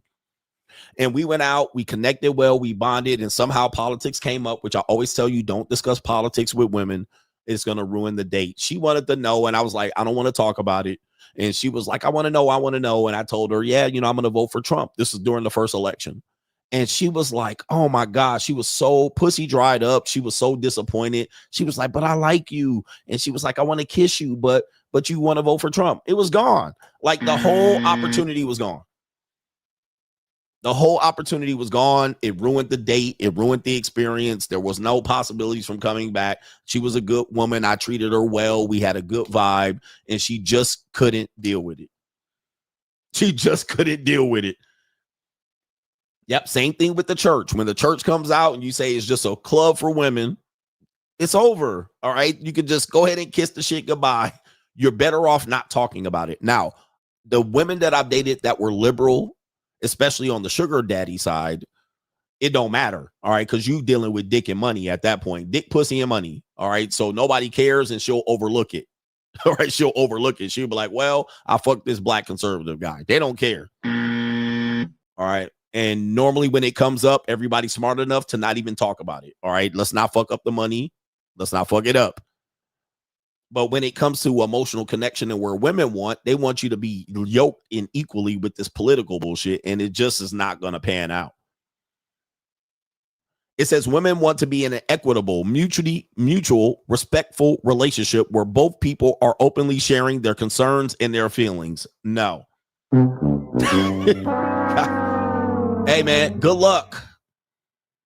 All I got to say is good luck with that. As you can see, because women have gotten their job and a little stability and rights, and they got some lobby groups, they got all that covered. Now they want relationships with, not sexual partners, relationships with these type of guys. These are gumps. All right, they want a gump, aka a phrase coined by yours truly, CGA. They want a gump. Another dating stumbling block for a lot of women Aguirre works with is that finding a man with the same level of emotional intelligence. There you go. There it goes. So forget the finances. They got their own money. Forget the experiences to travel. They've already traveled. Forget the experience of sexuality. Well, we've all fucked around. What we want is emotional intelligence. As I've dissected, unfortunately, being emotional doesn't mean you are emotionally intelligent. All right. But typically men cannot have time to be emotional. So they'll say you're not emotionally intelligent, or you don't have time to be empathetic or sympathetic for her and her plight. So you're just dismissive. So they want some guy like that. But then when they get a guy like that and he cries, then they say he's a weak, limp-wristed individual. So it's a catch-22. They say they want this until they get it. A theme I've been seeing as a therapist in the last 10 years or so is women saying he doesn't ask about me. I don't think he really knows me. It's these declarations of love or interest without really knowing the woman.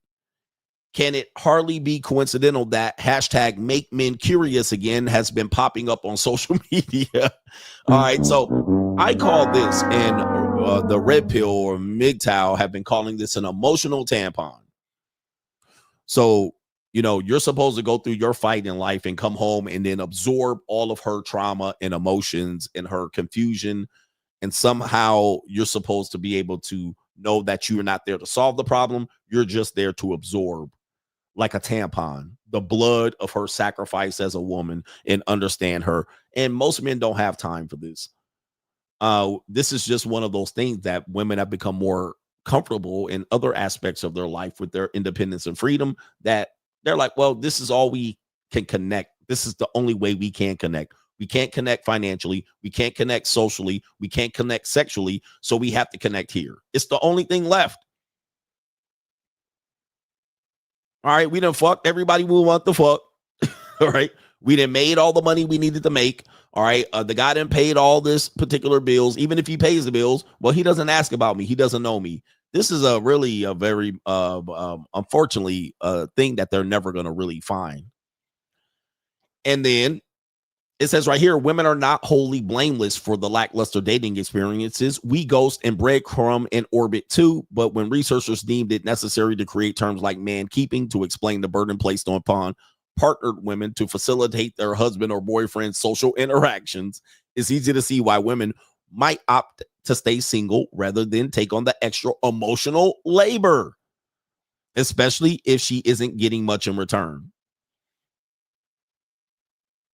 Okay. All right, we got a study in happiness. You already know what's going to happen there. Women are more happy single and women are more miserable married. We already know that. We've heard that type of point made over and over again. Despite that, women still want to get married. All right, they still want to get married in the end. I find it egregious, gentlemen, when a woman's in her 40s or 50s or divorced once or twice saying she wants to get married again. Like crazy.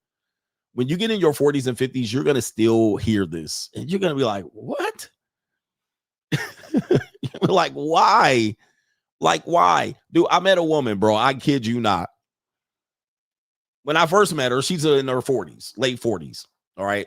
Mid to late 40s. So I met her, very casual. There's no sense of that this was paid. There was no mahi, no pay for play. I don't pay for older bitches.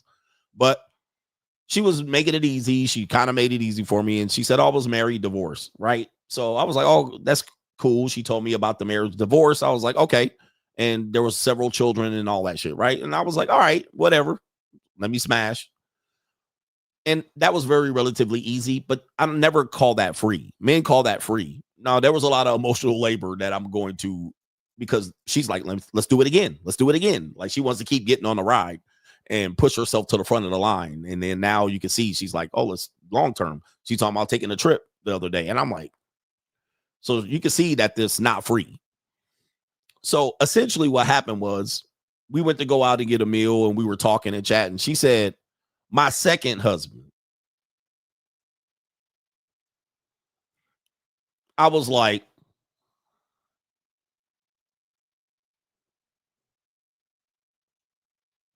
what?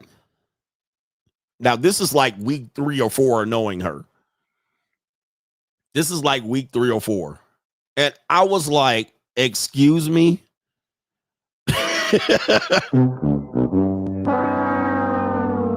Excuse me? Now, at that point, I was like, there won't be a third, because that was the first thing I said. I was like, I wish I could do cartoon sound effects. I was like, wow. And I said, I don't know about a second husband. Tell me more. I was like, damn. Damn, bro. And so all what had happened was it was a short-term marriage. It was definitely one of those situations where I warned you about. People get divorced. They quickly hop into the next relationship. They try to make it work, or this was an overlapping relationship. They try to make it work. They got remarried quickly. She got remarried quickly, and then it was a disaster. Of course, he was an abusive. He stole money and all kind of shit. And I was like, bruh. So what I'm saying is at that point, close up shop. Pack this shit up. Let's pack this shit up. There's no more marriage, no more love there. There's nothing else left. There's nothing. Don't come looking my way about no commitment, no marriage, no nothing. Don't ask me for no. Okay. At that point, pack it up. What's the point now of getting married a third time? You done fucked up twice. Like, no fucking way. But this is what you experience when you're advanced age, where you're thinking these women are gonna be lonely and they're gonna be desperate. They then just switch to the next nigga and go to the next guy, work them up, all right, build them up, massage them up, give them some free pussy, and then the payments on the back end balloon. Sometimes not even giving you the full context of the story. And then you start hearing stuff and you're like, what happened here? How did this happen? Less than 3 year marriage, less than 3 years after the first marriage ended. So it's a little bit one of those things that you're just looking at it and go, man, y'all really fucked up. Don't come back. All right, so here it is right here. Let me just end on this one. It says many women are talking about being in therapy, which again, that therapy thing, you will have women that the therapy thing again. I you guys know how I feel about the therapy thing. You know, if you have therapy and it works for you, great. I think it's a psyops. I don't think you need it. I think people lack social skills and the ability to be honest with themselves and even their peers and mates. So they need therapy. People are damaged beyond repair. Their FUBAR fucked up beyond all repair. So they got to go lie to their therapist. Okay, got it. Okay, for a fee. Some women get it free on their benefits. They get 10 per year, 10 per month, whatever it is. Some people need to go to it to hide from their reality. All right. And they go lie to their therapist and don't be open with him. Trust me, I know women that I've dated regular in junior college. They got therapists and they lie to their fucking therapist. Right. And most of these therapists are women. 70% are women. And then 30% that are men, half of them are gay. I mean, so it's very hard out here. But they use therapy as a way to disqualify you. Have you gone to therapy? Nah, I don't believe in therapy. Oh, well, something wrong with you and you need to get in there. It's really worked for me. If it's working, why you still going to the shit? All right. If it's working, why you still doing it?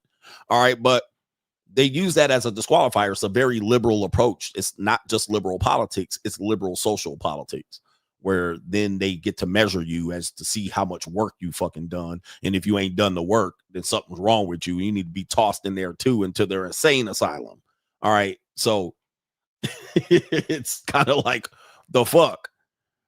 But they get to then thump their chest and say, well, I'm trying. I'm doing the work. I'm trying to be better by going to the therapy. But who's your fucking therapist? We don't know. We don't know what the fuck you telling the therapist in there. Now you come out weaponizing your therapy. So they weaponize it and they use it as an opportunity to disqualify you if, in fact, you've done or not done it. Okay, so anyway, many of them talked about being in therapy, talking about understanding the connections that they need to space and to privacy and peace, and that they need a lot of time for themselves to find the grounding. They're thoroughly confused. They don't know if they're coming or going. And in many cases, it was because of their singlehood that their mental health thrived, not in spite of it. I agree on both sides. Relationships are very mentally taxing, so your mental health can get fucked up on both sides. These women really carved out their own fortress of solitude. It was more important to them and their health and their mental health than having a partner. Now, when men said this, we were incels, gay. All right. But for the women, you know, they're finding their own peace. We have a 39-year-old woman named Jessica who lives in New York City. By the way, if you're dating in New York City, forget it. If you're 39 dating in New York City, it's a wrap. It's New York. If you're in any metropolis and you're dating and you're past the age of 25, it's a wrap. Just go. If you're a man over 30, 40, 50, and you're dating in a metropolis, just go buy some pussy. Go to the strip club and put a thumb up a girl butt in the champagne room. What the fuck are you doing? Pack it up, nigga. Pack it up. You're wasting your time at this particular point. Certainly if you're over 40 dating, just ridiculous. It's ridiculous. But you're in New York, 39 trying to date. Pack it up. I hate to sound like this. Just go rent a partner, find a mate, hook up, fuck, do whatever you want to do. All right. But what the fuck? It says right here, while she's still open to finding a partner at 39 in New York, she's realizing that her life is pretty great as it is. She says, if you would have asked me 10 or 15 years ago, do you think you still be single at 40? I would have said no. Because that was the reality. Nobody thought they would be single at 40, 10, 15 years ago. It's not the life I necessarily imagined for myself, but the older I've gotten, it says right here, the less I'm willing to compromise on, which I mostly mean as a good thing. I know who I am. I know what makes me happy. I know how to trigger myself and flick my bean and nut. I know, more importantly, what I won't accept. In dating, you're looking for somebody who can be addictive to the life you've already built or an additive. You're looking for an additive to a life you've already built. Man, go slap yourself. Like, really? Okay, really? You're 39. You live in a goddamn 2-bedroom apartment you're paying $4,000 a month for. You want a man to be an additive to that life that you, please. This is why I say older people shouldn't date. Nobody wants to be added to that. What type of guy? Now, you want a guy to move into your apartment? You want a guy that's on your level? You know, most people are not dateable. This is a not dateable woman. I'm looking for someone to be an additive to the life I've already built or in the process of building for myself. And if they're not making the life that I have better, I don't want that. Okay. Just go sit down. Just this is insane right here. Let's see right here. This is insane. A lot of research, a lot of studies here. The true cost of going solo. Guys, this is the free agent lifestyle for women. This is literally my book, all right, in an article, but from the female perspective. All right, let me see here. There are also the literal costs of being single, which is often higher than those being partnered. All right, couple people don't just split rent, they split the bills. This is a 43-year-old single woman living in New Orleans. For instance, one is likely on the other's insurance. That's $600 that a single woman is paying on top of already paying the rent for herself. So all men pay, all women pay. All right, that's basically what they're saying. And relationships cost. All right, I'm done with this article. You guys can read the rest. This is for old woman free agent lifestyle, of course. These are all women. Basically, these are women that don't have options. All right, and it's the same thing that be said for men. But when you level up, you got the options. I'm a little bit fatigued with this particular story. I'm done with it. Let's do the super chats. Let's do the super chats. This is crazy. All right, man, almighty. But I'm supposed to give you hope out here, gentlemen, when you got these articles coming out left and right. All right, what do we got here? We got a couple more. Oh, man, you guys have been donating. Black Boss is in the building. He says nothing. Shout out to Black Boss. Shout out to Y2K Teacher. Says, Niggies at my job this morning gave me hell because one of their women bought them a PS5. Then he cheated on and she sold it. I told them I do not prioritize women, and all of them crashed out, coach. Give these niggies the price is wrong. Some men just don't get it. So let's just explain the story. A woman bought a guy a PS5 and then she sold it when he cheated on her. Again, that's a low level. Hey, most men are low frequency. Coach, you just mad a woman doesn't buy you PS5s. Like, really?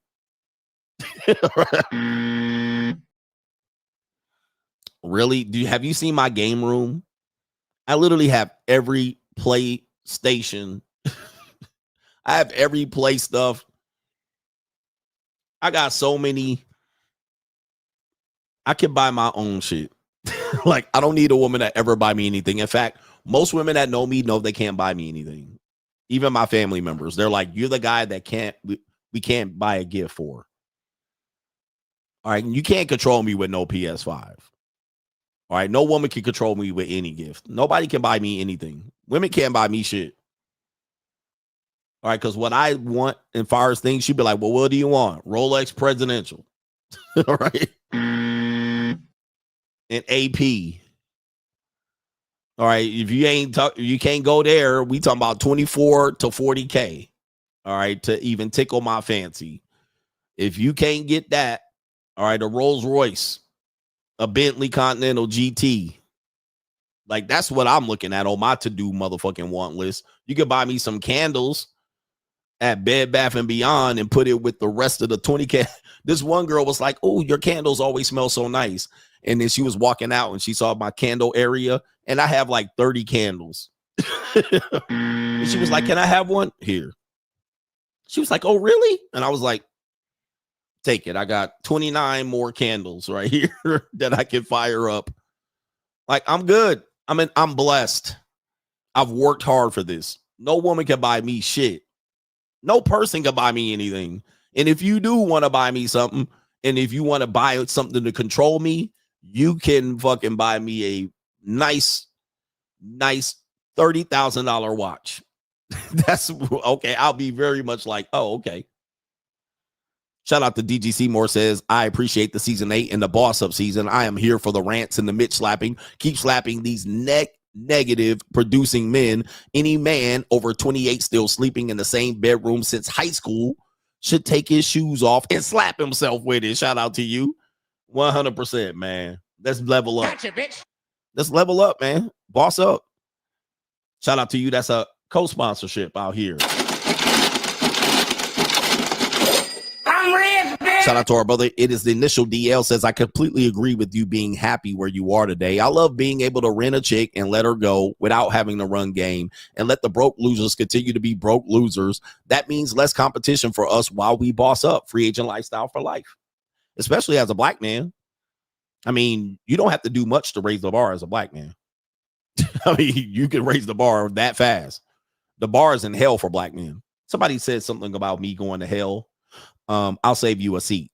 John Doe, most men love plain Janes, but have no idea how much it costs to maintain a natural woman. Skincare and hair products alone can break the bank. Tell me you never been to Sephora without telling me you never been to Sephora. 100%. Guys will take a plain Jane and say, well, she'll be cheaper. I like a woman plain that doesn't need makeup. Just because she's a plain Jane does not mean she does not use products. Okay. I've dated a lot of plain Jane women and they still need shit. They still need stuff. Or else if you see her without any stuff, she really look raggedy. So, you know, women cost, even if they don't get their hair and nails done. Even if they don't get their nails done. All right, she could do her own nails. Dude, they'll have 8 hair products for a moppy ass head. All right, just for that, keep that mop on their head. 8 hair products. All right. They're gonna need stuff. And not only that, they want shit like that. They're gonna be there, man. Dinero Tranquillo says, after 5 years, as I was getting myself together, I met a fashionable girl. I paid her $1,000 to take her to the mall to dress me through the lens of a woman. She also hooked me up with her girl, who I still use today for my skincare routine. Best $1,000 I ever spent. Indeed. I actually had a girl like that take me out, and I'm like, just go ahead and get a suit. Put a suit on me and see what you like. Or see if you like. It's great. Great. Guys are afraid to spend money that they ain't got. I get it, man. Okay, boss up. Nothing in life is coming free. There's nothing in life you're going to get for free out here. If you try to free your way through life, trust me, bro, you guys are going to be disappointed.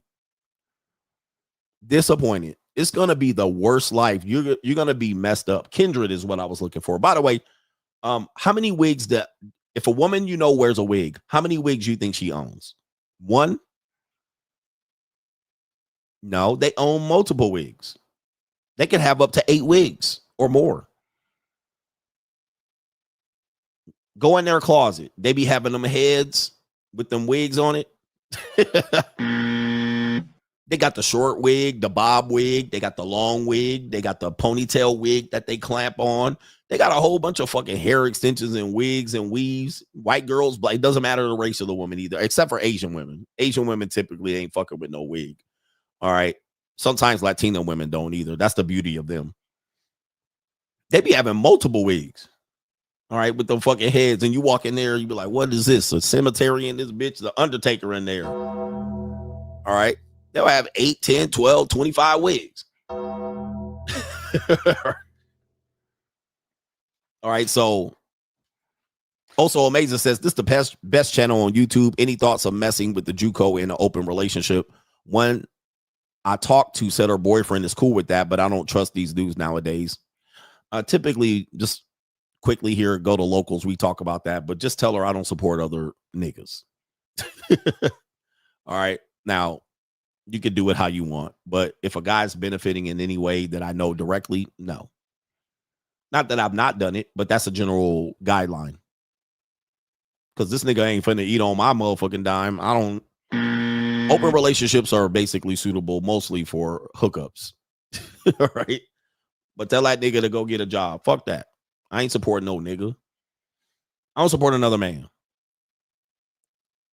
So shout out to Iceman Cummins says a woman will have a provider male with Jay-Z's net worth, LeBron James' height, Roman Reigns' physique, Morris Chestnut, or Shamar Moore's looks, and a thug like Tupac, smarter than Einstein, sex game like an adult star with the heart of Jesus, and will still complain about this isn't the guy. 100%.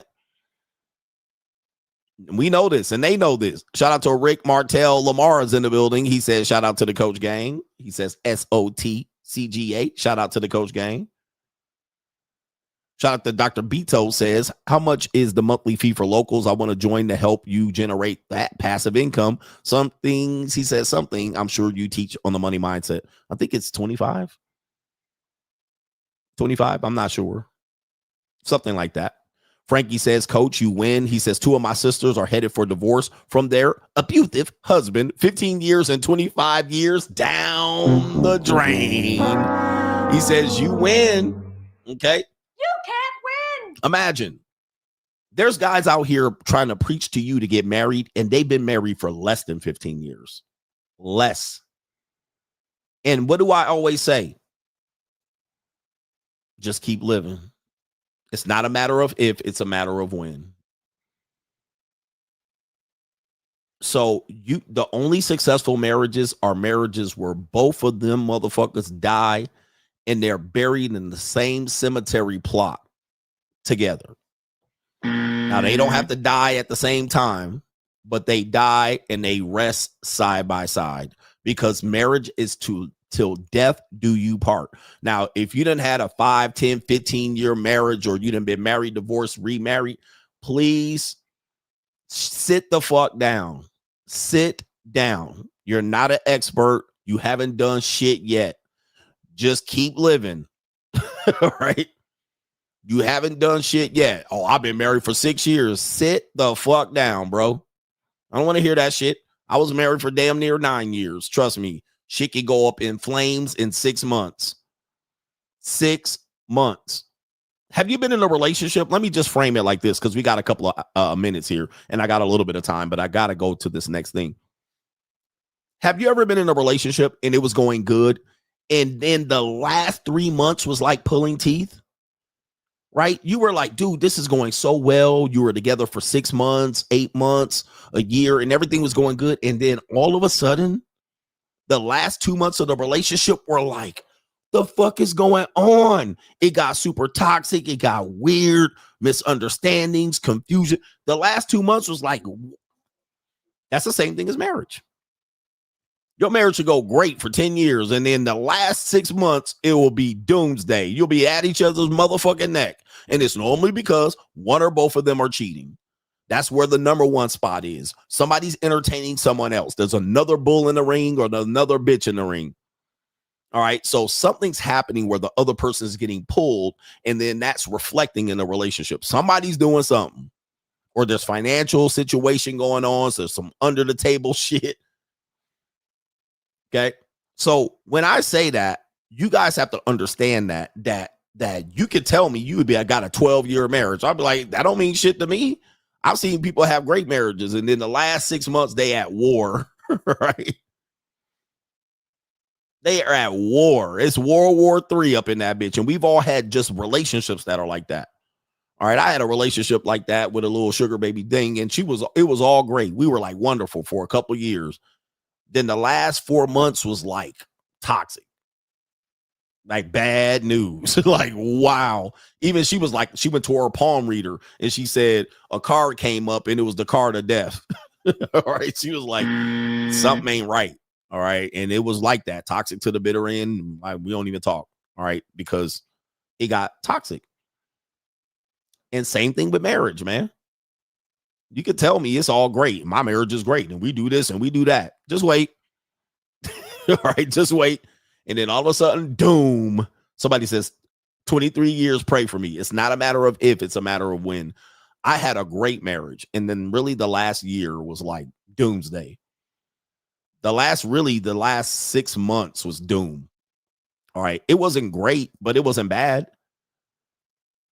All right. It was regular marriage. But the last 6 months was doom. It was like, this is going off the rails and it's going to be a train wreck. And you can't unrail the motherfucker. You can't put it back on the track. That's the difficult thing about these relationships. You can't put it back on the track because you're like, damn, what's going on? You go to marriage counseling, but other people are listening to other people outside the marriage. And then you're like, what's going on? There's another bull in the ring and you might be fucking around on your wife. And then all of a sudden you're trying to put it on the track. And it's just like, what do we do?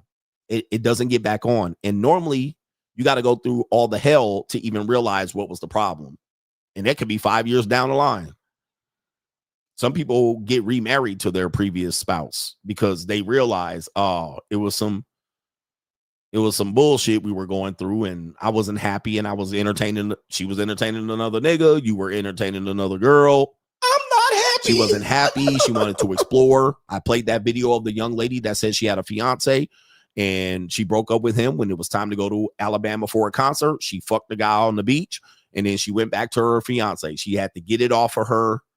She had to get it out of her system.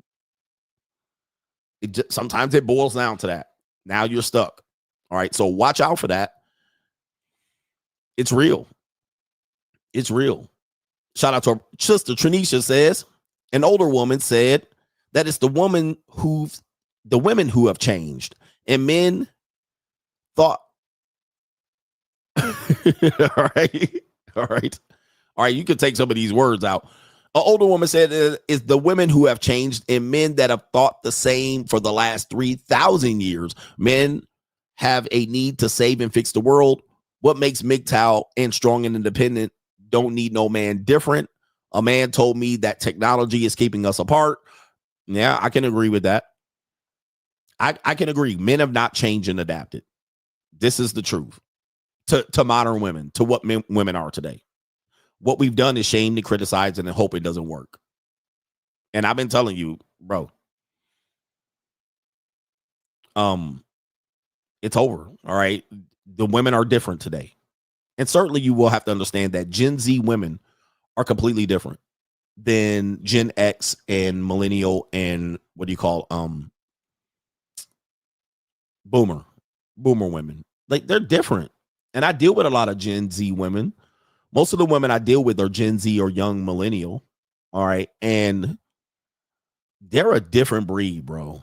They don't know what they don't know. This is what older people have to understand. They don't know what they don't know. They don't know about 1990. They don't know about 2006 and 2004. They don't know anything about 1950. And whatever they know about it, they want nothing to do with it. This is I'm telling you flat out. And I want to say that's 80% of Gen Z. You're going to find every now and then 20% of women somewhere in a podunk town will want some of that. But 80% of Gen Z women, they like what? Do what? Huh? They want a boyfriend, but be independent. That's their biggest sell point. That's their biggest line. They're like, I want a boyfriend, put your ass on a fucking mantle. When I'm done with you, go out there and be independent without you being all in my hair and my business. Then when I need you, I take you off the fucking mantle. And then you do and tap dance the way I want you to tap dance. And then when I'm done, put your ass on the mantle, go out there, fuck, party, snort coke, go to EDC, go to motherfucking Rolling Loud, shake my ass, go to Stagecoach and Coachella, come back to their boyfriend, simp ass niggas sitting right there. That's their ideal of a relationship. These are women in their 20s. They don't know nothing about no cooking and no motherfucking cleaning, bro. They can't cook. They can't cook. So they're like, so people have to realize that men that are way past that, it's already cooked unless you want a woman that age. Like, who are you marrying? Old bitches and old niggas? Right? They can't cook. Them bitches Uber eating, microwaving shit. They can barely microwave shit. They lazy. They're lazy lot of women. They're lazy. And they can put pussy out there real quick. All right, I ain't got it. Put some pussy out there. They fuck like jackrabbits. They fuck like it's no tomorrow. All right. Fucking means nothing to Gen Z. Like having sex, like Gen X women had to be like, oh, I have a reputation about my fucking. Gen Z women don't have a reputation about their fucking. They can lily lick, take on a trans nigga, all right, fuck a whole nigga. They don't give a fuck. It matters none to them, bro. And they can fuck a whole nigga in front of their boyfriend and be like, what's the problem? They don't. That's Gen Z women. That's the whole lot of them. All right. That's 60-80% of them. And they can't even see themselves having a baby out their little pussy hole. They like, what? A baby? Like, what? I'll do that later and think about it. Man, maybe we'll have one kid and that's it. All right, they're like, squeeze a baby through this? Oh, hell no. All right, I once had a 10, 12-inch nigga, and that's about it. All right, so especially if they're liberal, which is going to be the vast majority of them, you ain't getting that, bro. Y'all trying to drag these women back. Y'all trying to drag Gen Z women back to 1950. Right? No way, bro. You ain't dragging Gen Z women back to 1950. At all, bro. Hell no. They on TikTok, doom scrolling. They'd rather do that than listen to your goofy ass. Shit. All right, there ain't no way. Johnny Las Vegas, he says most points you make regarding dating and relationships is 100% correct, but you're telling us to reject faith and conform to objectivism and narcissism and debauchery. In other words, do as thou wilt. Isn't this the textbook definition of Satanism? I didn't tell you to do it. I'm telling you what I'm gonna do. All right. I'm not telling you what to do. So if you want to be loyal and down for your faith and you don't want to give in to the secular world and all of these things and the Holy Ghost guides you and you want to stay down and dirty and, you know, wait and put Holy Ghost oil on everybody and hope everybody doesn't want to burn in the eternal flame, that's your bag. All right. I'm not telling you to do anything. I'm telling you what the fuck I'm going to do. All right. But again, now you trying to put the Bible on me and call it Satanism. I don't know what to tell you, man. Don't put the Bible on me. I was sitting up in church faithful. All right. Reading the scriptures, the holy scriptures, and for all that sinned and fallen short of the glory of God and all of that. And for God so loved the world, he gave his only son, and forever whoever believeth in him shall have their sins forgiven and live eternally, whatever it is. All right. But hey, that's what I'm saying. They'll have everlasting life. All right. All of that. And Jesus wept and Jesus walked. And in that day, all right. And forgive us for our, here we go right here. Forever and ever and amen. Fuck. But y'all was out here motherfucking throwing your dick and pussy around the whole time in the church. All right, don't put that shit in me, bro. I ain't in it. My name is Bennett, and I ain't in it. I'm trying to think of another one. And in that day, 7 women will be called to one man to erase their sins and throw their coochies around. Isaiah 4:1. An ancient man says, had to cut off a regular I used to visit because she moved in with her boyfriend. Wow, she moved her boyfriend in. I didn't feel safe, and she made an issue because it was his bed. I was done. Wowzers. Yo, these women are diabolical out here, bro. These women are diabolical. So she was a regular you used to sleep with her. She moved her boyfriend in. They sleep in that bed, and she wanted you to knock the Mario coins out of her in the bed they sleep in. Woo! Men, wowzers. It's bad out here, bro. It is nuts. That's insane. All right, we got our brother here. Let's see here. Hustle every day. So men or Batman and women the Joker. I think you meant men are Batman and women are the Joker. Jeff and Elon ain't traditional. What the fuck you is? Yep, nobody's traditional at this point. All right, traditionalism is a grift. I mean, there's no possible way you people could say they're in a traditional marriage or relationship. All right, and what is that based off of? What year is that based off of? It's normally 1950s. Like, come on, man. All right, what happened to traditionalism where I get to sell my daughter for a cow or some land? All right. No government name. My family tried to hook me up with a single mom of 2 that's around my age. Her baby daddy did nothing for her but give her bruises and a hard stick. He says right here, it's not just about providing. They want you to be subservient. Have you ever had a person hook you up with a person and you realize how low of a level of a nigga they think you are? You like, yeah, damn. They be like, oh, I got a wonderful woman for you. You got to meet her. All right, she's so great. She's a wonderful woman. Boy, when you meet her, she going to be, I had this shit, bro. And every time they do this, it's a low level, low quality woman, single mama, busted, all right, fat, overweight, 37. Like, what? Bitch, you know I fuck with women in their late teens or early 20s. You gonna bring this old 37-year-old single mama all dressed up. She all overweight, bulging out of her pants and jeans. Like, what? Are you crazy? This is insulting. Nigga, I need to, man, please. Don't why I oughta. And then they wait till you right up in front of her face and shit. Oh, well, here she is, and she turns around and she looking at your ass like that bitch from Into Society. Like, what?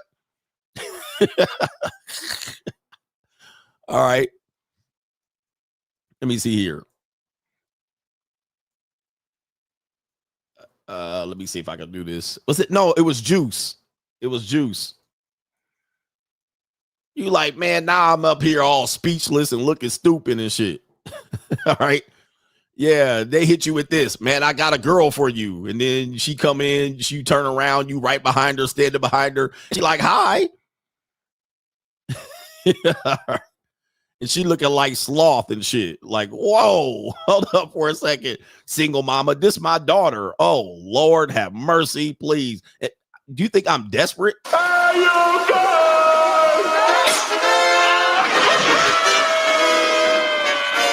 Teeth all fucked up. You like, what? Like, this is a reclamation project. This woman is broken, busted. Do I look like this? Do I look like I'm this desperate? You're hooking me up with this? Man, please leave me alone. You get this bitch out of my face. It's a whole damn humiliation ritual. Shout out to Guru, says the whole bonding thing is them using emotions to bind men when they can no longer use physical appeal to our instinct to protect our spawn with neoteny because they are withered. Esther Vilar talked about it in the Polygamous Sex book. Men's lust is replaced by duty over time. That is a win right there. That's the winning formula, right? That is the winning formula. I want you to listen to that. All right. It says right here, he says the whole bonding emotional thing for them is to bind men when they can no longer appeal to them physically. When they can no longer appeal to our instinct to protect them with their youth, fertility, and beauty. Okay. Men's lust is replaced by duty over time. That sums it up. That sums up the whole stream. So now they can't appeal to us physically. They can't appeal to us, our instinct to protect them. They can't appeal to our instinct to marry them because of their looks. They can't appeal to us sexually, all right, because they've already been sexed out. You've been sexed out. They can't appeal to us with their youth. And then, boom. Now we got to be duty. Now it's duty. Duty this, do this. He got to do this and do that. When there's better, prettier looking women and younger women that you can go for. All right. All right. That is actually great summation of the entire thing. And of course, men are in a situation where I think they live so much through women that they have declined as a species.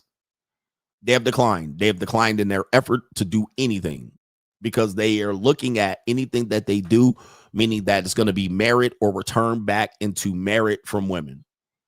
So have men become better? I think not. I think women have just started to outperform them in a lot of metrics that they measure. Okay. Men continue to do what they normally do. Women perform at a metric that is better than they usually have, which is the average performance and burden for the average guy. An average ugly guy is doing just as good as they are. So yes, women have gotten better. They are doing better, but men have gotten worse because they don't see any reason to produce or perform or protect or provide. So they like, I don't need to do better. I can live like this.